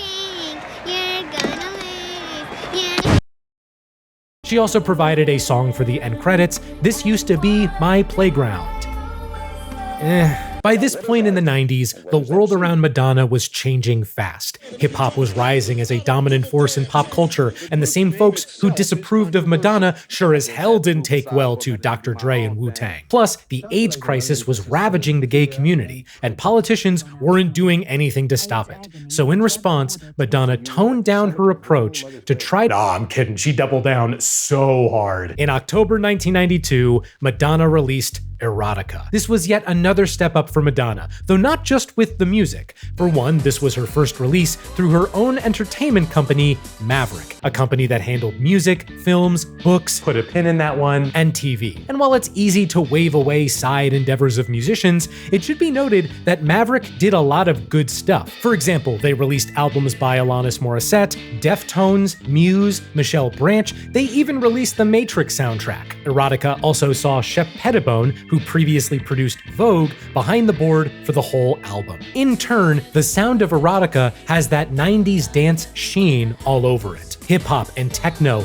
and new jack swing all converging. Madonna also played around more with her vocals. There's singing, of course, but a lot more spoken word too, continuing from Justify My Love. It really reminds me of Prince and Michael's early 90s work. This is her Diamonds and Pearls, her Dangerous. That similarity is especially clear on the opening title track, with the most out-of-nowhere sample of Jungle Boogie I've ever heard. Other songs like Fever, Thief of Hearts, and Deeper pulse with that same energy too. It's not all sex though. Madonna still allows room for vulnerability. In This Life is dedicated to a friend who had died to AIDS, and Bad Girl details a woman's self-destructive spiral. Shout out to the music video featuring Christopher Walken. If there's anything I can say against Erotica, it's that this is the first Madonna album that feels like it's trying to be sexy. Which, hey, I understand it's part of the concept, but past albums felt effortless in their confidence. With Erotica, I can feel the effort, not just in being sexy, but in provoking you. It's a subtly antagonistic album,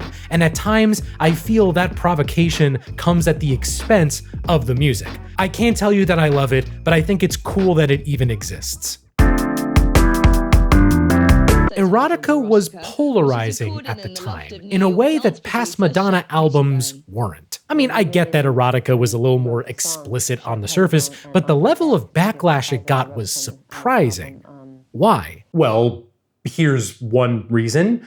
Along with the album, Madonna released a book called Sex. It's a coffee table book comprised of short poems and art pieces about sex, along with a whole lot of photos that I flat out cannot show you. Even by today's standards, this book is a lot. Quick tangent, by the way. Doing this video has really made me unsympathetic towards anyone who is scandalized by modern pop stars like Sabrina Carpenter. Oh, she posed like a dog for her most recent album cover? That's cool. Here's a fully nude Madonna miming sex with Vanilla Ice. Also, Madonna dated Vanilla Ice. It did sell out super quick, but the sex book escalated erotica from another Madonna press cycle to something on a whole new level. She even admitted that the book took away from the album's release. What also didn't help was the release soon after of Body of Evidence, a film starring Madonna and Willem Dafoe, and just a blatant ripoff of Basic Instinct. Reviews were not kind, and the film bombed hard. And as if all that wasn't enough, Madonna kicked off the Girly Tour in September 1993. I didn't mention this earlier, but the erotica album saw Madonna put on a persona, a dominatrix named Mistress Dita. The Girly Tour saw Madonna step into Dita on stage, along with an entire sex circus aesthetic.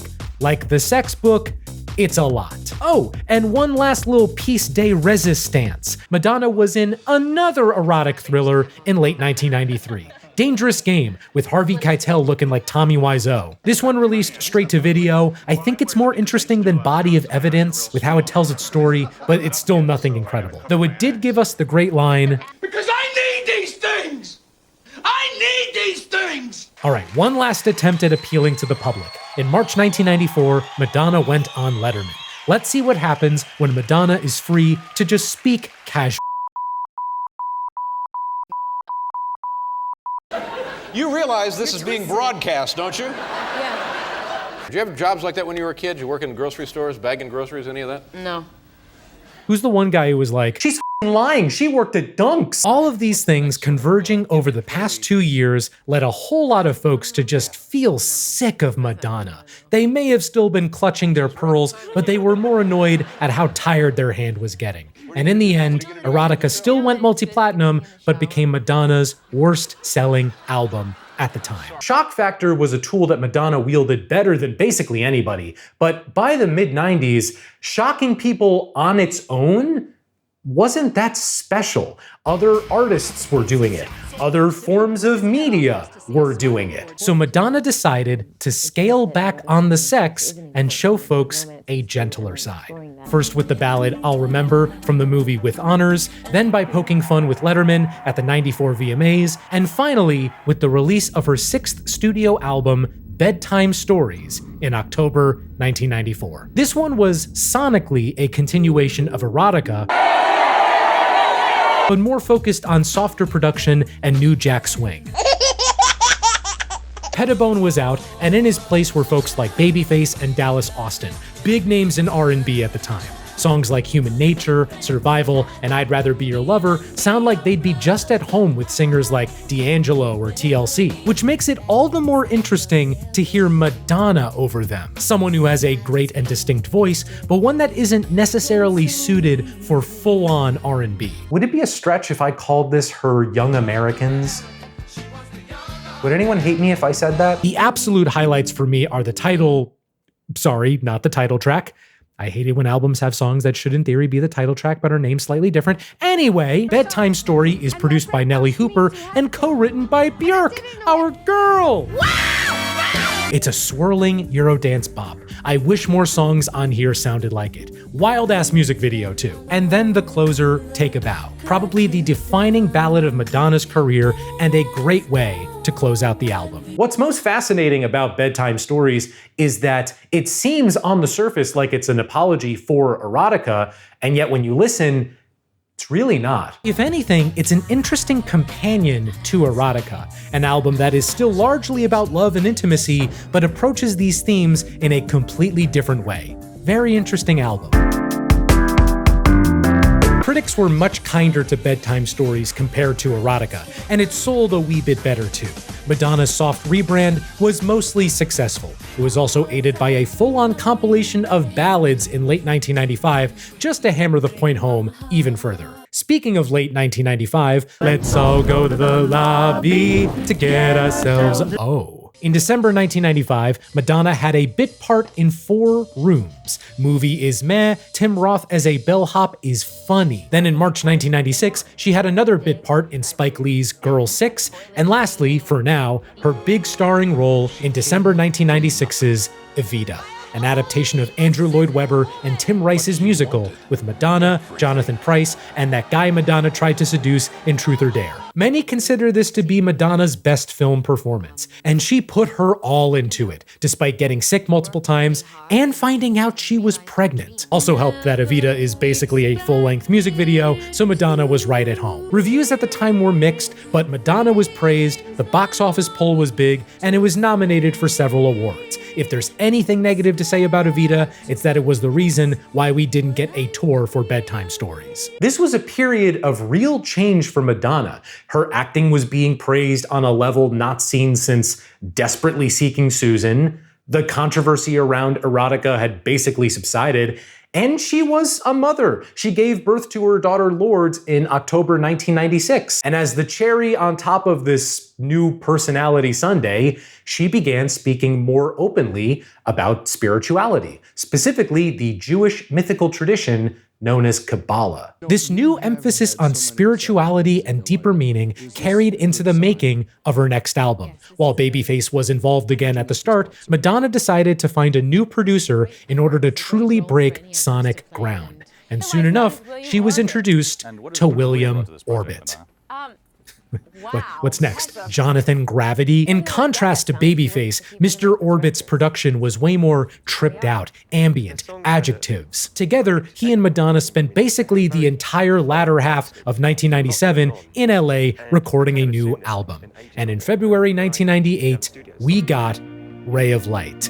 Remember how I said I would have loved an album with songs like Bedtime Story? I love it when things exist. Ray of Light is Madonna fully taking on the sounds of trip-hop and late 90s techno. Plus, where Bedtime Story was more subdued, Ray of Light is bouncy and radiant and just full of life. Just listen to the title track.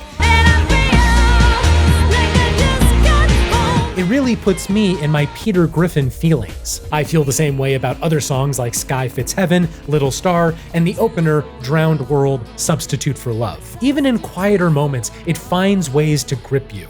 Nothing Really Matters is hypnotic. I love the descending piano part right before the final chorus. Frozen is also hypnotic, with its lush strings and cascading percussion.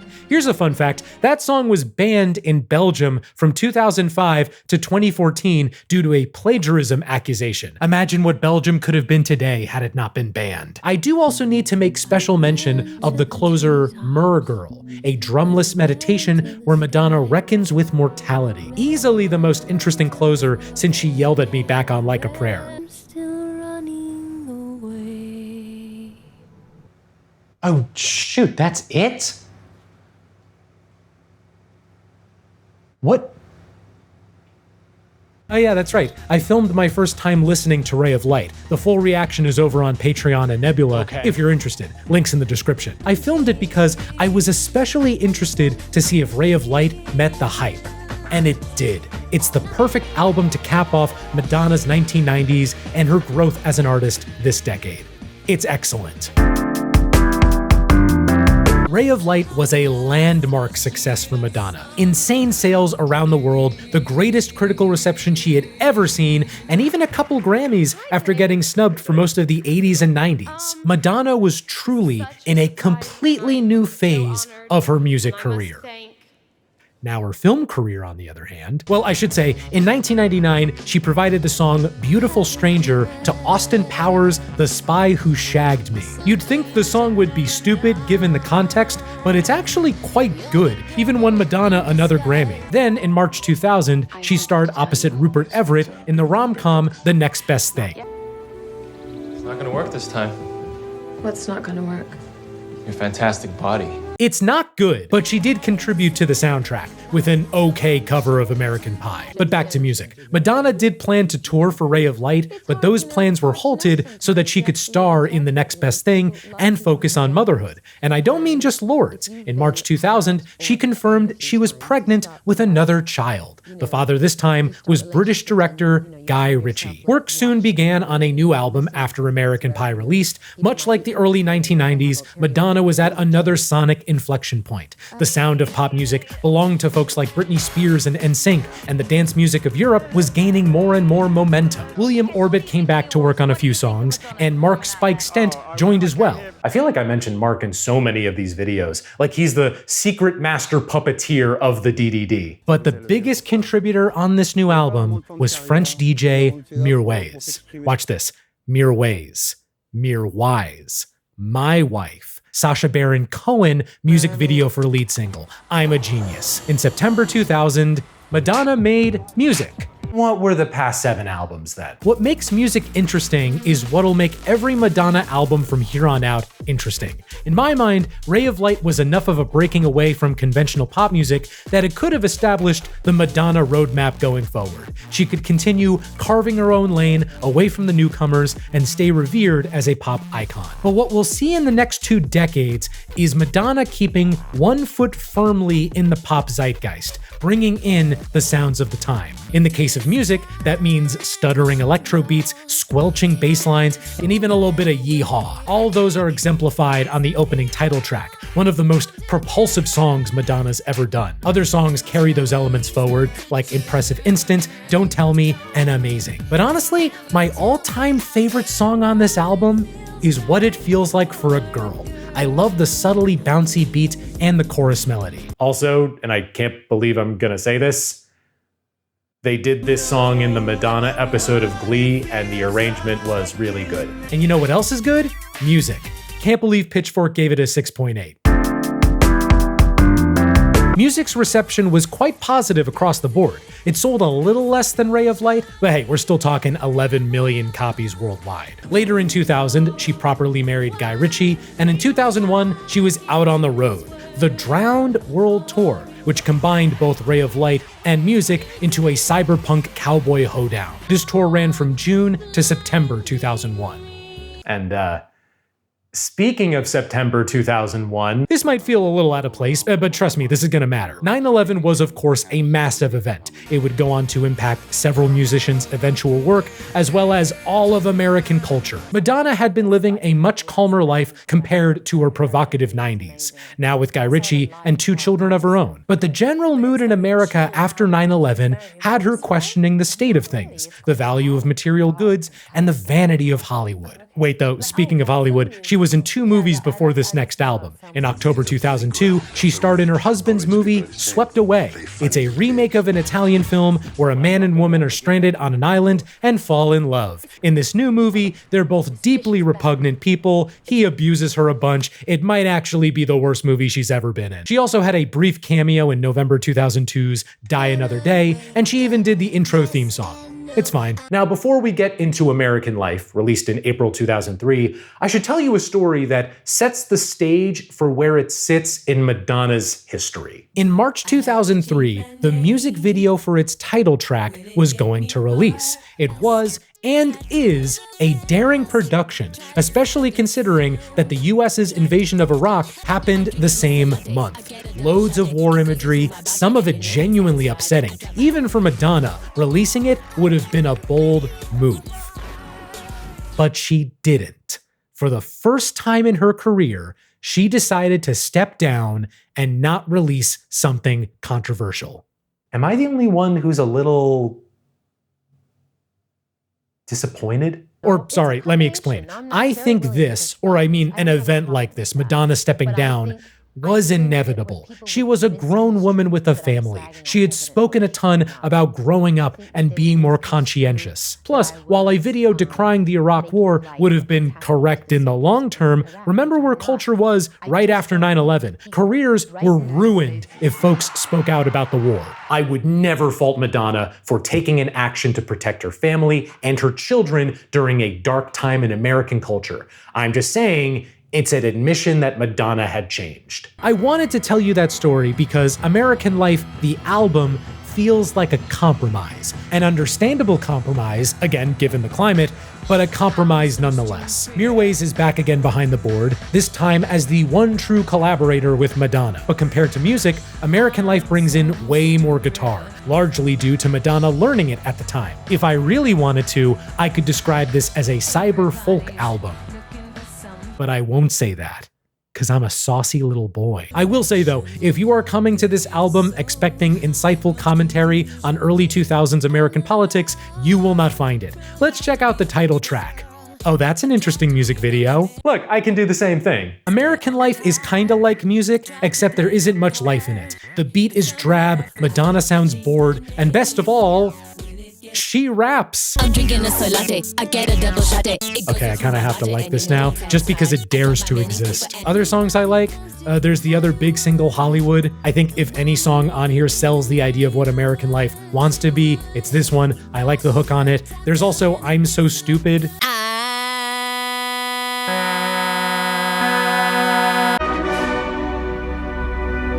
I did also like Nothing Fails with its gospel choir and ecstatic process too. Oh, and Die Another Day is on here, which feels like the 2003 equivalent of when an artist these days suddenly adds a big song to a new album on streaming. Some folks in recent years have come around on this album, not necessarily calling it a masterpiece, but just saying it's misunderstood. And look, I like some songs off of it, and I try to see what others see in this album, but when I do, I feel like I'm trying to be someone I'm not. So instead, I'll be true to myself and tell you, American Life started out strong on the charts, but before you get the Mission Accomplished banner out, it soon plummeted hard. Reviews were not kind either. By all accounts, it was considered a disappointment. She did try to promote it through the rest of 2003 though. Most famously, she performed Hollywood at the VMAs with Britney Spears and Christina Aguilera. A solid performance. I don't know why people don't remember him. Oh, yep, and there it is, and there it is, and there it is, and there it is, and that is it. That day, a whole audience realized, damn, women have mouths? In the summer of 2004, Madonna went out on the Reinvention Tour, a tour that would later be captured in the documentary I'm Going to Tell You a Secret. It's sorta like Truth or Dare 2 with a mix of live performances and behind-the-scenes footage. The Kabbalah influence is strong here though. It's like watching Truth or Dare, but in between performances, a Jehovah's Witness visits you, or whatever the Kabbalah equivalent is. I suppose the one benefit of the film's release is that Madonna had all that space to get her spiritual side out. For album number 11, Madonna did try working primarily with Mirwais for a third time, but instead she turned to Stuart Price, director for her past two tours. And the goal this time was to fully embrace the dance music of the era, a non-stop playlist that could go all night. In November 2005, Madonna released Confessions on a Dance Floor. And if you turn to page 17 of your packets, you'll find the words "We're So Back" in giant, italicized, colorful font. Straight up, this is Madonna's best album since Ray of Light. Which maybe isn't that impressive because that was only 2 albums ago, but my point still stands. It's also the most disco album she's made since, God, her debut? It's an homage to Giorgio Moroder, Daft Punk, Pet Shop Boys, ABBA. Hell, ABBA even gets sampled on the lead single Hung Up. Only the second time ABBA has ever allowed their music to be sampled, and man was it worth it. Beyond Hung Up, it's actually kinda hard for me to single out specific songs. Not because the rest aren't memorable, but because more than any other Madonna album so far, the pacing is the story here. The flow from one song to another is simply the best out of any Madonna album. But in case anyone's about to fire a loaded gun at their screen, I will say that I liked Future Lovers, Jump, Sorry, and Get Together. Look up rebound in the dictionary and you'll find the definition of the word rebound. Confessions was a massive rebound after American Life.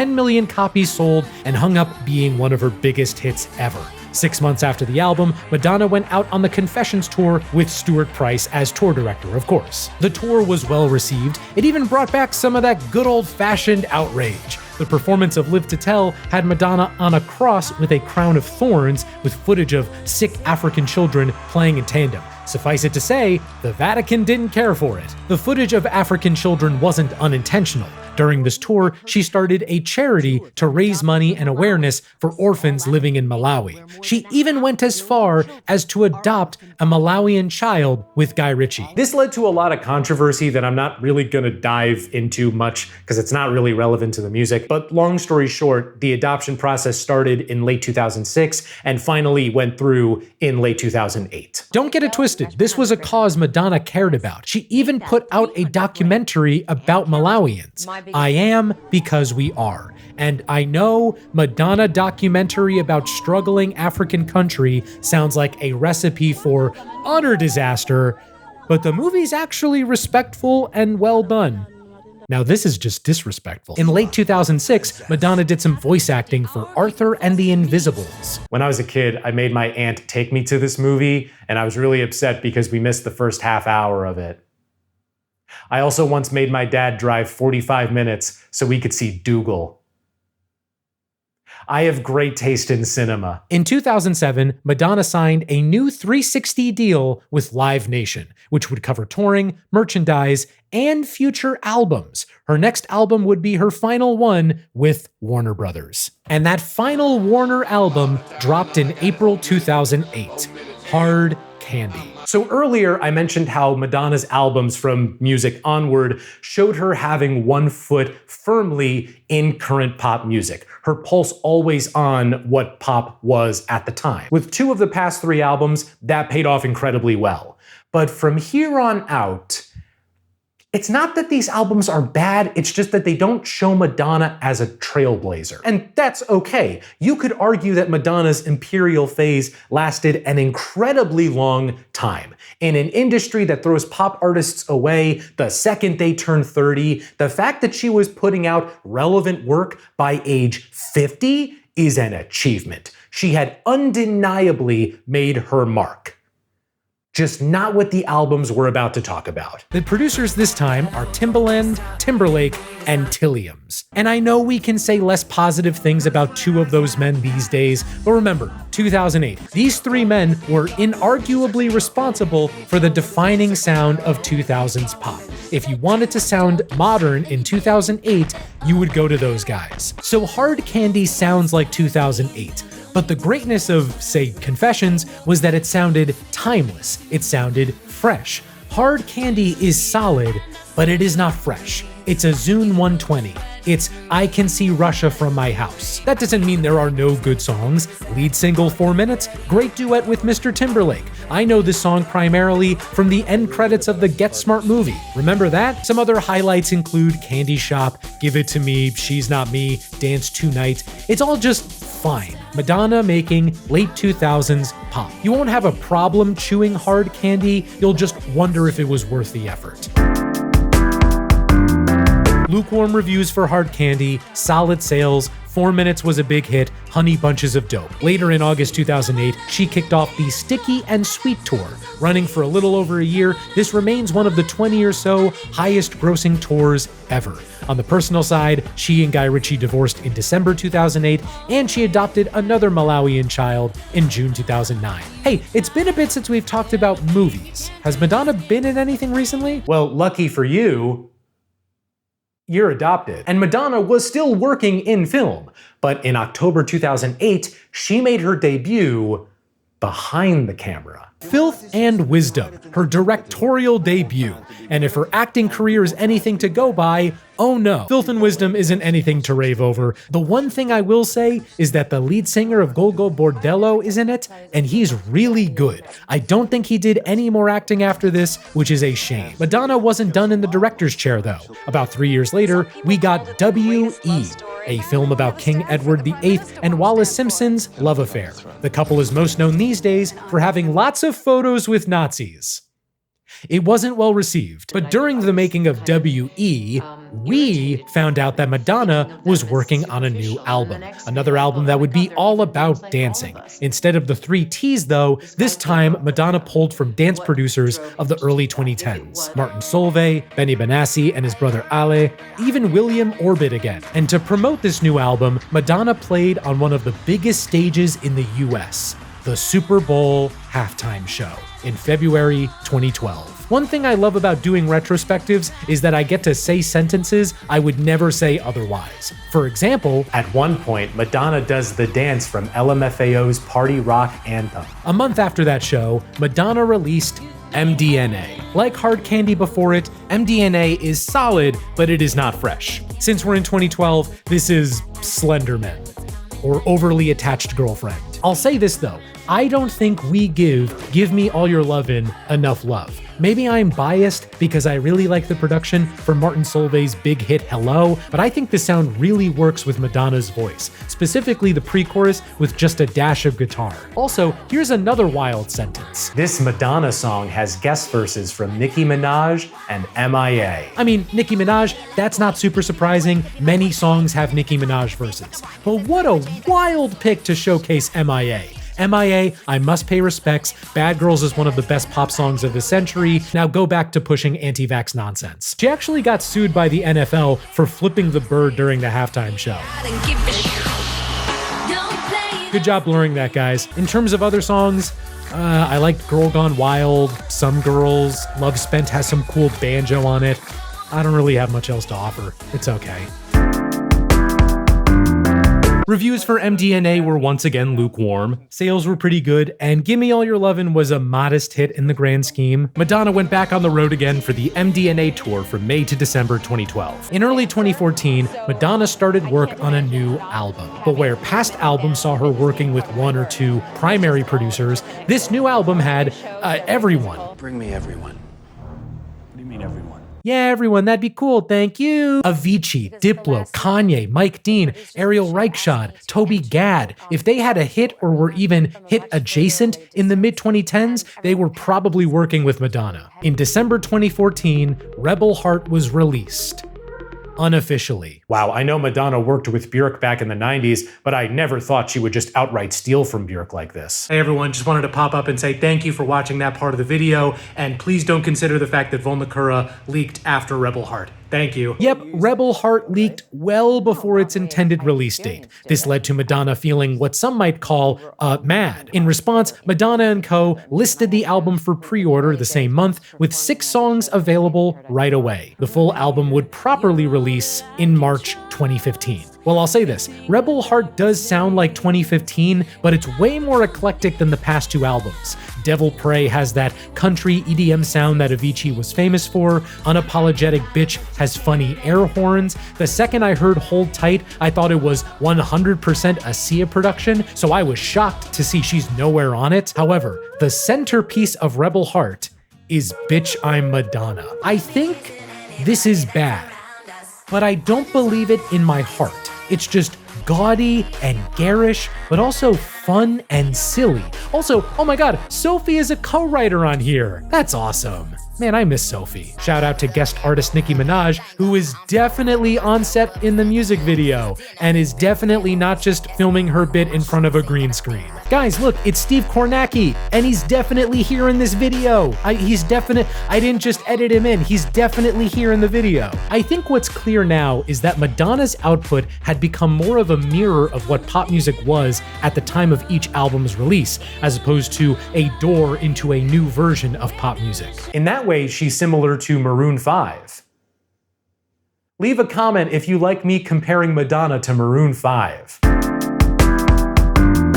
Reviews for Rebel Heart were a smidgen better than MDNA, but it went on to become her worst-selling album since Bedtime Stories. Most folks attributed that to the leak in 2014, but that didn't stop Madonna from going out on the road between September 2015 and March 2016. On the personal side, Madonna adopted 2 more kids in February 2017, and in August, she outright moved to Lisbon to get her first son into a football academy. The sights, sounds, and people of Lisbon husband, soon became her inspiration for a new album. In July 2019, Madonna released her most recent album as of now, Madame X. Whoo, this one is fascinating. What we've got here is low-key a successor to American Life. Hell, Mirwais is even back for this one. But this time, there's a strong balance of Latin pop and hip-hop that sounds like the most cringe thing you could ever imagine, and yet somehow it works. The main thing I can praise Madame X for is it's just interesting. There are tried and true sounds like disco on God Control, but there's also reggae on Future with Quavo, Batuque on Batuka with the Batucaderas Orchestra, Fado on Crave, dark ballet halfway through mixes together vocoder and the famous Nutcracker melody, Bitch I'm Loca. Well, which one is it? It's way more interesting than a Madonna album at this point needs to be, and I think that's worthy of praise, along with the fact that I think the album pulls off its various sounds fairly well. However, all of that is frankly moot because this album features the best lyric in any Madonna song. Can't you hear outside of your Supreme hoodie the wind that's beginning to howl? That automatically makes this her best album. She's tamed me like a wild horse. Well, she is Madonna.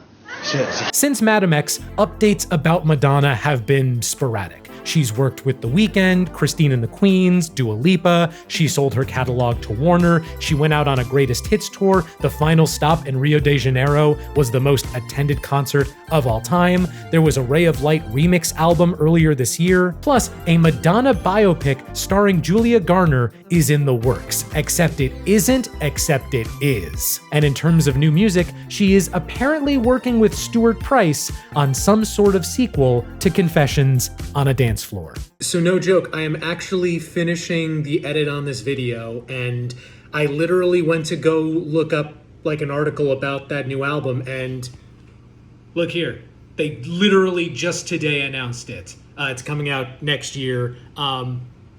Yeah, isn't that wild? Isn't that wild? Low-key breaking news. Hell yeah. If you want to get into Madonna, her 4 main albums from the 80s are required listening, in my opinion. After that, I would recommend Ray of Light, Music, Confessions on a Dance Floor, and Madame X. And if you still want more after 4 hours of pop music history, check out this Deep Discog Dive next.